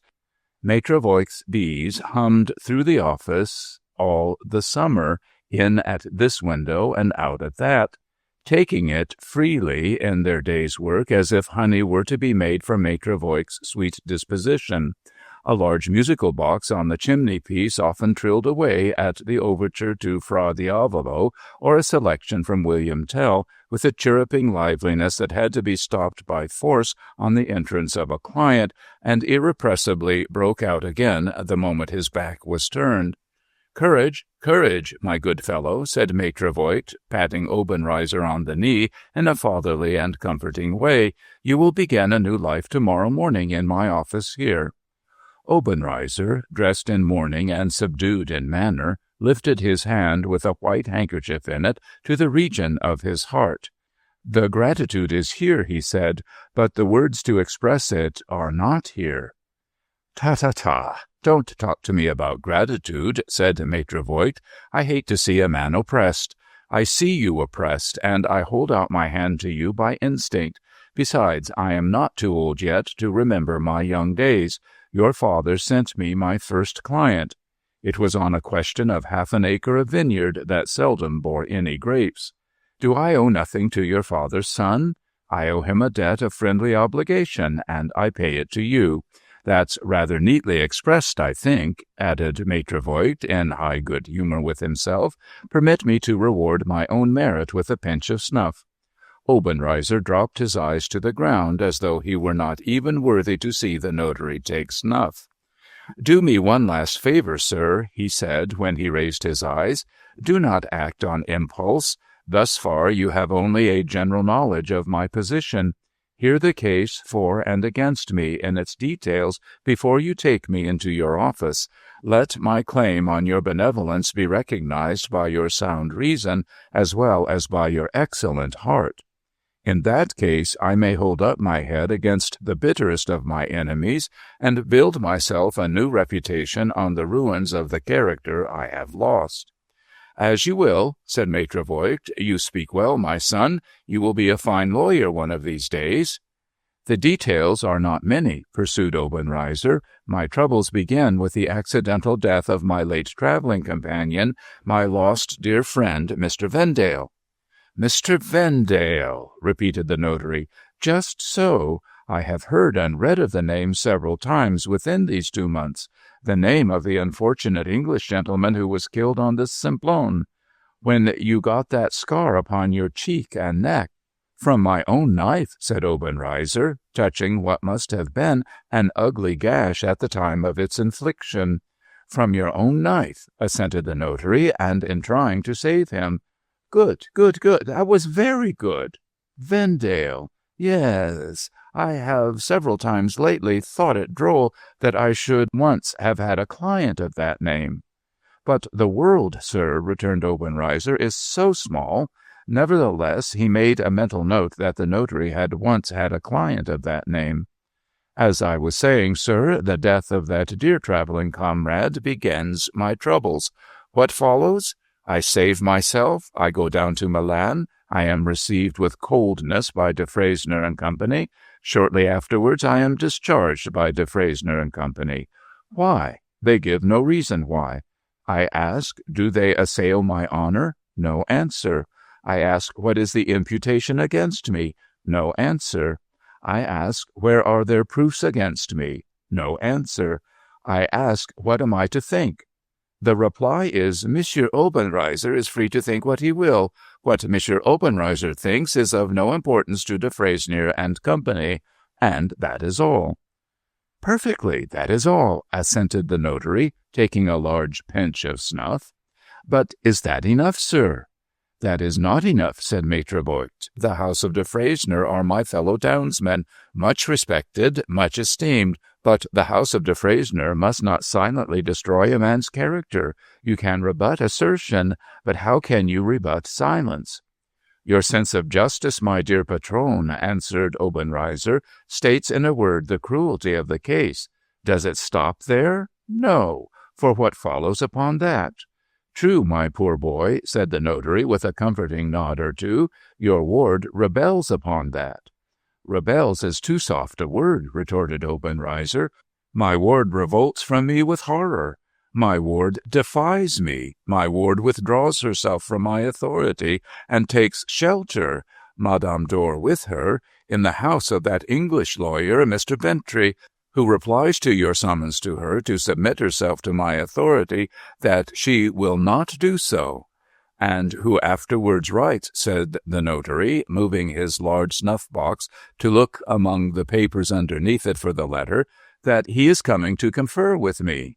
"Indeed?" replied Obenreizer, rather checked. "Well, sir, have I no legal rights?" "Assuredly, my poor boy," returned the notary, "all but felons have their legal rights." "And who calls me felon?" said Obenreizer fiercely. "No one. Be calm under your wrongs. If the house of de Freysener would call you felon, indeed, we should know how to deal with them." While saying these words, he had handed Bentley's very short letter to Obenreizer, who now read it and gave it back. "In saying," observed Obenreizer, with recovered composure, "that he is coming to confer with you, this English lawyer means that he is coming to deny my authority over my ward." "You think so?" "I am sure of it. I know him. He is obstinate and contentious. You will tell me, my dear sir, whether my authority is unassailable until my ward is of age?" "Absolutely unassailable." "I will enforce it. I will make her submit herself to it. For," said Obenreizer, changing his angry tone to one of grateful submission, "I owe it to you, sir, to you who have so confidently taken an injured man under your protection and into your employment." "Make your mind easy," said Maitre Voigt. "No more of this now, and no thanks.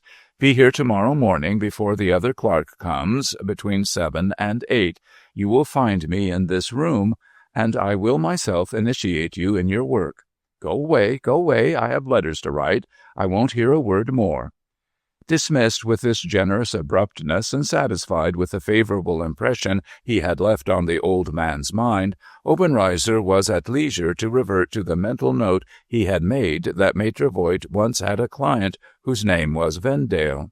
I ought to know England well enough by this time, so his meditation ran, as he sat on a bench in the yard, and it is not a name I ever encountered there except, he looked involuntarily over his shoulder, as his name. Is the world so small that I cannot get away from him, even now when he is dead? He confessed at the last that he had betrayed the trust of the dead and misinherited a fortune, and I was to see to it, and I was to stand off, that my face might remind him of it. Why my face, unless it concerned me? I am sure of his words, for they have been in my ears ever since. Can there be anything bearing on them in the keeping of this old idiot? Anything to repair my fortunes and blacken his memory? He dwelt upon my earliest remembrances that night at Basel. Why, unless he had a purpose in it? Maitre Voigt's two largest he-goats were butting at him to butt him out of the place, as if for that disrespectful mention of their master. So he got up and left the place, but he walked alone for a long time on the border of the lake, with his head drooped in deep thought. Between 7 and 8 next morning he presented himself again at the office. He found the notary ready for him, at work on some papers which had come in on the previous evening. In a few clear words, Maitre Voigt explained the routine of the office and the duties Obenreizer would be expected to perform. It still wanted 5 minutes to 8 when the preliminary instructions were declared to be complete. I will show you over the house and the offices, said Maitre Voigt, but I must put away these papers first. They come from the municipal authorities, and they must be taken special care of.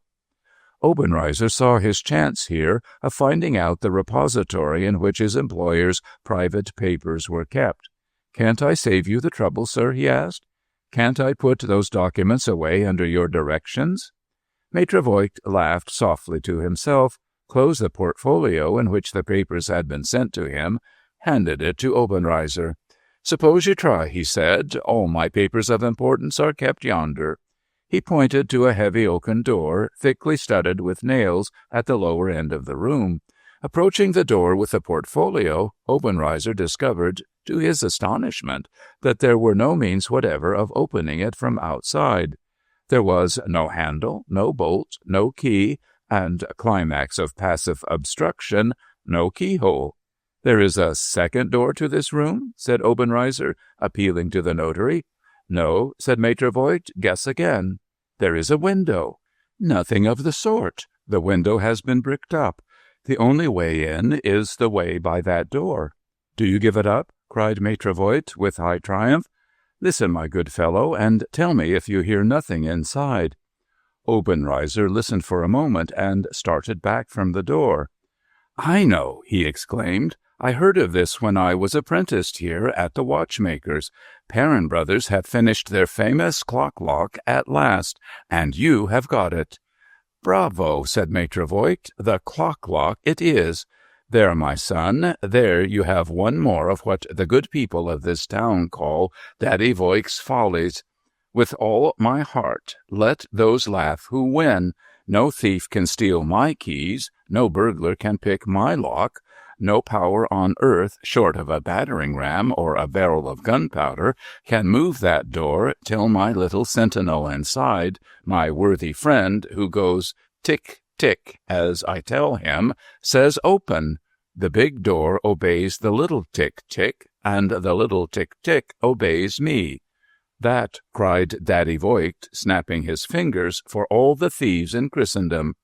May I see it in action? Asked Obenreizer. Pardon my curiosity, dear sir. You know that I was once a tolerable worker in the clock trade. Certainly you shall see it in action, said Maitre Voigt. What is the time now? 1 minute to 8? Watch, and in 1 minute you will see the door open of itself. In 1 minute, smoothly and slowly and silently, as if invisible hands had set it free, the heavy door opened inward and disclosed a dark chamber beyond. On 3 sides, shelves filled the walls from floor to ceiling.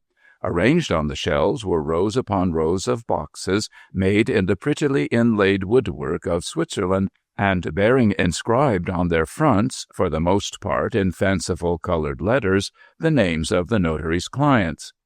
Maitre Voigt lighted a taper and led the way into the room. "You shall see the clock," he said proudly. "I possess the greatest curiosity in Europe. It is only a privileged few whose eyes can look at it. I give the privilege to your good father's son. You shall be one of the favored few who enter the room with me. See, here it is on the right-hand wall at the side of the door." "An ordinary clock!" exclaimed Obenreizer. "No, not an ordinary clock. It has only one hand." "Aha," said Maitre Voigt, "not an ordinary clock, my friend. No, no. That one hand goes round the dial. As I put it, so it regulates the hour at which the door shall open. See, the hand points to 8. At 8 the door opened, as you saw for yourself." "Does it open more than once in the 24 hours?" asked Obenreizer. "More than once?" repeated the notary with great scorn. "You don't know, my good friend. Tick, tick. He will open the door as often as I ask him. All he wants is his directions, and he gets them here. Look below the dial. Here is a half-circle of steel let into the wall, and here is a hand, called the regulator, that travels round it just as my hand chooses. Notice, if you please, that there are figures to guide me on the half-circle of steel. Figure 1 means open once in the 24 hours. Figure 2 means open twice, and so on to the end. I set the regulator every morning after I have read my letters and when I know what my day's work is to be. Would you like to see me set it now? What is today? Wednesday. Good. This is the day of our rifle club. There is little business to do. I grant a half holiday. No work here today after 3 o'clock. Let us first put away this portfolio of municipal papers. There. No need to trouble Tick-Tick to open the door until 8 tomorrow. Good. I leave the dial hand at 8. I put back the regulator to 1. I close the door, and closed the door remains, past all opening by anybody, till tomorrow morning at 8. Obenreizer's quickness instantly saw the means by which he might make the clock-lock betray its master's confidence and place its master's papers at his disposal. "Stop, sir," he cried at the moment when the notary was closing the door. "Don't I see something moving among the boxes? On the floor there." Maitre Voigt turned his back for a moment to look. In that moment, Obenreizer's ready hand put the regulator on from the figure 1 to the figure 2. Unless the notary looked again at the half-circle of steel, the door would open at 8 that evening as well as at 8 next morning, and nobody but Obenreizer would know it. "There is nothing," said Maitre Voigt. "Your troubles have shaken your nerves, my son. Some shadow thrown by my taper, or some poor little beetle who lives among the old lawyer's secrets running away from the light. Hark, I hear your fellow clerk in the office. To work, and build today the first step that leads to your new fortunes."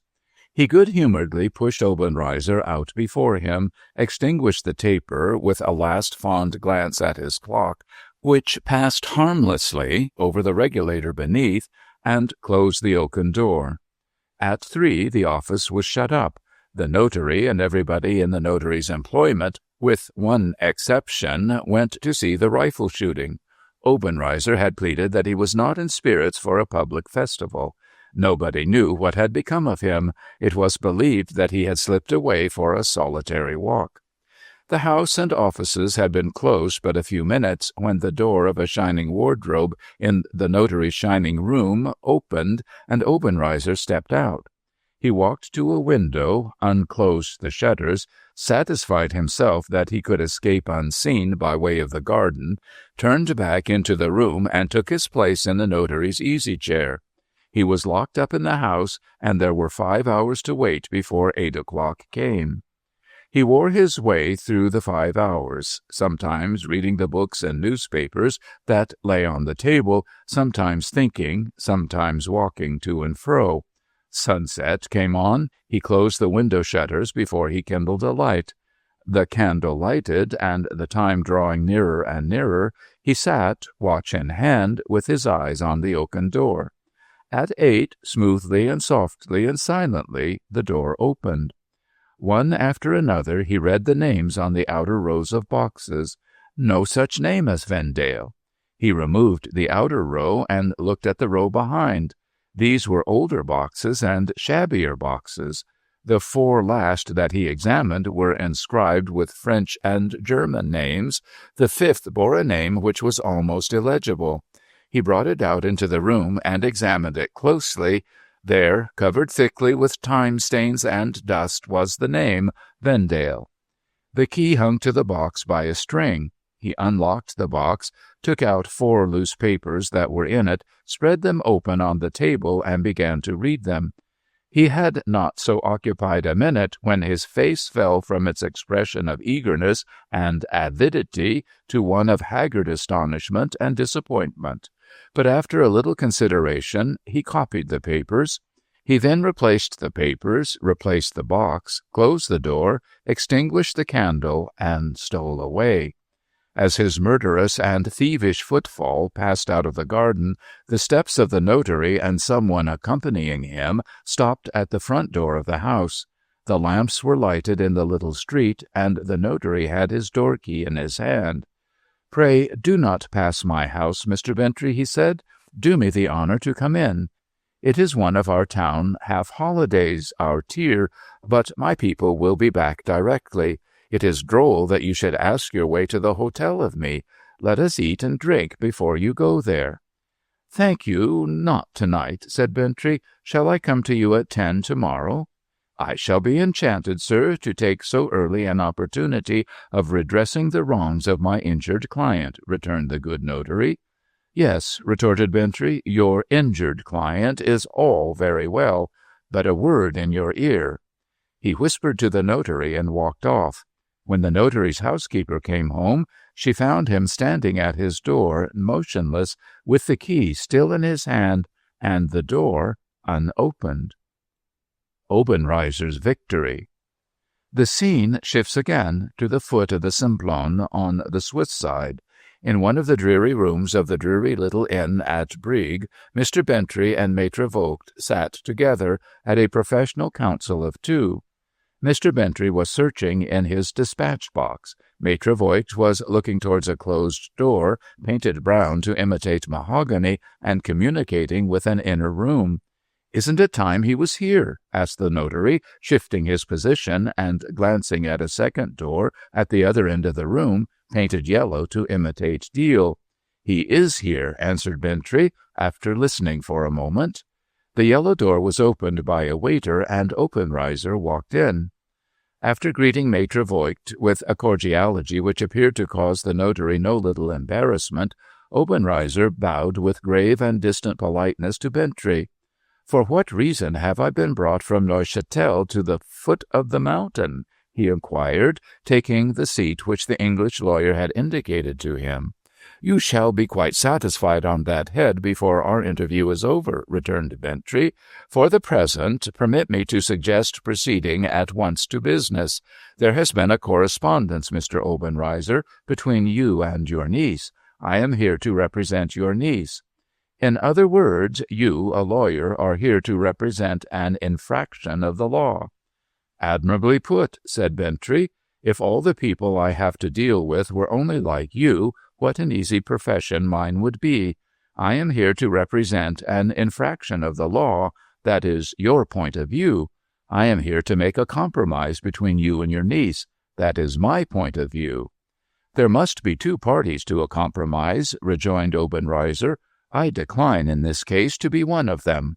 The law gives me authority to control my niece's actions until she comes of age. She is not yet of age, and I claim my authority." At this point Maître Voigt attempted to speak. Bentry silenced him with a compassionate indulgence of tone and manner, as if he was silencing a favorite child. "No, my worthy friend, not a word. Don't excite yourself unnecessarily. Leave it to me." He turned and addressed himself again to Obenreizer.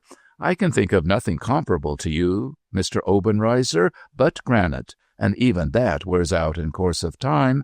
In the interests of peace and quietness, for the sake of your own dignity, relax a little. If you will only delegate your authority to another person whom I know of, that person may be trusted never to lose sight of your niece, night or day."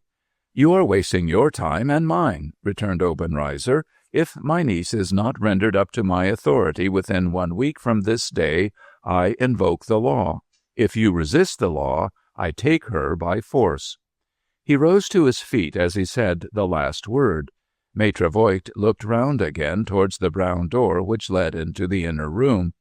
"Have some pity on the poor girl," pleaded Bentrey. "Remember how lately she lost her lover by a dreadful death. Will nothing move you?" "Nothing." Bentrey, in his turn, rose to his feet and looked at Maître Voigt. Maître Voigt's hand, resting on the table, began to tremble. Maître Voigt's eyes remained fixed, as if by irresistible fascination, on the brown door. Obenreizer, suspiciously observing him, looked that way too. "There is somebody listening in there," he exclaimed, with a sharp backward glance at Bentrey. "There are 2 people listening," answered Bentrey. "Who are they?" "You shall see." With that answer he raised his voice and spoke the next words, the 2 common words which are on everybody's lips at every hour of the day. "Come in." The brown door opened. Supported on Marguerite's arm, his sunburnt color gone, his right arm bandaged and slung over his breast, Vendale stood before the murderer, a man risen from the dead. In the moment of silence that followed, the singing of a caged bird in the courtyard outside was the one sound stirring in the room. Maître Voigt touched Bentrey and pointed to Obenreizer. "Look at him," said the notary in a whisper. The shock had paralyzed every movement in the villain's body but the movement of the blood. His face was like the face of a corpse. The one vestige of color left in it was a livid purple streak which marked the course of the scar where his victim had wounded him on the cheek and neck. Speechless, breathless, motionless alike in eye and limb, it seemed as if, at the sight of Vendale, the death to which he had doomed Vendale had struck him where he stood. "Somebody ought to speak to him," said Maître Voigt. "Shall I?" Even at that moment Bentrey persisted in silencing the notary and in keeping the lead in the proceedings to himself. Checking Maître Voigt by a gesture, he dismissed Marguerite and Vendale in these words. "The object of your appearance here is answered," he said. "If you will withdraw for the present, it may help Mr. Obenreizer to recover himself." It did help him. As the 2 passed through the door and closed it behind them, he drew a deep breath of relief. He looked round for the chair from which he had risen and dropped into it. "Give him time," pleaded Maître Voigt. "No," said Bentrey. "I don't know what use he may make of it if I do." He turned once more to Obenreizer and went on. "I owe it to myself," he said. "I don't admit, mind, that I owe it to you, to account for my appearance in these proceedings and to state what has been done under my advice and on my sole responsibility. Can you listen to me?" "I can listen to you." "Recall the time when you started for Switzerland with Mr. Vendale," Bentrey began.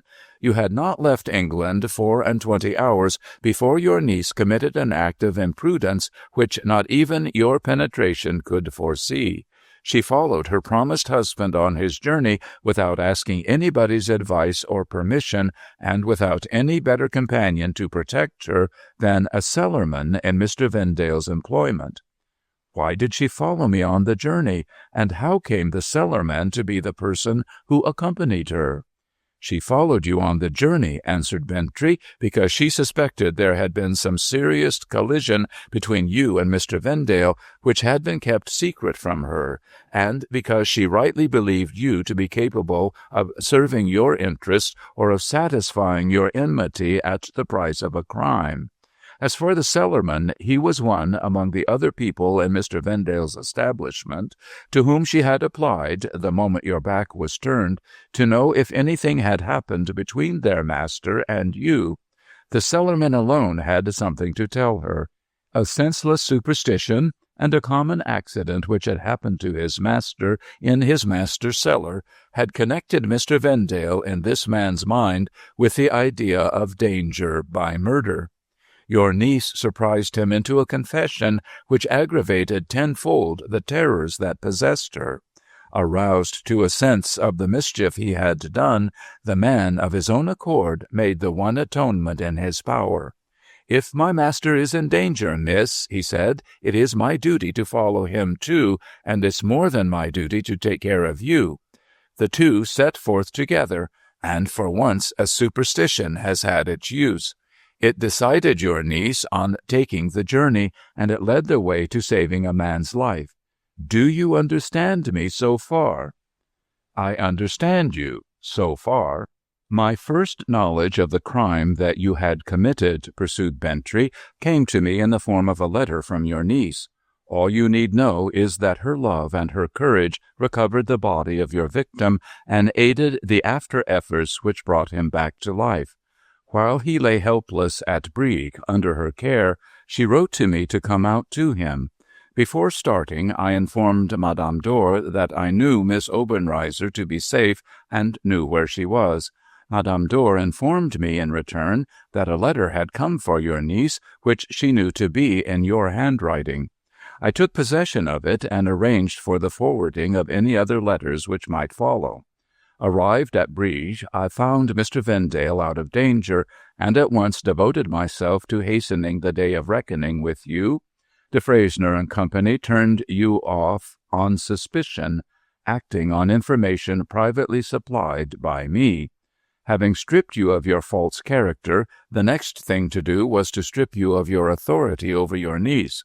To reach this end, I not only had no scruple in digging the pitfall under your feet in the dark, I felt a certain professional pleasure in fighting you with your own weapons. By my advice, the truth has been carefully concealed from you up to this day. By my advice, the trap into which you have walked was set for you, you know why, now as well as I do, in this place. There was but one certain way of shaking the devilish self-control which has hitherto made you a formidable man. That way has been tried, and, look at me as you may, that way has succeeded. The last thing that remains to be done, concluded Bentry, producing 2 little slips of manuscript from his dispatch-box, is to set your niece free. You have attempted murder, and you have committed forgery and theft. We have the evidence ready against you in both cases. If you are convicted as a felon, you know as well as I do what becomes of your authority over your niece. Personally, I should have preferred taking that way out of it, but considerations are pressed on me which I am not able to resist, and this interview must end, as I have told you already, in a compromise.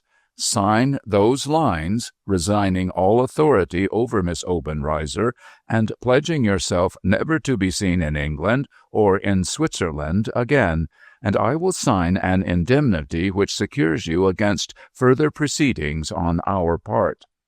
Obenreizer took the pen in silence and signed his niece's release. On receiving the indemnity in return, he rose but made no movement to leave the room. He stood looking at Maitre Voigt with a strange smile gathering at his lips and a strange light flashing in his filmy eyes. "What are you waiting for?"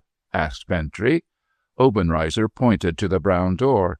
"Call them back," he answered. "I have something to say in their presence before I go." "Say it in my presence," retorted Bentry. "I decline to call them back." Obenreizer turned to Maitre Voigt.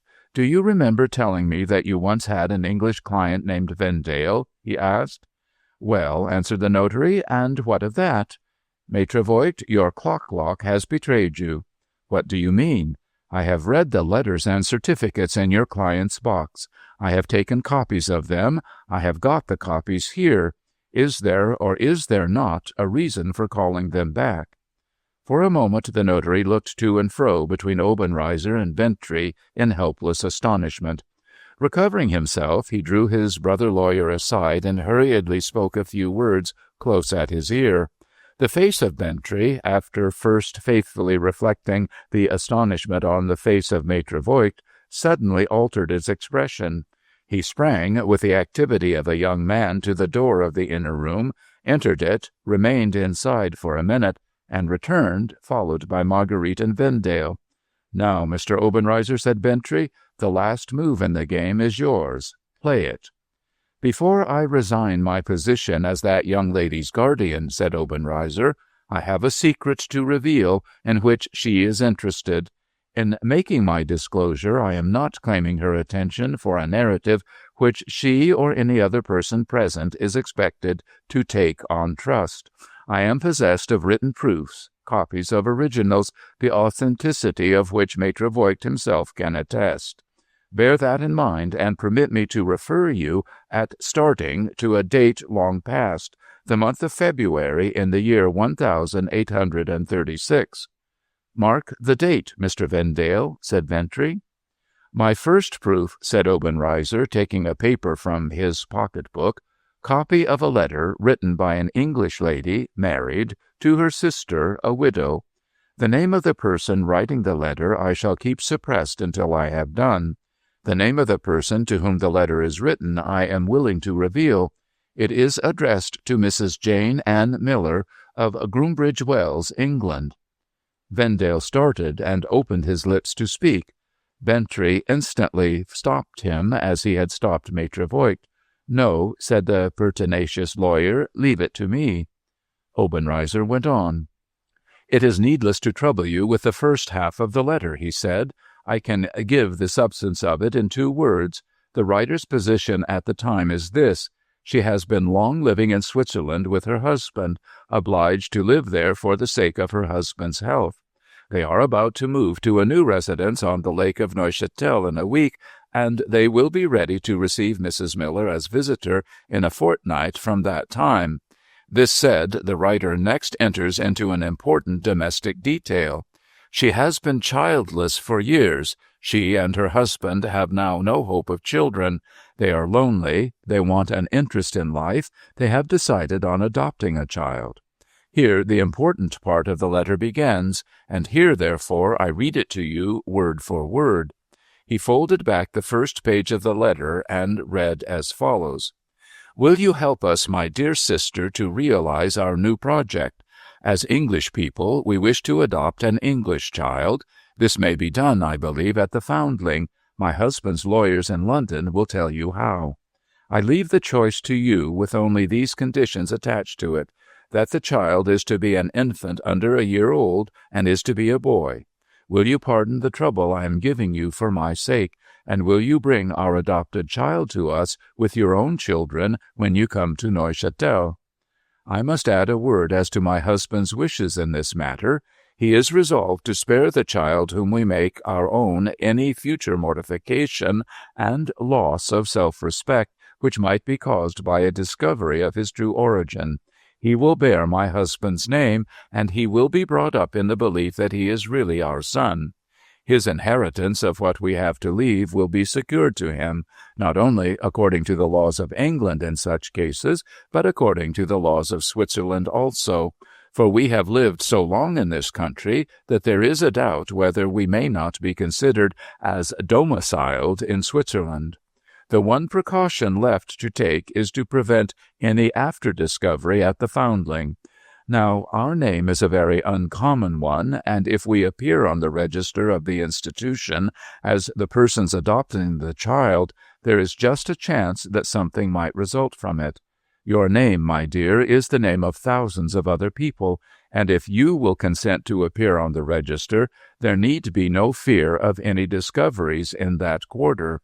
We are moving, by the doctor's orders, to a part of Switzerland in which our circumstances are quite unknown, and you, as I understand, are about to engage a new nurse for the journey when you come to see us. Under these circumstances, the child may appear as my child, brought back to me under my sister's care. The only servant we take with us from our old home is my own maid, who can be safely trusted. As for the lawyers in England and in Switzerland, it is their profession to keep secrets, and we may feel quite easy in that direction. So there you have our harmless little conspiracy. Write by return of post, my love, and tell me you will join it." "Do you still conceal the name of the writer of that letter?" asked Vendale. "I keep the name of the writer till the last," answered Obenreizer, "and I proceed to my second proof, a mere slip of paper this time, as you see. Memorandum given to the Swiss lawyer who drew the documents referred to in the letter I have just read, expressed as followed. Adopted from the Foundling Hospital of England, 3rd March, 1836, a male infant called in the institution Walter Wilding. Person appearing on the register as adopting the child, Mrs. Jane Ann Miller, widow, acting in this matter for her married sister, domiciled in Switzerland." "Patience," resumed Obenreizer, as Vendale, breaking loose from Bentley, started to his feet. "I shall not keep the name concealed much longer. 2 more little slips of paper, and I have done.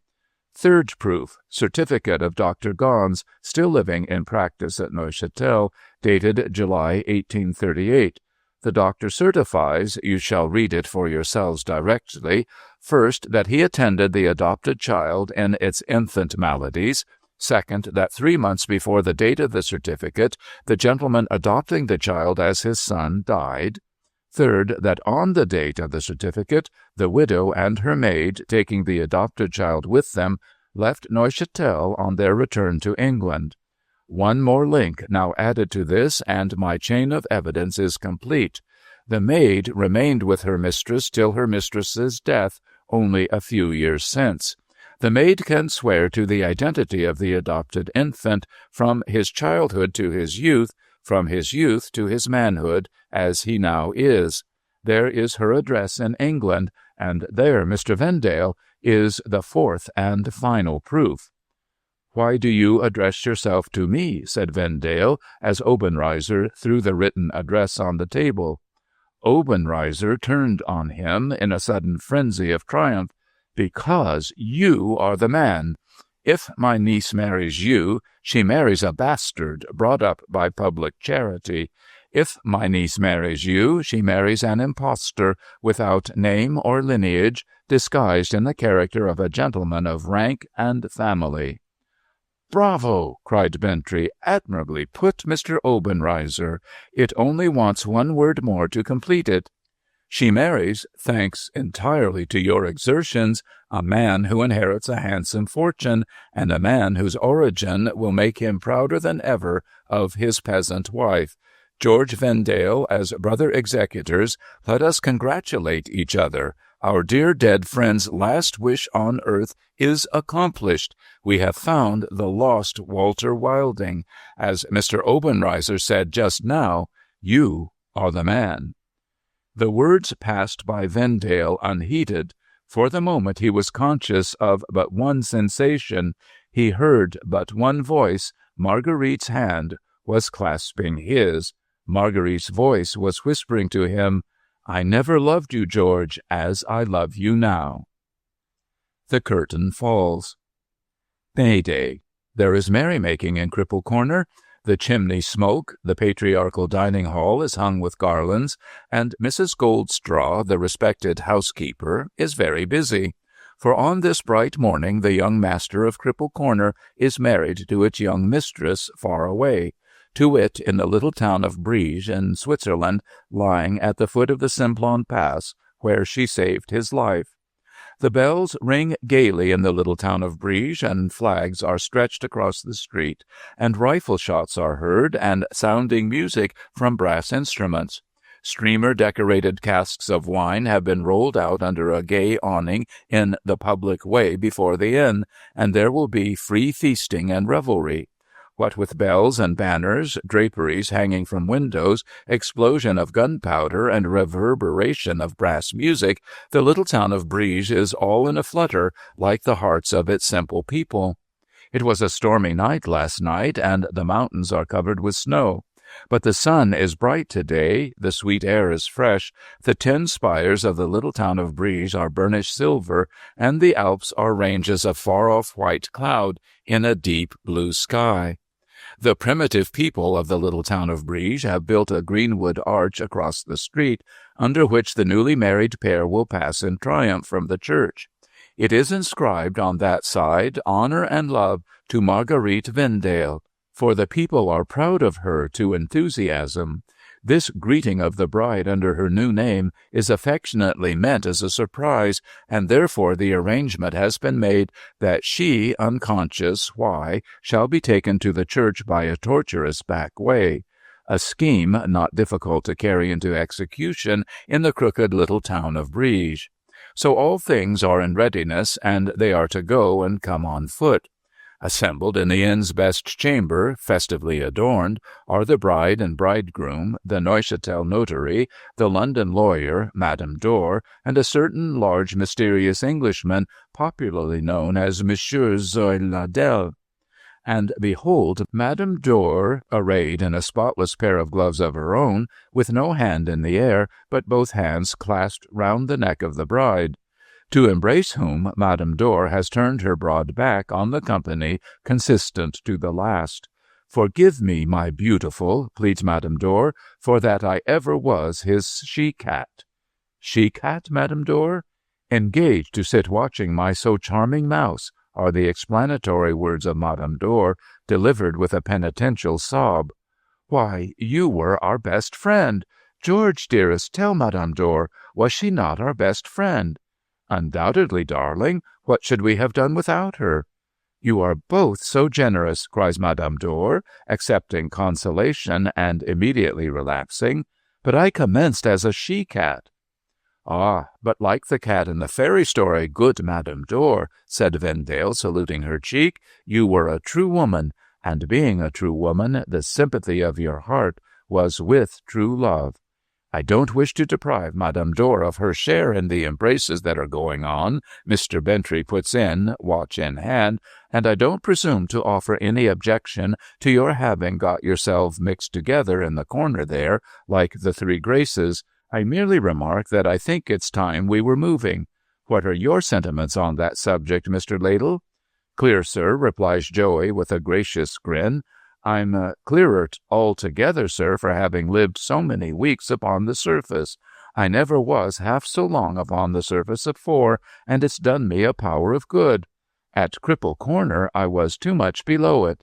Atop of the Simpleton I was a deal too high above it. I found the medium here, sir, and if ever I take it in convivial in all the rest of my days, I mean to do it this day to the toast of Bless 'em both."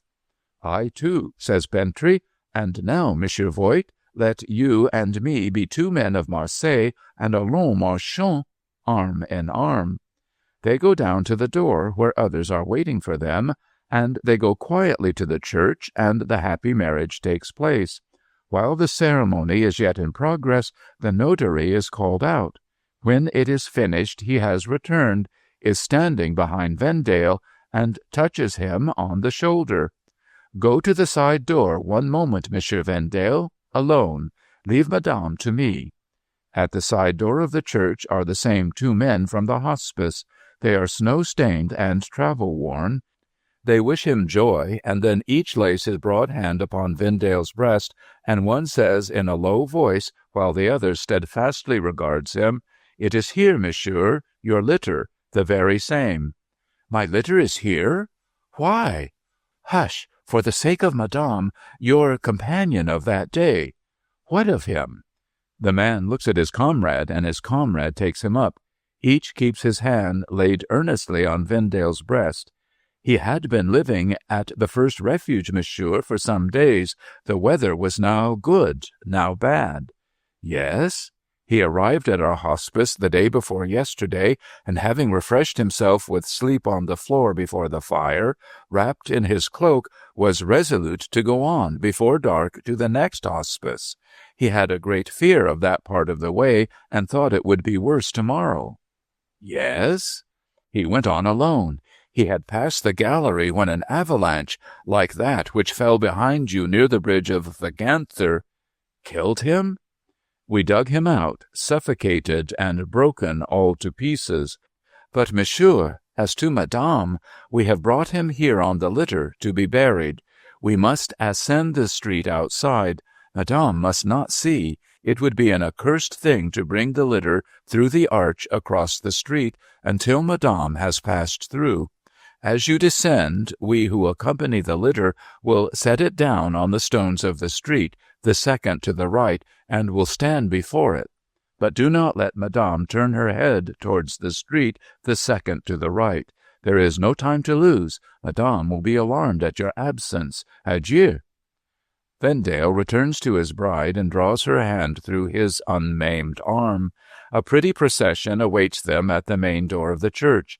They take their station in it and descend the street amidst the ringing of the bells, the firing of the guns, the waving of the flags, the playing of the music, the shouts, the smiles, and tears of the excited town. Heads are uncovered as she passes, hands are kissed to her, all the people bless her. Heaven's benediction on the dear girl. See where she goes in her youth and beauty, she who so nobly saved his life. Near the corner of the street, the second to the right, he speaks to her and calls her attention to the windows on the opposite side. The corner well passed, he says, "Do not look round, my darling, for a reason that I have," and turns his head. Then looking back along the street, he sees the litter and its bearers passing up alone under the arch as he and she and their marriage train go down towards the shining valley. End of Christmas Stories by Charles Dickens.